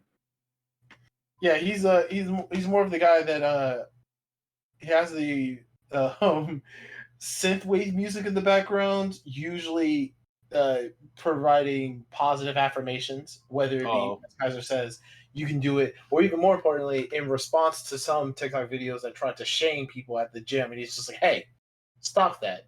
You're oh, I cringe." haven't Yeah, seen any of his stuff. there was a video of someone who, on TikTok, was like doing the thing where you flex your tricep, and they were like, no one cares if you have that muscle, and he's just like, why are you being mean? Don't body shame I people. They're trying care. very hard to get that. That's right. He's a Chad. They don't Like need Chad, other but people to care when I do. Daddy Noel. Also, I look at Chris Bum Seeds I don't content know a who that lot, is. and Jesus Christ. I would probably kill several people to look like Chris. well, no need to.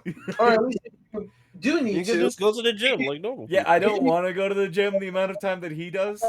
If you do want to look like him by killing people, you could probably kill the Hans and all of the Mongolians. Yeah. True.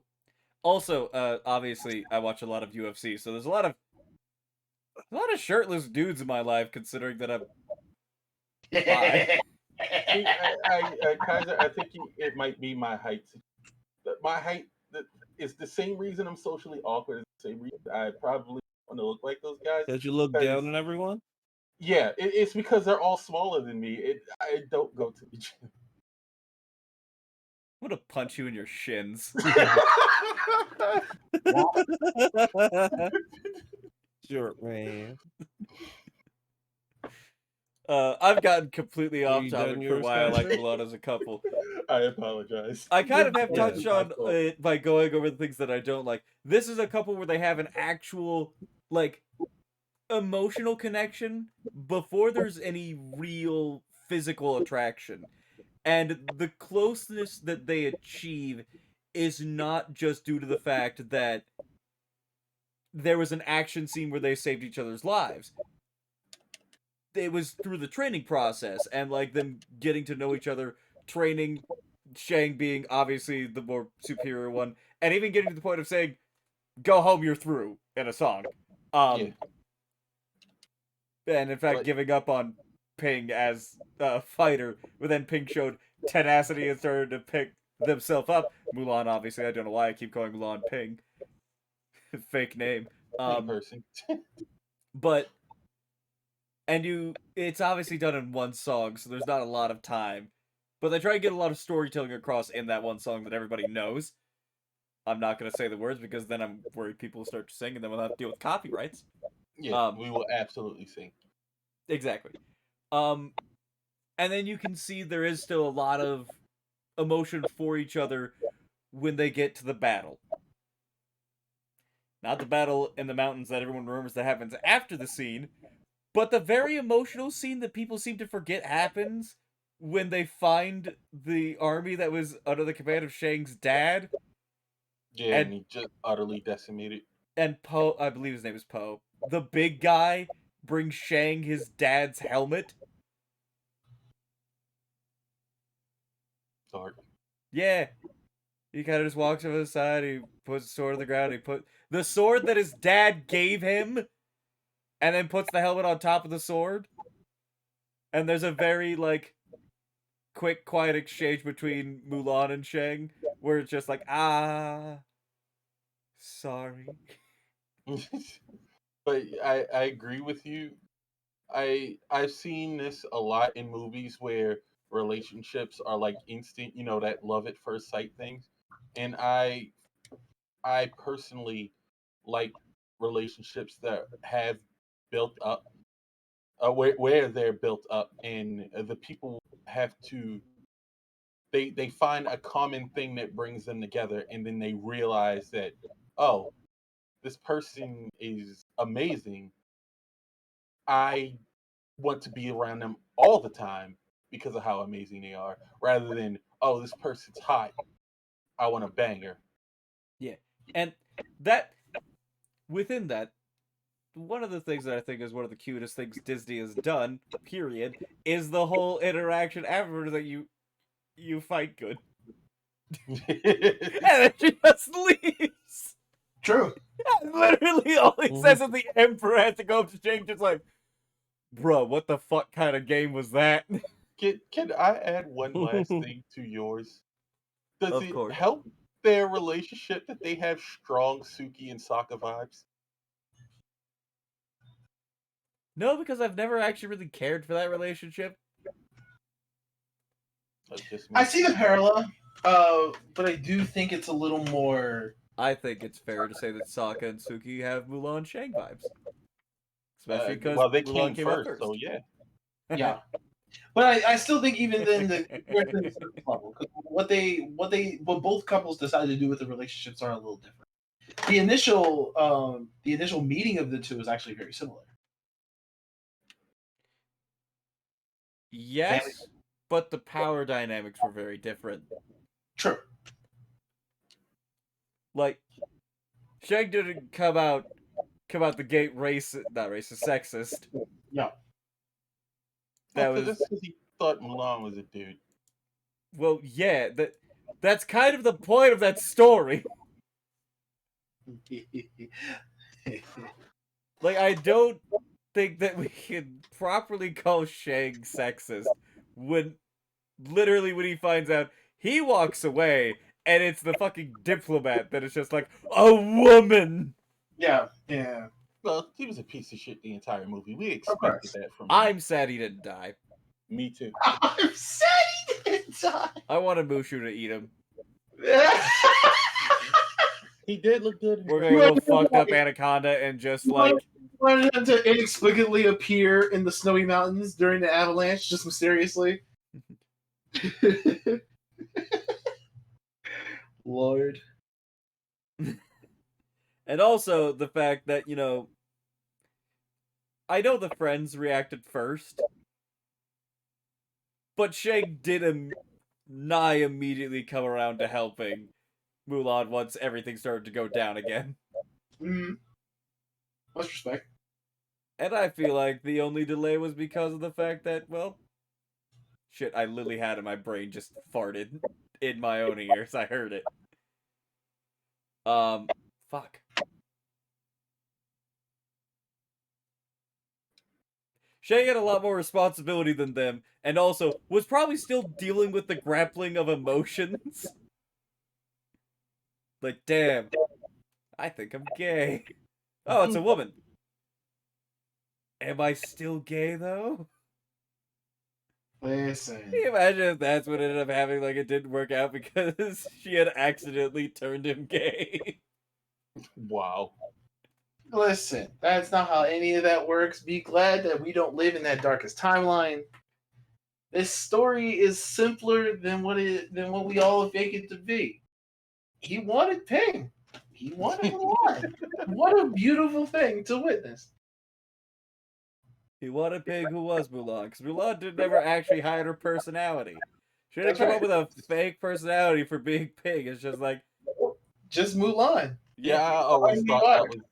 I always thought that was like the biggest failing of the movie. That Mulan did absolutely nothing to hide the fact that she was a woman. I mean, she There was not did much to tie up hide. her boobas. There was not much to hide. She was already a proactive character in her own story, which by more traditional Chinese conventions would have made her more masculine. Tomboy. It's not a great time to be alive, but in her case, it was pretty nice. Listen, tomboy with the top bun. No, it's not. But yeah, that's all I've got. If anybody has anything they want to add. I have one thing, and it's about the picture that you chose. This is God touching Adam. Same energy. It probably felt like that. Every time they held hands to Shaggy, it was like being Every time touched they by touch. God. Every time they touch, they get that feeling. So, Maurice, I see two red people. Me. You do see two weird people. So This looks for like a me, much cartoon. like who I think for Thomas will agree, my favorite couples in all of media are the couples of just two people who absolutely just fucking love each other. Wow, chef's kiss. And this is one of the two options I had. I picked them because they are a couple when the series starts and they just immediately come out the gate showing how much they love each other. The other choice that I was going to put here is uh Totoro and Kami-san from Kami Can't Communicate because I've been reading the manga and absolutely those two are an adorable couple. Absolute facts. Takes a long time for them to reach the couple part, Because it's but hard to communicate. god damn it, he like the moment where she got a cell phone and she got everyone's number and she put none of them into her phone because he was going to be the first one and she damn sure made it. And I was like, y'all adorable, but I need y'all to be a couple. So I just went with Moxie and Millie. These two are the exact opposite. They are pure polar opposite. And yet they are adorable couple who just absolutely adores each other. Like all the shit that Millie gets in, all like the little messed up things that she do, he just finds adorable within her. And anytime he starts going on like a smart tangent or anything, anytime he starts showing his intelligence, she's just head over head in love with him. They're gonna be out on a killing spree in love. They could be going on a date in love. They could have Blitz still breaking into their house and Moxie still yelling at them, but those two in love. And there's not really too much to talk about because as a couple, all stages show is like even if they're mad at each other, they're in love with each other, and it's amazing. So I do have a couple of questions. First Yes, off, why are they red? What exactly is? What are they? they are imps. They are little devils.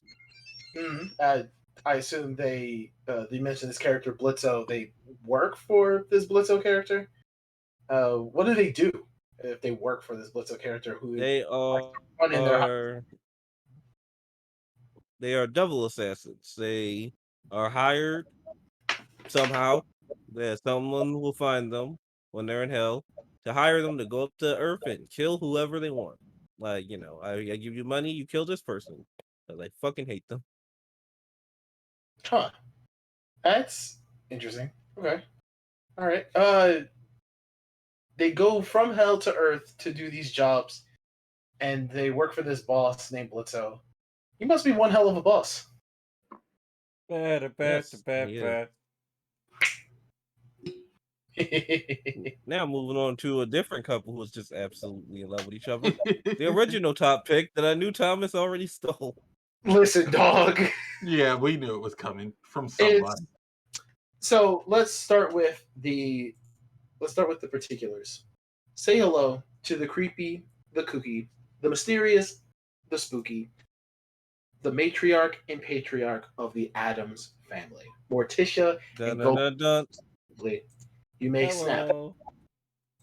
So these two members of the Addams family are a part of a series of cartoons made by the cartoonist Charles Addams way back in 1933.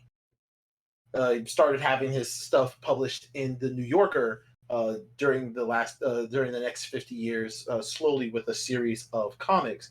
But of course, like with anything, like Charlie Brown, like even with Boondocks, which is a much more recent example of this, and with Garfield, it eventually moves on to other forms of developed media. When television came around in the 50s, no, color television came out in the 60s.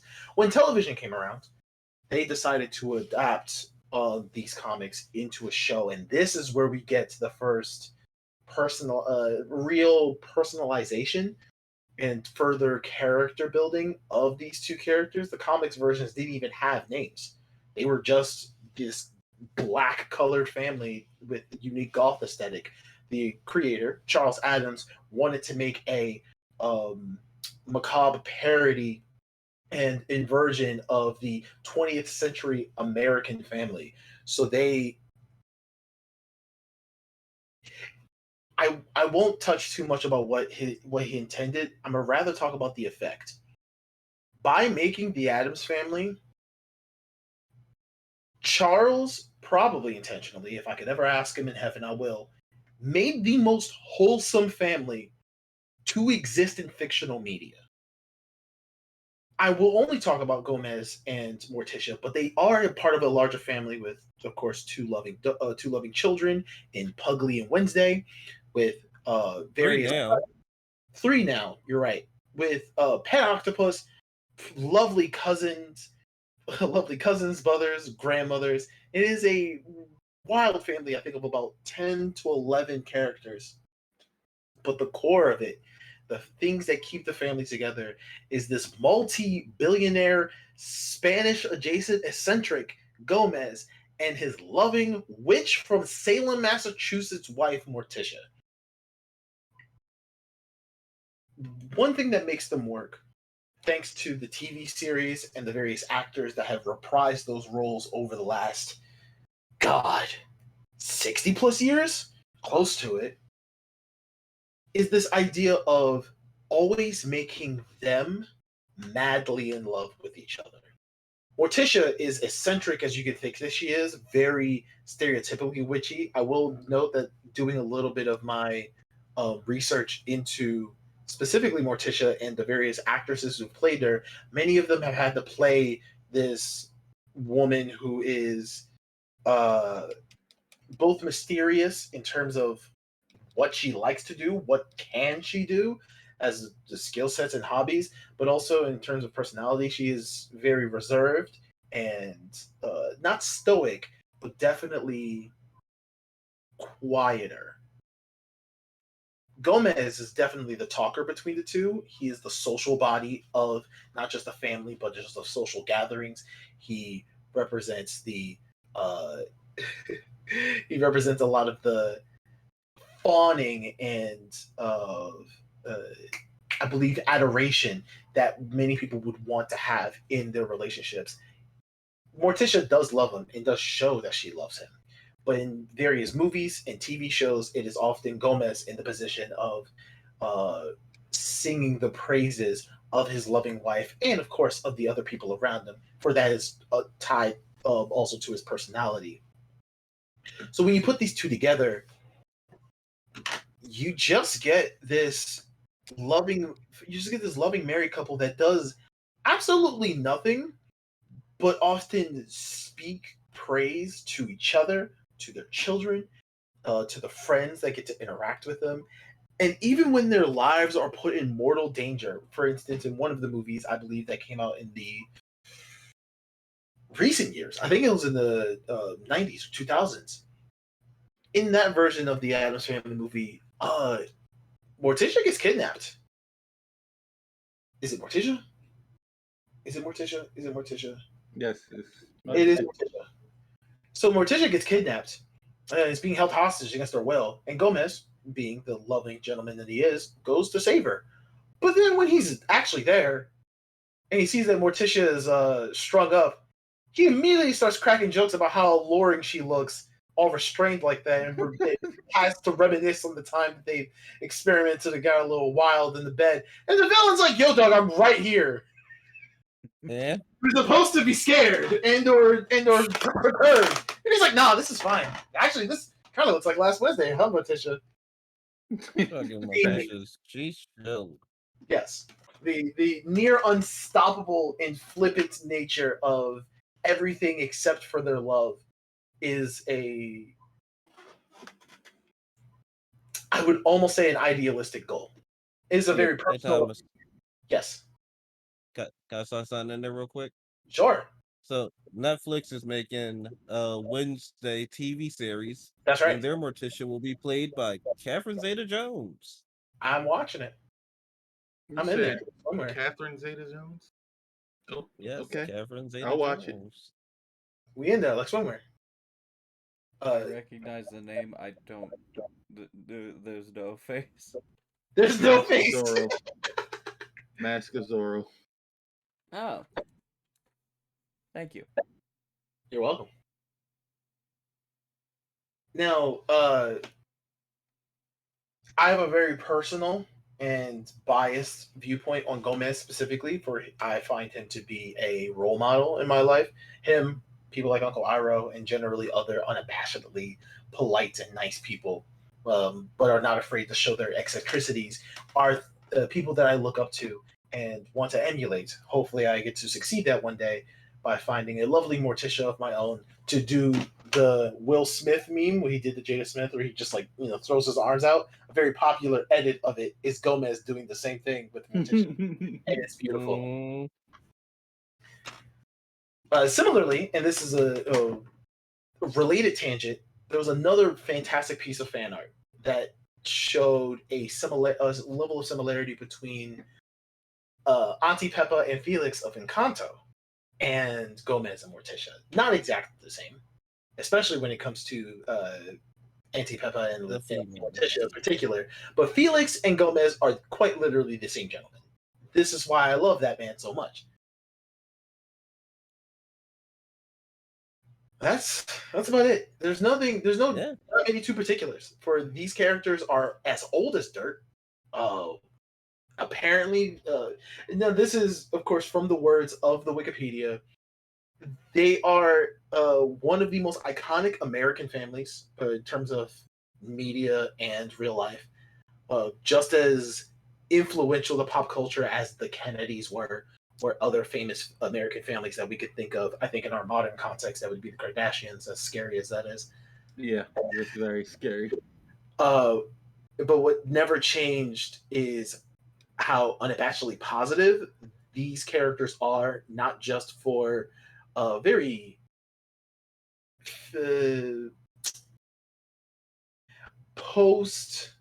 post-nuclear American family cultural consciousness, the idea that the families that we grew up in specifically are no longer what we should hold to our standards, especially when it comes to how that family treated each other, because that was, ironically, I think, what the Addams Family was trying to be a satirical inversion of. These motherfuckers are so nice and supportive of each other that it seems alien to us. And I'm sure it seemed alien to the people of 1930s America when these characters first debuted. And they're like, why are they so happy around each other? A man who is a man who is happy that his wife is around? A man who's glad his kids are doing strange things that bring them unique pleasure and captures their interests. A man who's not afraid to shake the hands and help the poor and needy and be openly emotionally honest with his friends. What kind of man is this? This Gomez. A What kind man of who's So just what? madly in love with his wife that when she Right. walks into a room, he has to just take her hand and kiss it. That's right. yeah, Like the best This, thing I can say for the Adam family is if you love Joker or Harley Quinn, stop it. Look at the Adam family. See, I think the problem with the Adams, because we all have positive views of the Adams family. Like all of us see that relationship as gold. But whenever I try to express that to other people, just like in conversation, not even talking about, actually doing that in a relationship, they claim it's unrealistic. And I'm like, it's not unrealistic. It's It's just not. a little hard and you don't want to 'Cause try. And that's the The, issue. the weird thing is also, it's like Gomez and Morticia do have fights and arguments. They just know how to talk to each other. they do. Exactly. The first TV series was a episodic sitcom, so situations needed to happen in order for a show to exist, and that did mean that there were times that Morticia and Gomez were at odds with each other. But much like any healthy relationship, that hopefully everyone here and those listening in the chat will know, these things can be worked on. Yep. It's rarely especially with a lot of situations, it's rarely a disagreement between Gomez and Morticia of it's her versus him.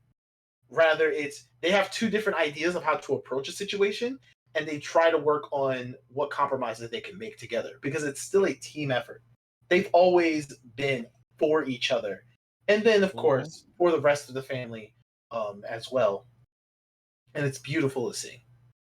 And that's And one thing I think that a lot of people aren't willing to do that Morticia and Gomez are willing to do. At the end of the day, they know the other one comes first in their eyes. But everybody's always on the I'm on my independent shit. I don't need nobody. If you can't do it, I'll find somebody who can bullshit. And that's why none of that works. Yep. But then they say so, if you are like Morticia and Gomez, then you're overly dependent on each other or codependent or and whatever they what's say. wrong with that? Well, there's What's some wrong with problem. being codependent on my partner? There is I some want problem them to be with codependent, alive. but let's not let's let's not say Look. specific with the Adams family is this. There's always look. There can always be too much of a good thing, but you need to beat your teammates. You turned robotic a little bit when you got to the Yeah. second Uh, sentence. yeah. So it's like Look, you got. you want to say it one more time? I said you got to rely on your teammates. Like you could be codependent. It's just you have to find a balance. You can't. You can always have too much of a good thing. You can drown yourself, but you need water. Yeah. It's like you become codependent, and I'm like, well, they're my partner. This is a team. This was the co is. I am independent, but I'm also codependent with my partner. Yeah, that's the point of a team. If I can't stand up, you can help me. Honey, I can't reach the phone. Can you call 911? Be independent, bitch. And back to the Well, fuck argument. me. And back to the argument of the matter, I'm not going to specifically say that every version of the Addams family over the course of the TV shows, cartoon cameos like with Scooby Doo, and even with the most recent stuff, will exemplify perfect relationships. For that, I those hope things they don't do. exist. Those things don't exist. I think to piggyback both of off of what Kaya says, people have told him about the Adams family and our conversation here. They are not a perfect relationship. None of these relationships are. The point is that they try to work together Mhm. and openly and earnestly show that love for each other. Those are two key facets of what they try to do. Because they also, for that codependent argument, they are not that dependent on each other. Nope. They're Gomez was just madly in love. Gomez was already a multi-billionaire. Apparently, he's also one of the richest characters in fiction. Yep. Um, Yeah, he He makes has dumb inventions and they always yeah. work. Yeah, yeah, he has patents for like everything. Yeah, so he's a pretty successful businessman, although not because he is gaming the system known as capitalism, rather that he just has a impressive lucky streak. And then Morticia herself, I already mentioned it, she has ties to witchcraft and various other occult things.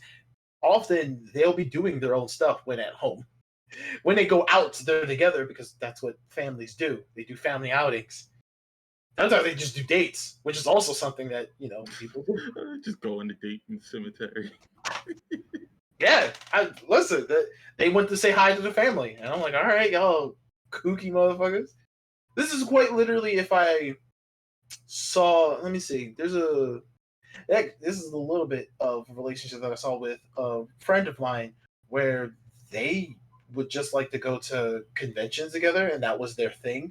I love conventions. I'm not saying that their behavior by going to conventions is that alien, but to make it that was their thing. That's how they spent their time together, and that was part of their routine. I was like, wow, that's a lot. That's a lot of work.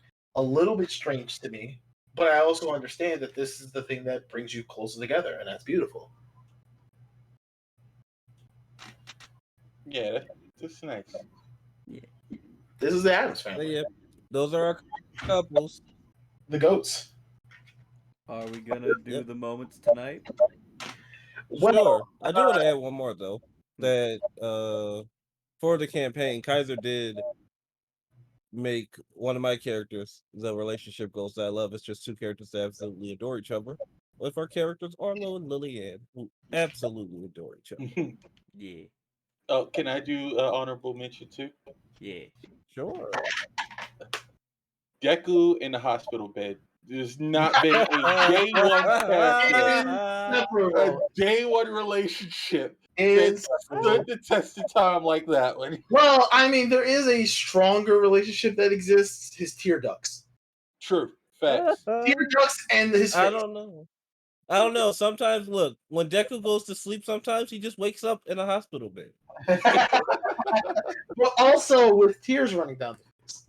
True. He's gonna get a wife and then she's like, honey, where'd you go? I left? Oh god, where am I? Which hospital is this?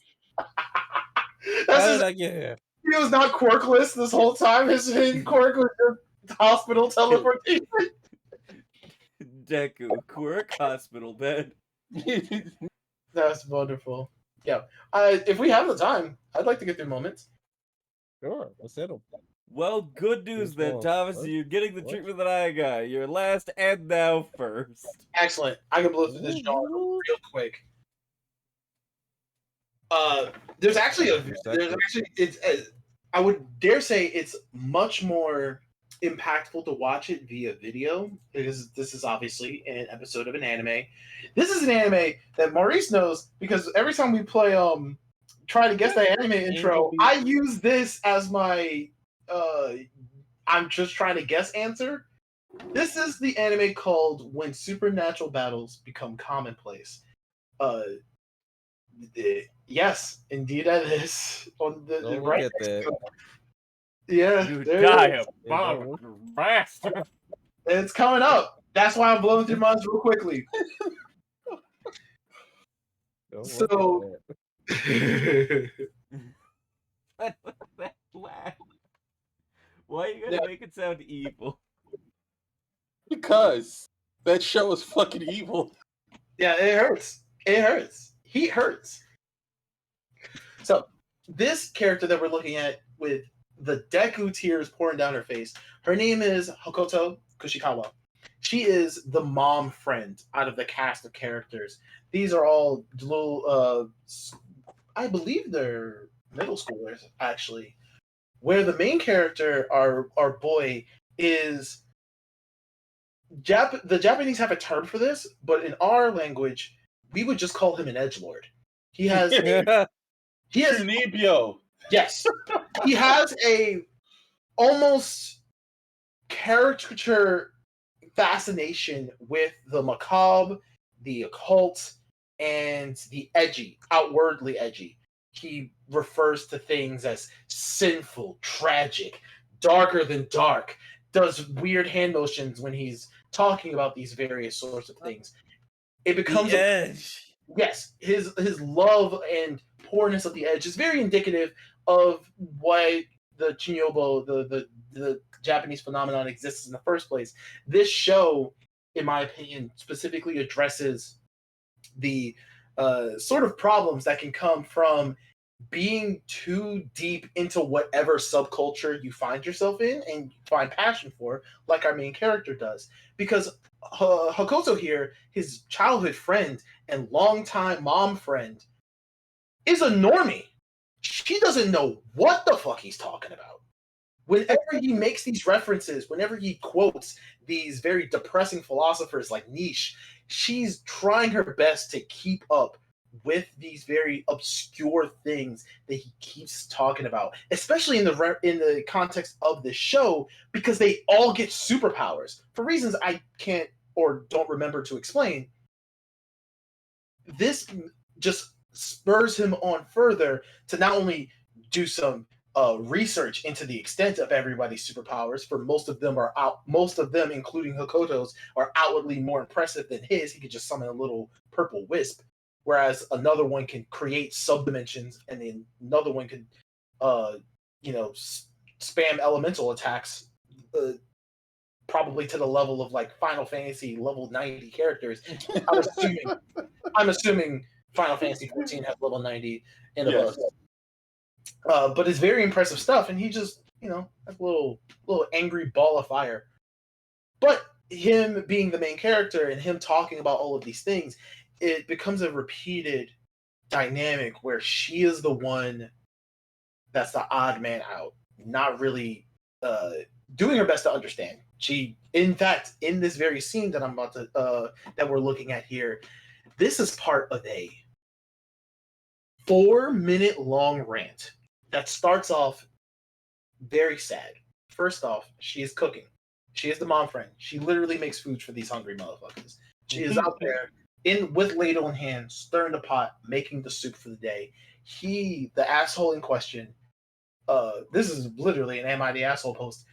He is on his phone for reasons I don't really care for, because it's not important. What's important is that while he's on his phone, eyes completely fixated on whatever he's doing on his phone, is still talking to her. Now, of course, she's not engaging in eye contact. She's looking at the pot, doing her responsible thing of cooking the food, but they're having this conversation where he inevitably says, you know what, he starts talking about, again, one of the many edgy and obscure concepts that he familiarized himself with, but then stops, as one of the many times before, deciding to not explain any further, claiming that she just wouldn't understand.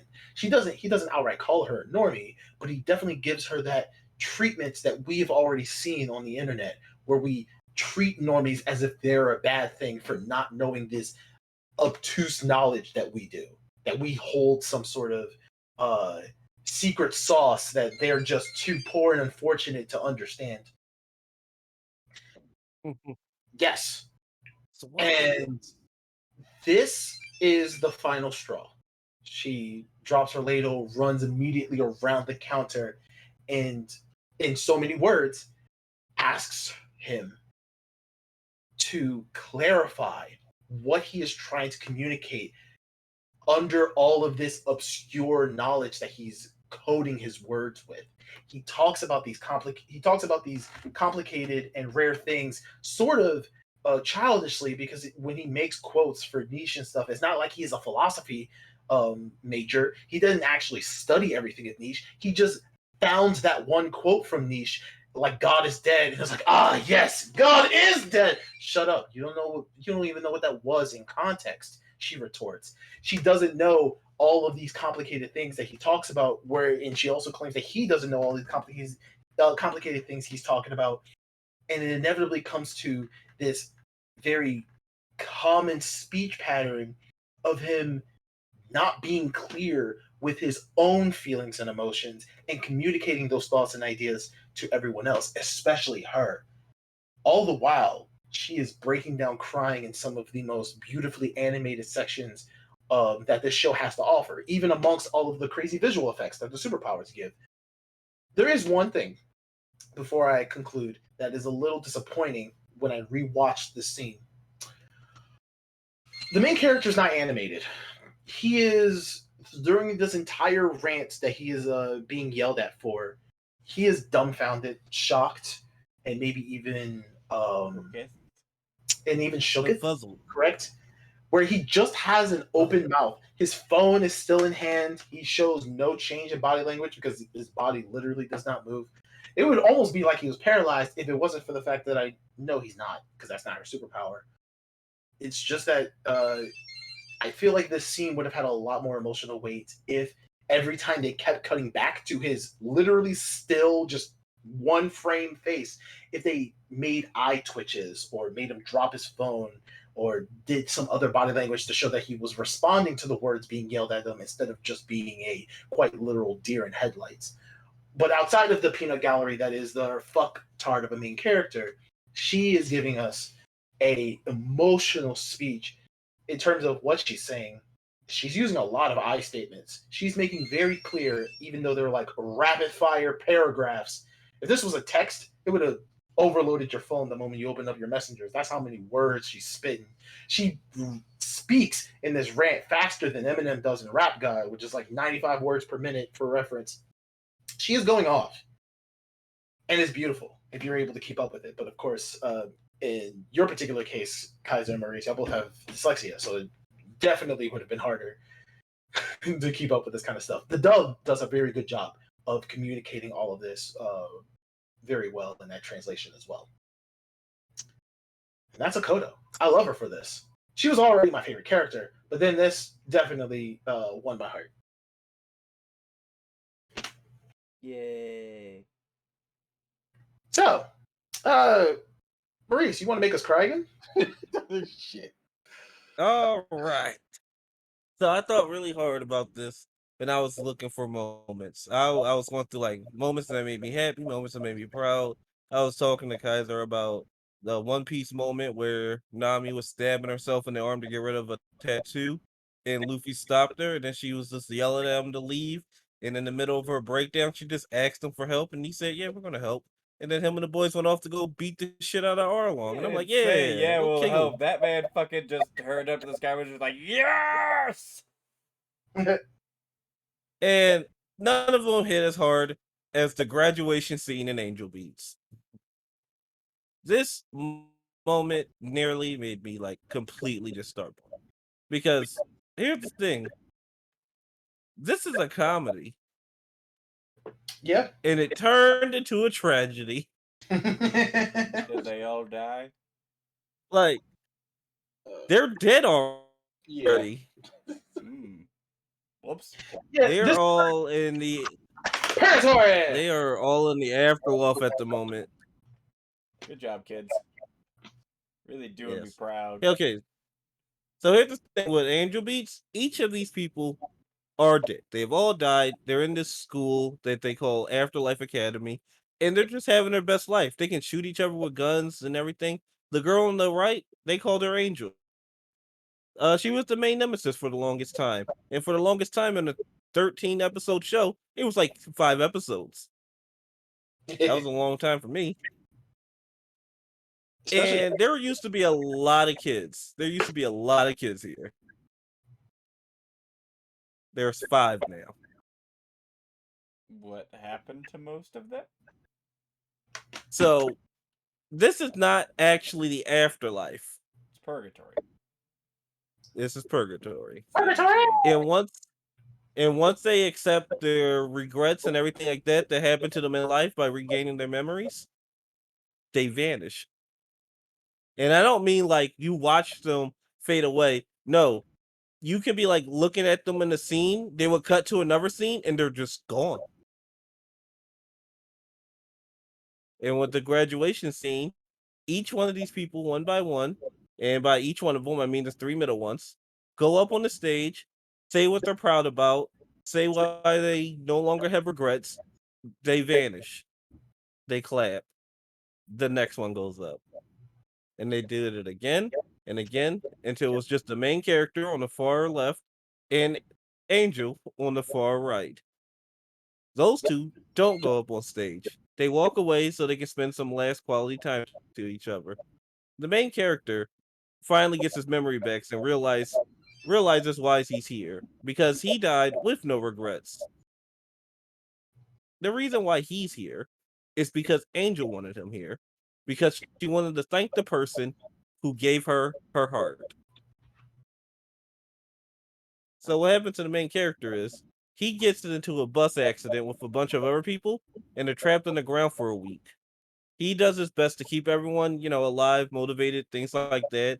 And slowly he succumbs to his wounds since during the accident he kind of got stabbed in the side. And while he was slowly dying, he remembered his little sister said that she wanted to be an organ donor. So he took out his insurance card because Japanese people have those.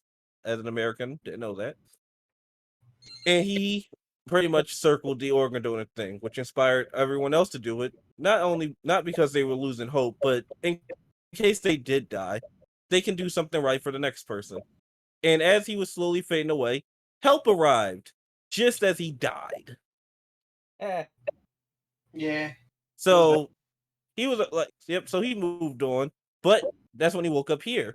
And the reason why here is because Angel, the one on the far left, the one on the far right, once again, got his heart in a heart transplant, got to live a somewhat healthier life until eventually she passed away.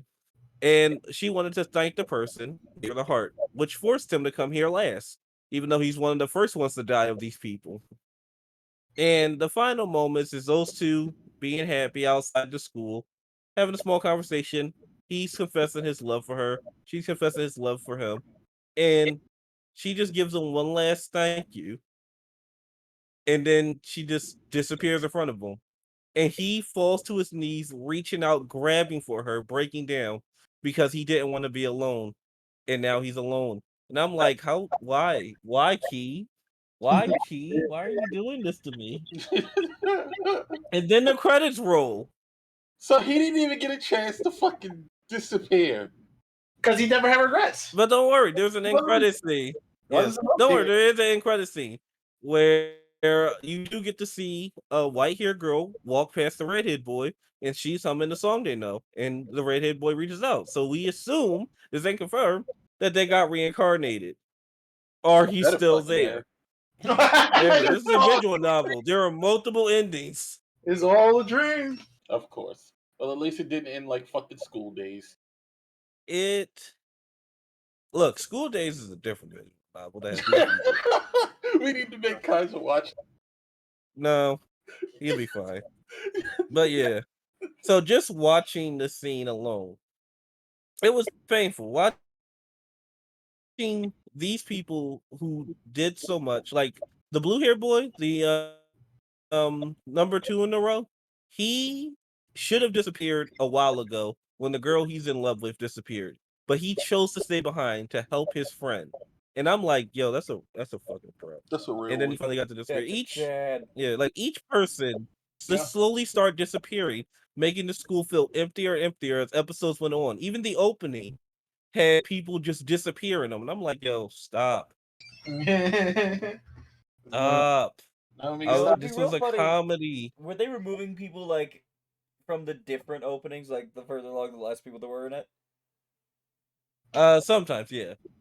I feel like that'd be funny, Like, especially if they did a full like cast lineup, like like fucking and oh god, was it High just Guardian no Spice one did, there. but there's just like Yeah. a scene where it's like one Empty. person and the rest of the background has no one. That would have been that would have been so hard. Like this was a sad ass moment. Yeah, it was like a happy moment because apparently it's reincarnation. Bittersweet, But baby. because each person had to come to terms with the fact of how they died. Some of them did not die in a happy way, like most people. Yeah. And it was heartbreaking. Like the blue hair dude, his moment could have made it if this graduation scene wasn't so sad, and the main character didn't drop to his knees trying to grab his fucking girlfriend who just vanished in front of him. Like just vanished. Just one frame she's there, next frame she's gone. He's crying. I'm crying. We're crying. We're crying together. Look what you did. All right. Key Anime, because in his moment, the Key Anime Studio is just laughing like, ho, ho, ho, ho, ho. yeah, these are the You same fool, people who you make allowed us to Planet. give you emotions. Look, Key made Planet, and I should have been Those weary motherfuckers. after the two Planets.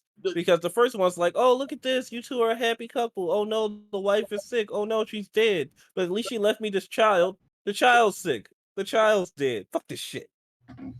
Yeah! You gonna take away both this man things? I can't stand Credit. Had my ass Take crying away like a both this goddamn man's baby. things. Like I didn't know I had unresolved issues with my parents until I watched fucking Planet. Fucking Planet, fucking Air, just Yep. yo, can't y'all make something happy? Exactly. Please make something happy. And then someone's gonna tell me, oh, you gotta watch Charlotte. The fuck I don't. No, I've watched Charlotte. I fucking love Charlotte, but don't watch Charlotte. That I'm not show's gonna just watch as fucking Charlotte. depressing. It's a key anime. I ain't watching that shit. I want to be happy. I want to watch good things. I don't want to watch something. Oh, this is ha ha funny. No, it ain't. Yeah. That's You know what is a haha it's- funny that doesn't have a surprise sadness? I'm looking at it. whatever Kaya's put up. That's Final Fantasy. Apparently Final Fantasy is super depressing if you trust anybody who plays it. Oh no. This fight absolutely has a depressing.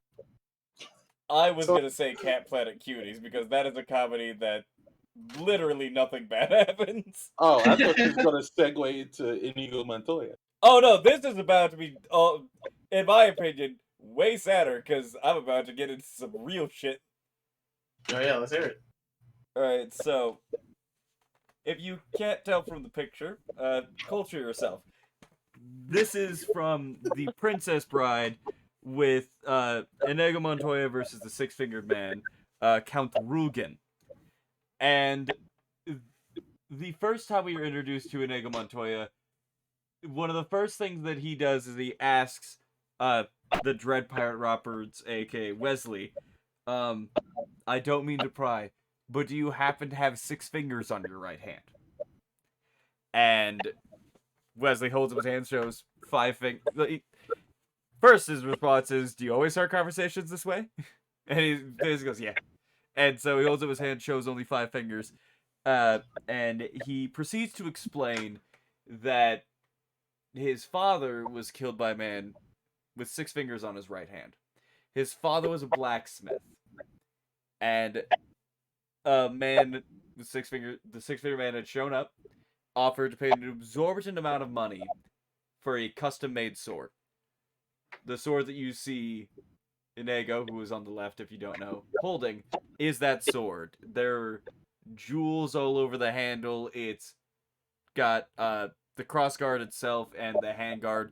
It's all glittering gold. It's a very beautiful blade in the movie and as described in the book. When the Six-Finger Man arrived, he basically tried to play it off like it was good enough, but not good enough for the price that he had initially offered. And he offered him 1/10 the price. And so Inigo's father turned around and said, no, you can't have it. My son will wield this sword. And he hands it to Inigo. And then the 6-fingered man stabbed him. What is that? Inigo then immediately challenged him to a duel because obviously he just watched the man kill his dad. And he got decimated. And the 6-finger man let him live, but he cut both of Inigo's cheeks. And sorry, that was gross. I can't remember how old Inigo was, but he was like a teenager when this happened. And he spent every single day after that training with the sword. Like, he tirelessly was like, I'm gonna fucking find a way to kick your ass. He spends 20 years training and searching for this man. And the very famous line, obviously, he tells the Dread Pirate Roberts, aka Wesley, that when he finds him, he's gonna look at him and go, "Hello, my name is Inigo Montoya. You killed my father. Prepare to die." And then, lo and behold, Count Rugen is the one that shows up when Wesley, Andre the Giant, and Inigo break into the castle. He sends a bunch of guards at them. Inigo easily defeats them, including stabbing one of them behind his back. Unnecessary flourish. And then He was flexing. Yeah. he 100% was. And then he delivers the line, "I'm Inigo Montoya, you killed my father, prepare to die." And then he gets into a fighting stance. And Count Rugen kind of gets into a stance, tilts his blade over a little bit, and then he runs. Like, full pelt, sprints away. And Inigo just goes, like, you can see it on his face, he's like, "I wasn't expecting that." So he starts to chase after him. Count goes through a door, locks it behind him. Nego throws himself against the door, and Andre the Giant's character's name is Vizik. He's like, "Vizik, I need you!" And he just Wesley's half dead, so he can't even walk. So Andre is holding him up. He's like, "I can't leave him alone." And the desperation from Nego, it's like, "He's getting away, please." Finally, Vizik walks over, punches the door in, and Inigo chases after him. They're running down the stairs. He's catching up to him. He's catching up to him. He's catching up to him. Finally, they get in the same room together. And right as he enters the room, Count Rugen throws a dagger into Inigo's stomach. Immediately connects, and he stutters for a second and says, "I'm sorry, father. I tried." And then he falls back against the wall and slumps over. Now, obviously, considering I didn't get to the part where their blades were crossed, that's not the end of the scene. And that was all set up for the moment that... It's one of those moments that I can personally see vividly in my head every time I think about it. Other scenes that could compare would be the death of Boromir, the Battle of Gandalf, and the Balrog. Just scenes that I grew up with as a kid that I watched over and over and over again. Another one, funny enough, Sinbad, and I believe the subtitle was "And the Legend of the Seven Seas," when they hook onto the giant sea monster and get pulled. That's another scene that plays easily in my head. But this scene is the number one of all of those. You need to start charging these scenes rent. I can't find them. I know where they are, but I can't reach them. He goes into the hospital, will go to make bed. I'm gonna be on hospice, and my dying thoughts are probably gonna be this scene. Because Count Rugen kind of walks up, and he goes, "Ah, you're that little Spanish brat I taught a lesson to all those years ago." And as he says that, he pulls the dagger out of his stomach, and Count Rugen's response is, "Good heavens, are you still trying to win?" And Inigo pushes himself off the wall, takes like a quarter step forward, grimaces in pain, falls back. And Count Rugen just goes, "You have an overinflated sense of vengeance. It's going to get you into trouble." And he pulls out his sword, and he lunges. But Inigo barely manages to block it to the side, and as that happens, the music just has a little bit of a whack. And he deflects it to the side, it still stabs him in the shoulder. Count Rugen pulls back, stabs it again. He blocks it to the other side, stabs him in the bicep.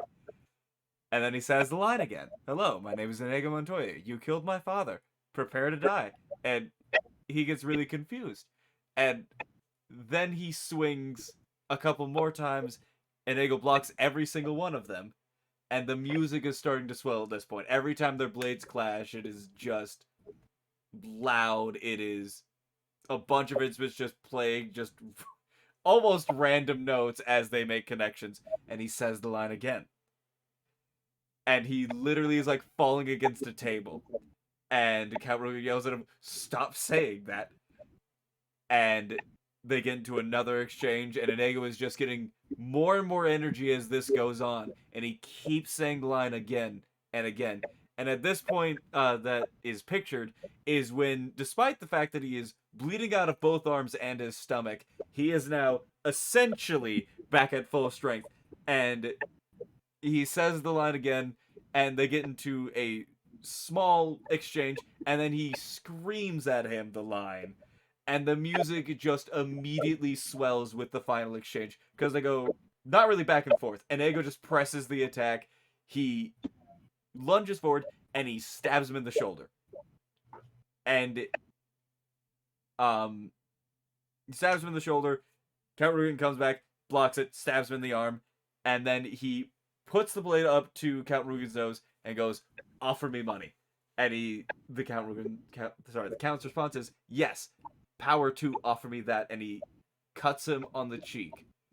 Cut to the cheek, offer me money. Yes, cut to the other cheek. Power to offer me that. Cuts his other cheek.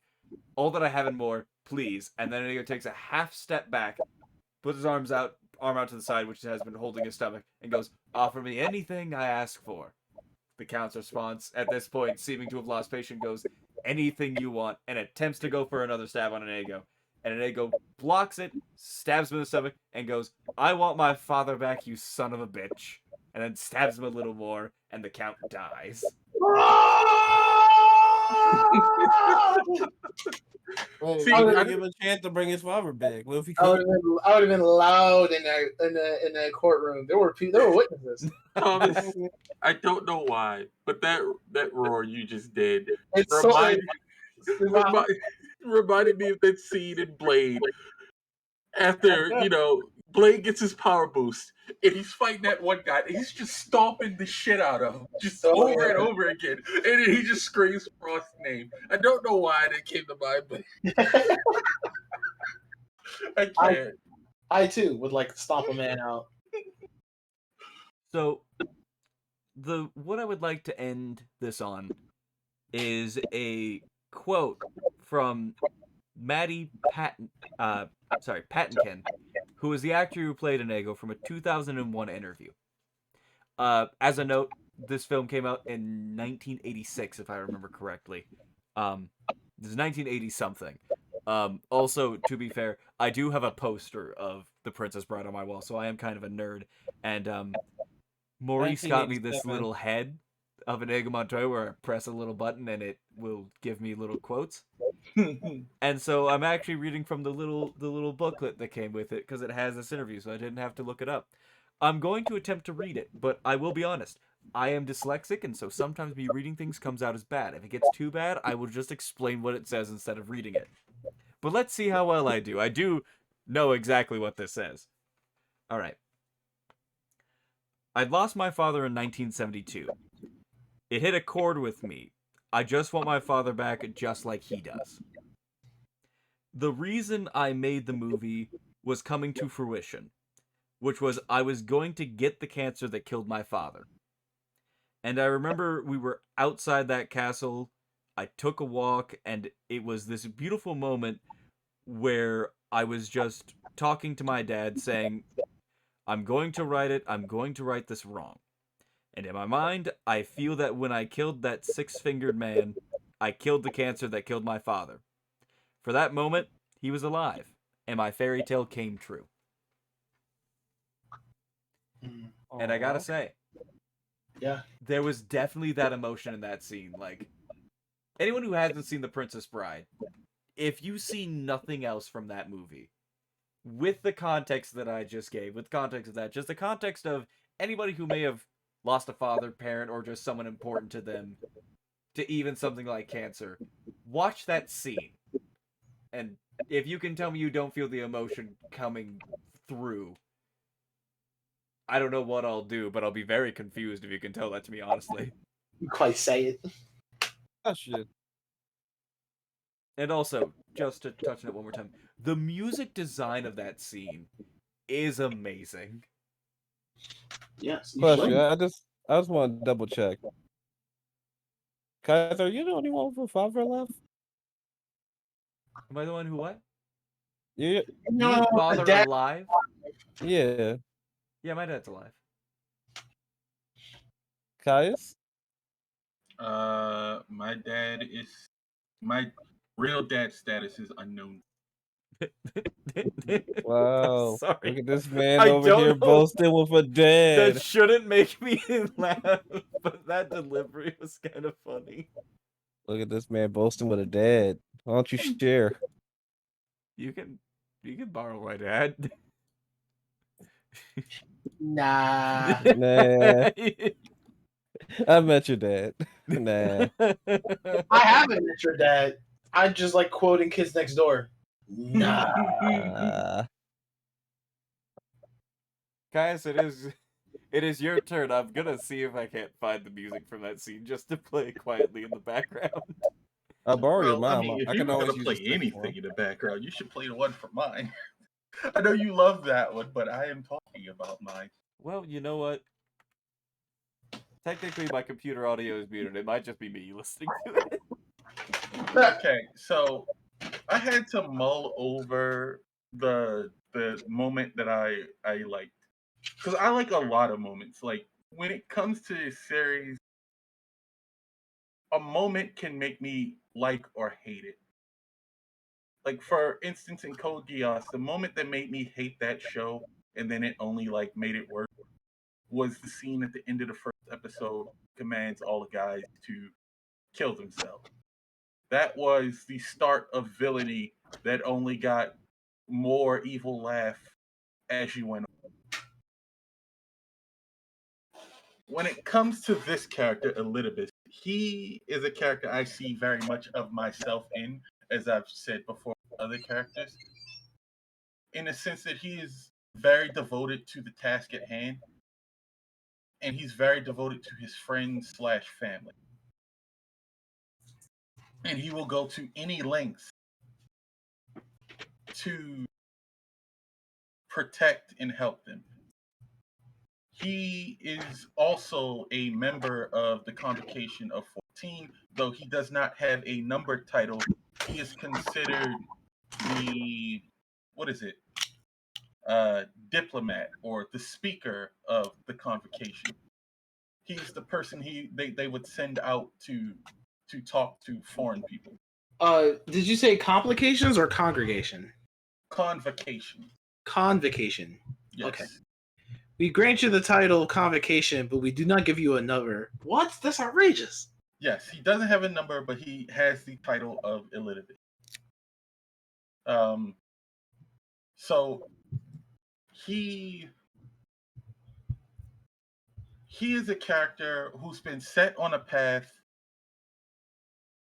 to bring the world back to the way it was, to restore the world, as the same thing with Emmett Self. But he is driven more so by a promise he made to a friend he had a long time ago. And it was that promise that first made him sacrifice himself to be the heart of the god that they used to save the world before. Mm-hmm. Mm-hmm. But before it was shattered, he saw his brothers and sisters bickering, and he tried to stop it. He separated himself from the god just to come down and stop his brothers from fighting, because it hurt him more to see them at war than it did anything else. Aww. He loves us. And he goes on to his story is fucking sad. So basically, he's been doing this so long that he's actually forgotten why he's doing it. Why am I here? He knows he made a promise. He knows that he has to do it, but the memories of it is just lost to him. He only has his, not the why anymore. And after Emmett Selk was gone, he decides, since the Warrior of Light put down Emmett Selk, he has become the villain of our story. He's the thing that opposes us from completing our task. I'm going to become the hero that saves the world. He essentially decides, I'm going to become the main character. Move out of the way, Warrior of Light. So he comes to meet you in the first, not long after Emmett Selk's death, and he starts gathering people and getting them to answer the call of Heidelin, which is the person that's backing you as a character, that's making you so strong. and he's basically fulfilling the requirements to turn all the other people into warriors of light.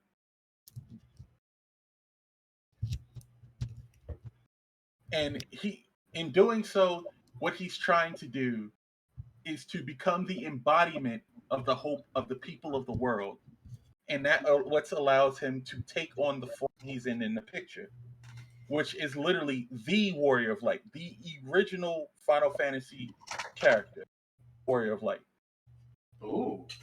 And he goes on to summon other Warriors of Light from across time and other worlds to empower himself to become the ultimate hero. Are these Or other warriors? Ultimate warrior. yes, Are these, all the other people surrounding him are the spirits and souls of Warriors of Light from the other world.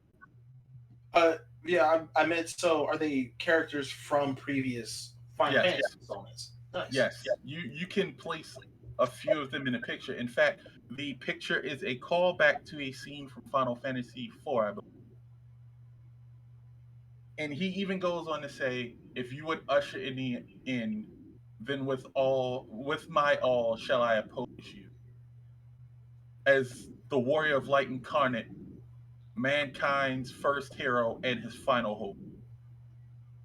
And he battles you on top of the Crystal Tower in a duel to the death, where it's him trying to bring back a world that's lost, and you who's trying to put down a man who's lost himself in his purpose and his duty to give him the freedom that he never had.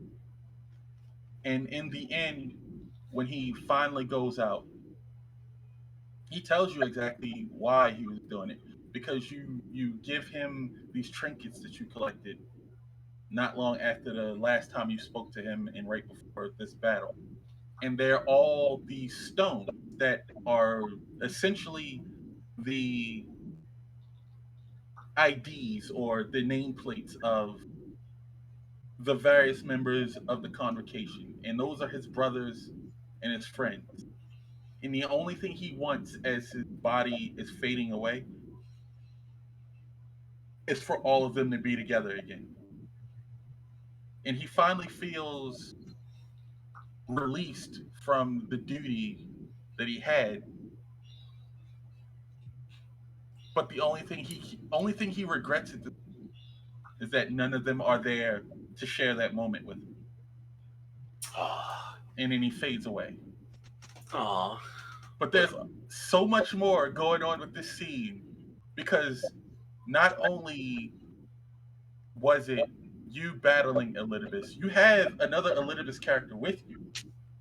If you remember the guy who got kidnapped by the Emmett Cell, Yep. he's with you. He's with Nobody you boy. as you're fighting your way up the tower, and he too had he's a mirror for Elidibus. And as you defeat Elidibus in a tag team combo move that came kind of straight out of Gurren Lagann, uh, not only does Elidibus go out and you fully understand him and you release him from his despair, you lose your friend, because the strain on your friend helping you fight a fucking god of heroes causes him to lose his life as well. Ah! And it's like your friend tells you, not only did we destroy the Light Warden, take out all the leads of the Asians, and secured hope for a world that was broken and should have been destroyed 200 years ago. We secured a way back to our original, but the only downside is you had to sacrifice your best friend to do it. No! Ah! And then right after that, I consider all of this one big part of the story. Go on a world tour, because one of the things that you have is a device that allows you to absorb the memory of your friend, like his consciousness. Oh, that's convenient. Well, that's what they were working on. Only the Warrior of Light can cross through the rift between worlds, so they plan to take his other friends, and it's complicated. But essentially, he dies, but you have his memories with with you, Put him into like, a robot. and you basically take his memories on a world tour of the world. He single-handedly saved. This was not a group effort. He had saved it before we got here. We just got rid of all of the remnants of the bad guys and the main bad guy who caused it. He saved it on his own. Thanks. And you take him on a world tour of all the people he saved and all the lives he touched and all the things he built. And then you finally take him home because he's from the same world you're from. And he's been trapped over here for hundreds of years by himself, waiting for you to get there with me. Thanks. So you took him home, Yeah. country road, That's right. to the place where he belongs. The chorus of the song to this fight is literally has riding home in it. West Virginia. But Right. another extra layer to this boss fight where you're putting down a guy who, once again, could be you in another story. And you're also dealing with mirrors with the main characters. The lead music producer of the game was dying of cancer as he wrote the song. Mm. And he was getting cancer treatment, and they managed to send the cancer into remission. He finished the song on time and put it into the game. And the song is called fucking hell.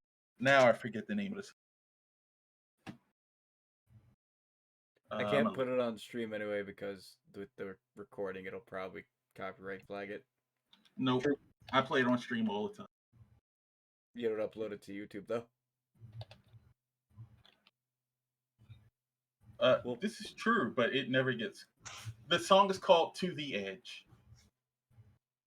I'm on the edge.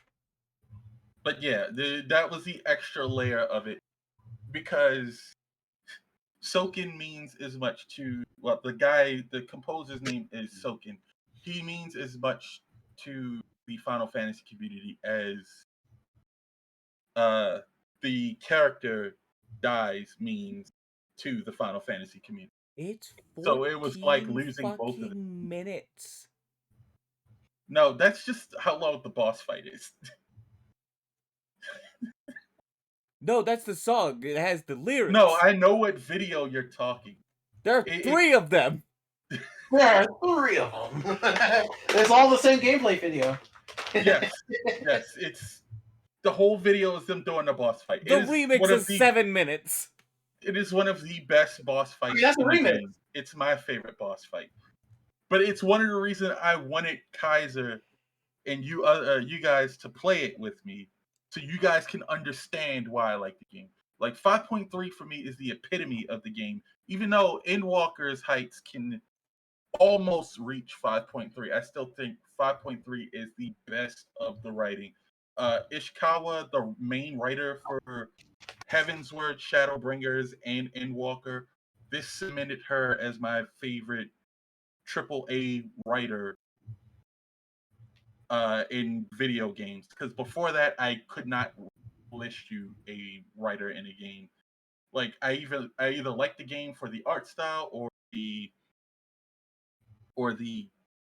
gameplay, or it was dot hack, and I just really like fucking story. Like I didn't always like the writing for the dialogue, but I liked the story. This I liked everything about it. I know her name. That's how I know it's great because I don't know anybody's name. The high praise. Yeah, and she also wrote the Dark Knight quest line, which is one of the best quest lines in the game, arguably the best quest line in the game, with some crazy twists and turns in it. Like Kaiser would definitely call that quest line edgy, but I guarantee you he would like writing it. I would Nice. what? You guarantee I would what? Like the writing in the quest line. Oh. That's a very bold claim. That's Yes. right. It's your brand of edgy. It's also Final Fantasy.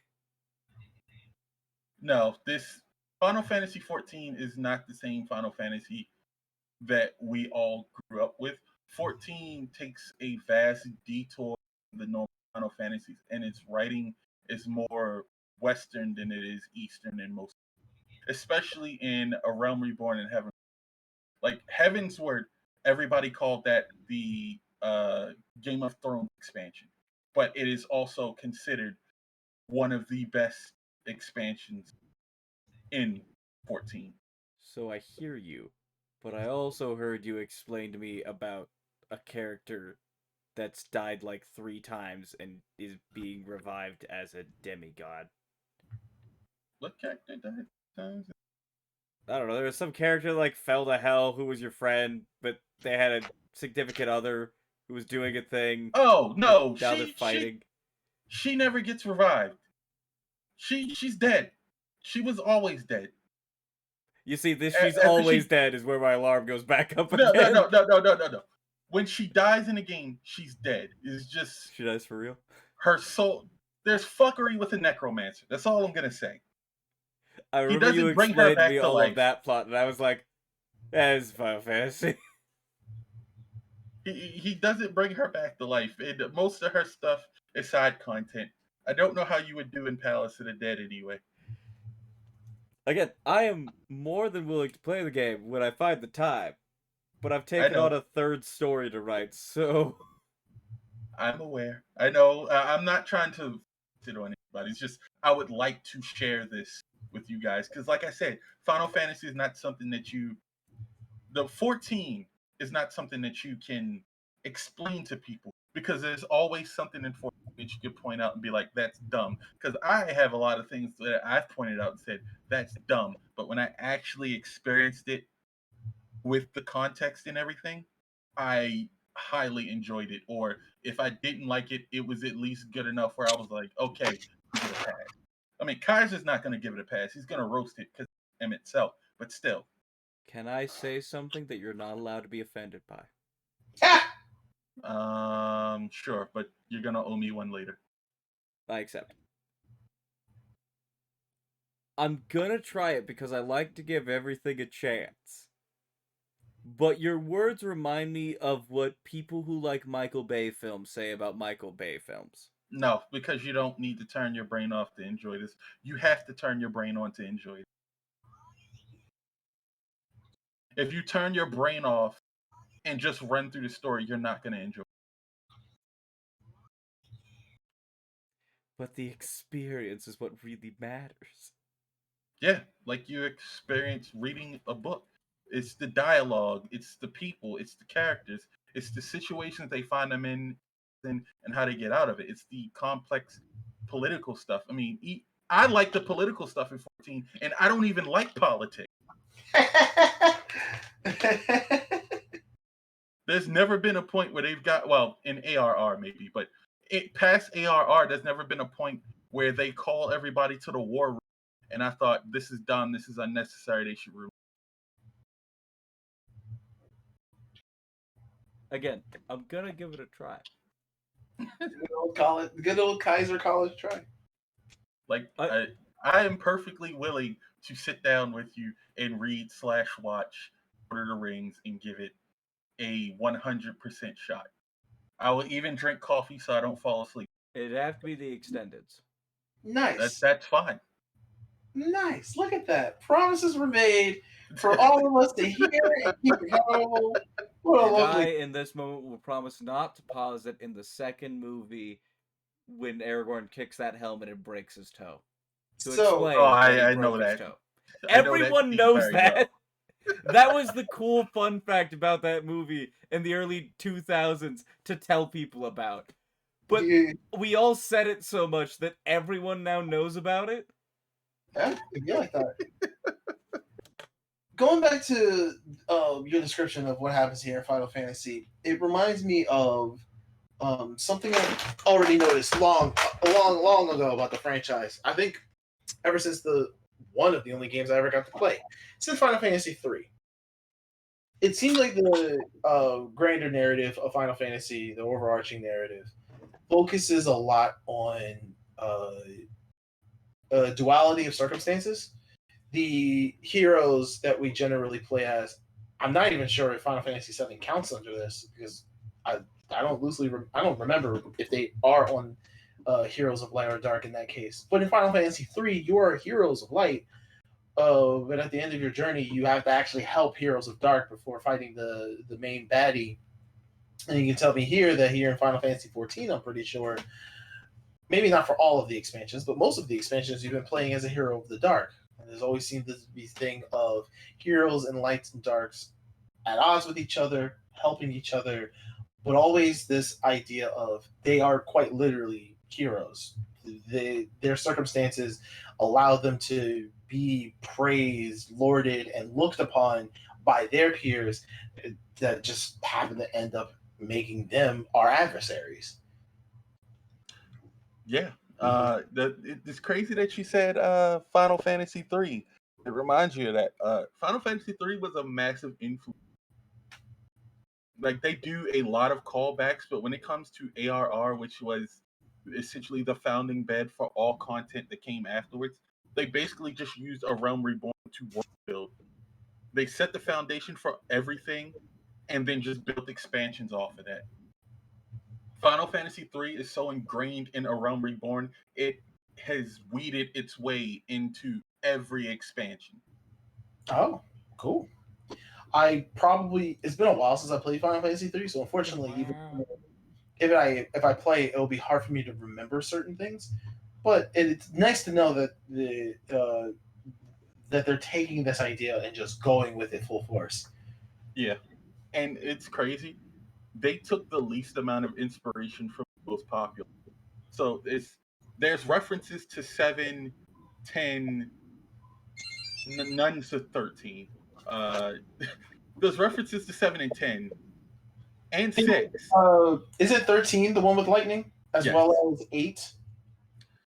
8 has its own section. It actually takes a lot of reference from 8 for Shadowbringers.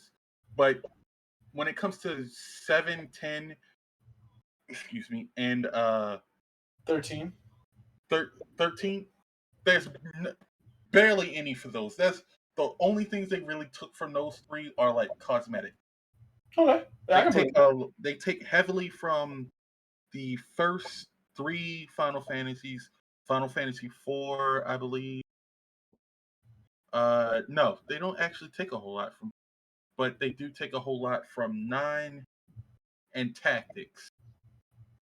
They take a whole lot from Tactics to the Okay, point where some people consider 14 like a sequel to Tactics. it's quite a statement.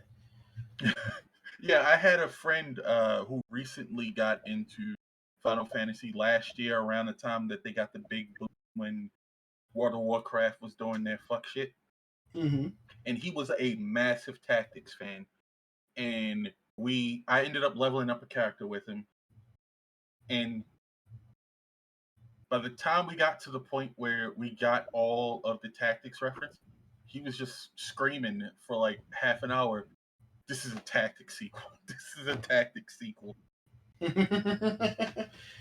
Just the most intrusive thought that becomes less intrusive and more permanent. All right. Is there anything else that you wanted to tell us about this awesome Warrior of Light cameo No, final battle? well, other than the fact that Elidibus is my favorite character, well, like he's my favorite villain in the game. Like he surpassed him itself for me because there's a lot of So, so are you telling me then that you could have just swapped the images today and nothing would have changed? like that's the thing. I like Emmett for villainy. I like the fact that Emmett is a tsundere. When it comes to Elidibus, he's not a villain at all. Like even though he's an Ascian, he has never once approached you as a villain. He always approaches you as an emissary. Like he wants to understand you. He wants to maybe even wants to use you to help further their goals, but he does not want to oppose you. It wasn't until you did what you did with him itself and took him out that he was like, okay, we lost La Hebrea, we lost Im itself. I'm the only one left that's not sundered and not fucking insane who can deal with you. I have to remove you and carry out the plan because nobody else has the power to. And Right to use, not abuse. since you took out the Listen, strongest of us, we broke down negotiations. It's quite a shame, but it is what it is. since you took down the strongest of us, I'm going to have to pull out all the stops I have in order to take you out because I am not a fighter. I'm an emissary. I'm not as strong as M itself. So this is why he goes on the plan, does the thing that he does. Because like as there with Final Fantasy, you can play the story solo, but like an MMO, you have to deal with patch content and stuff like that. Yeah. So you have the expansion, which deals with the greater arc of the story, and that's like playing a full 60-hour JRPG. And then when you get to patch content, the first three patches, so 5.1, 5.2, 5.3, those all wrap up any of the lingering threads in that expansion and then pushes you into the next expansion. And then you go from 5.4, 5.5. Those set up the next expansions. 5.3 was the end of the Shadowbringers thing and just wrapped up everything with the Asians and the the reflection that you're on. Okay, yeah, I respect that. It's a lot of content. Over 60 hours just from the initial expansion? Good God. No, A Realm Reborn has way more content than the rest because they had to do all the world building to the point where they've actually cut out a lot of the quests. Like they cut all the quests in half, and it's still like 80 to 90 hours of content if you do all of it and you don't just skip on to the next expansion. I see. I see. Could I add But a I little spent something to over mine? 1,000 hours in the game. Whoa, whoa, whoa, whoa. Whew. I am unfortunately getting tired. Could I add a little I'm sure something we to all are. my moment? Yes. I'm also wearing Princess Bride socks. They're my WAMM socks. You Princess Bride weeb.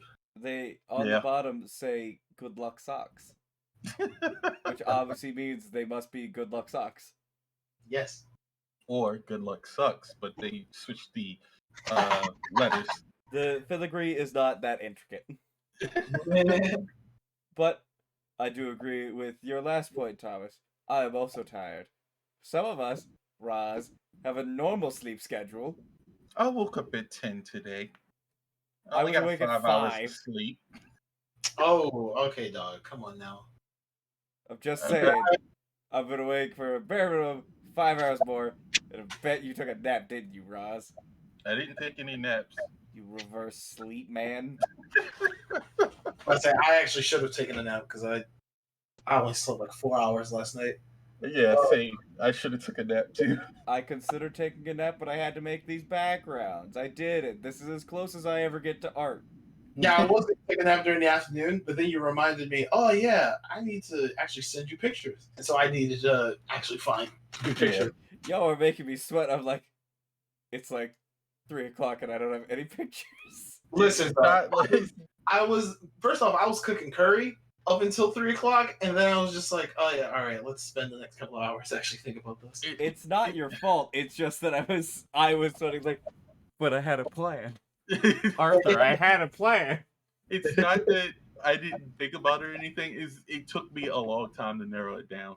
Cause like if this had been like yesterday, it wouldn't have been Elizabeth sitting here. It would have been like an Omnimon picture from the Digimon movie.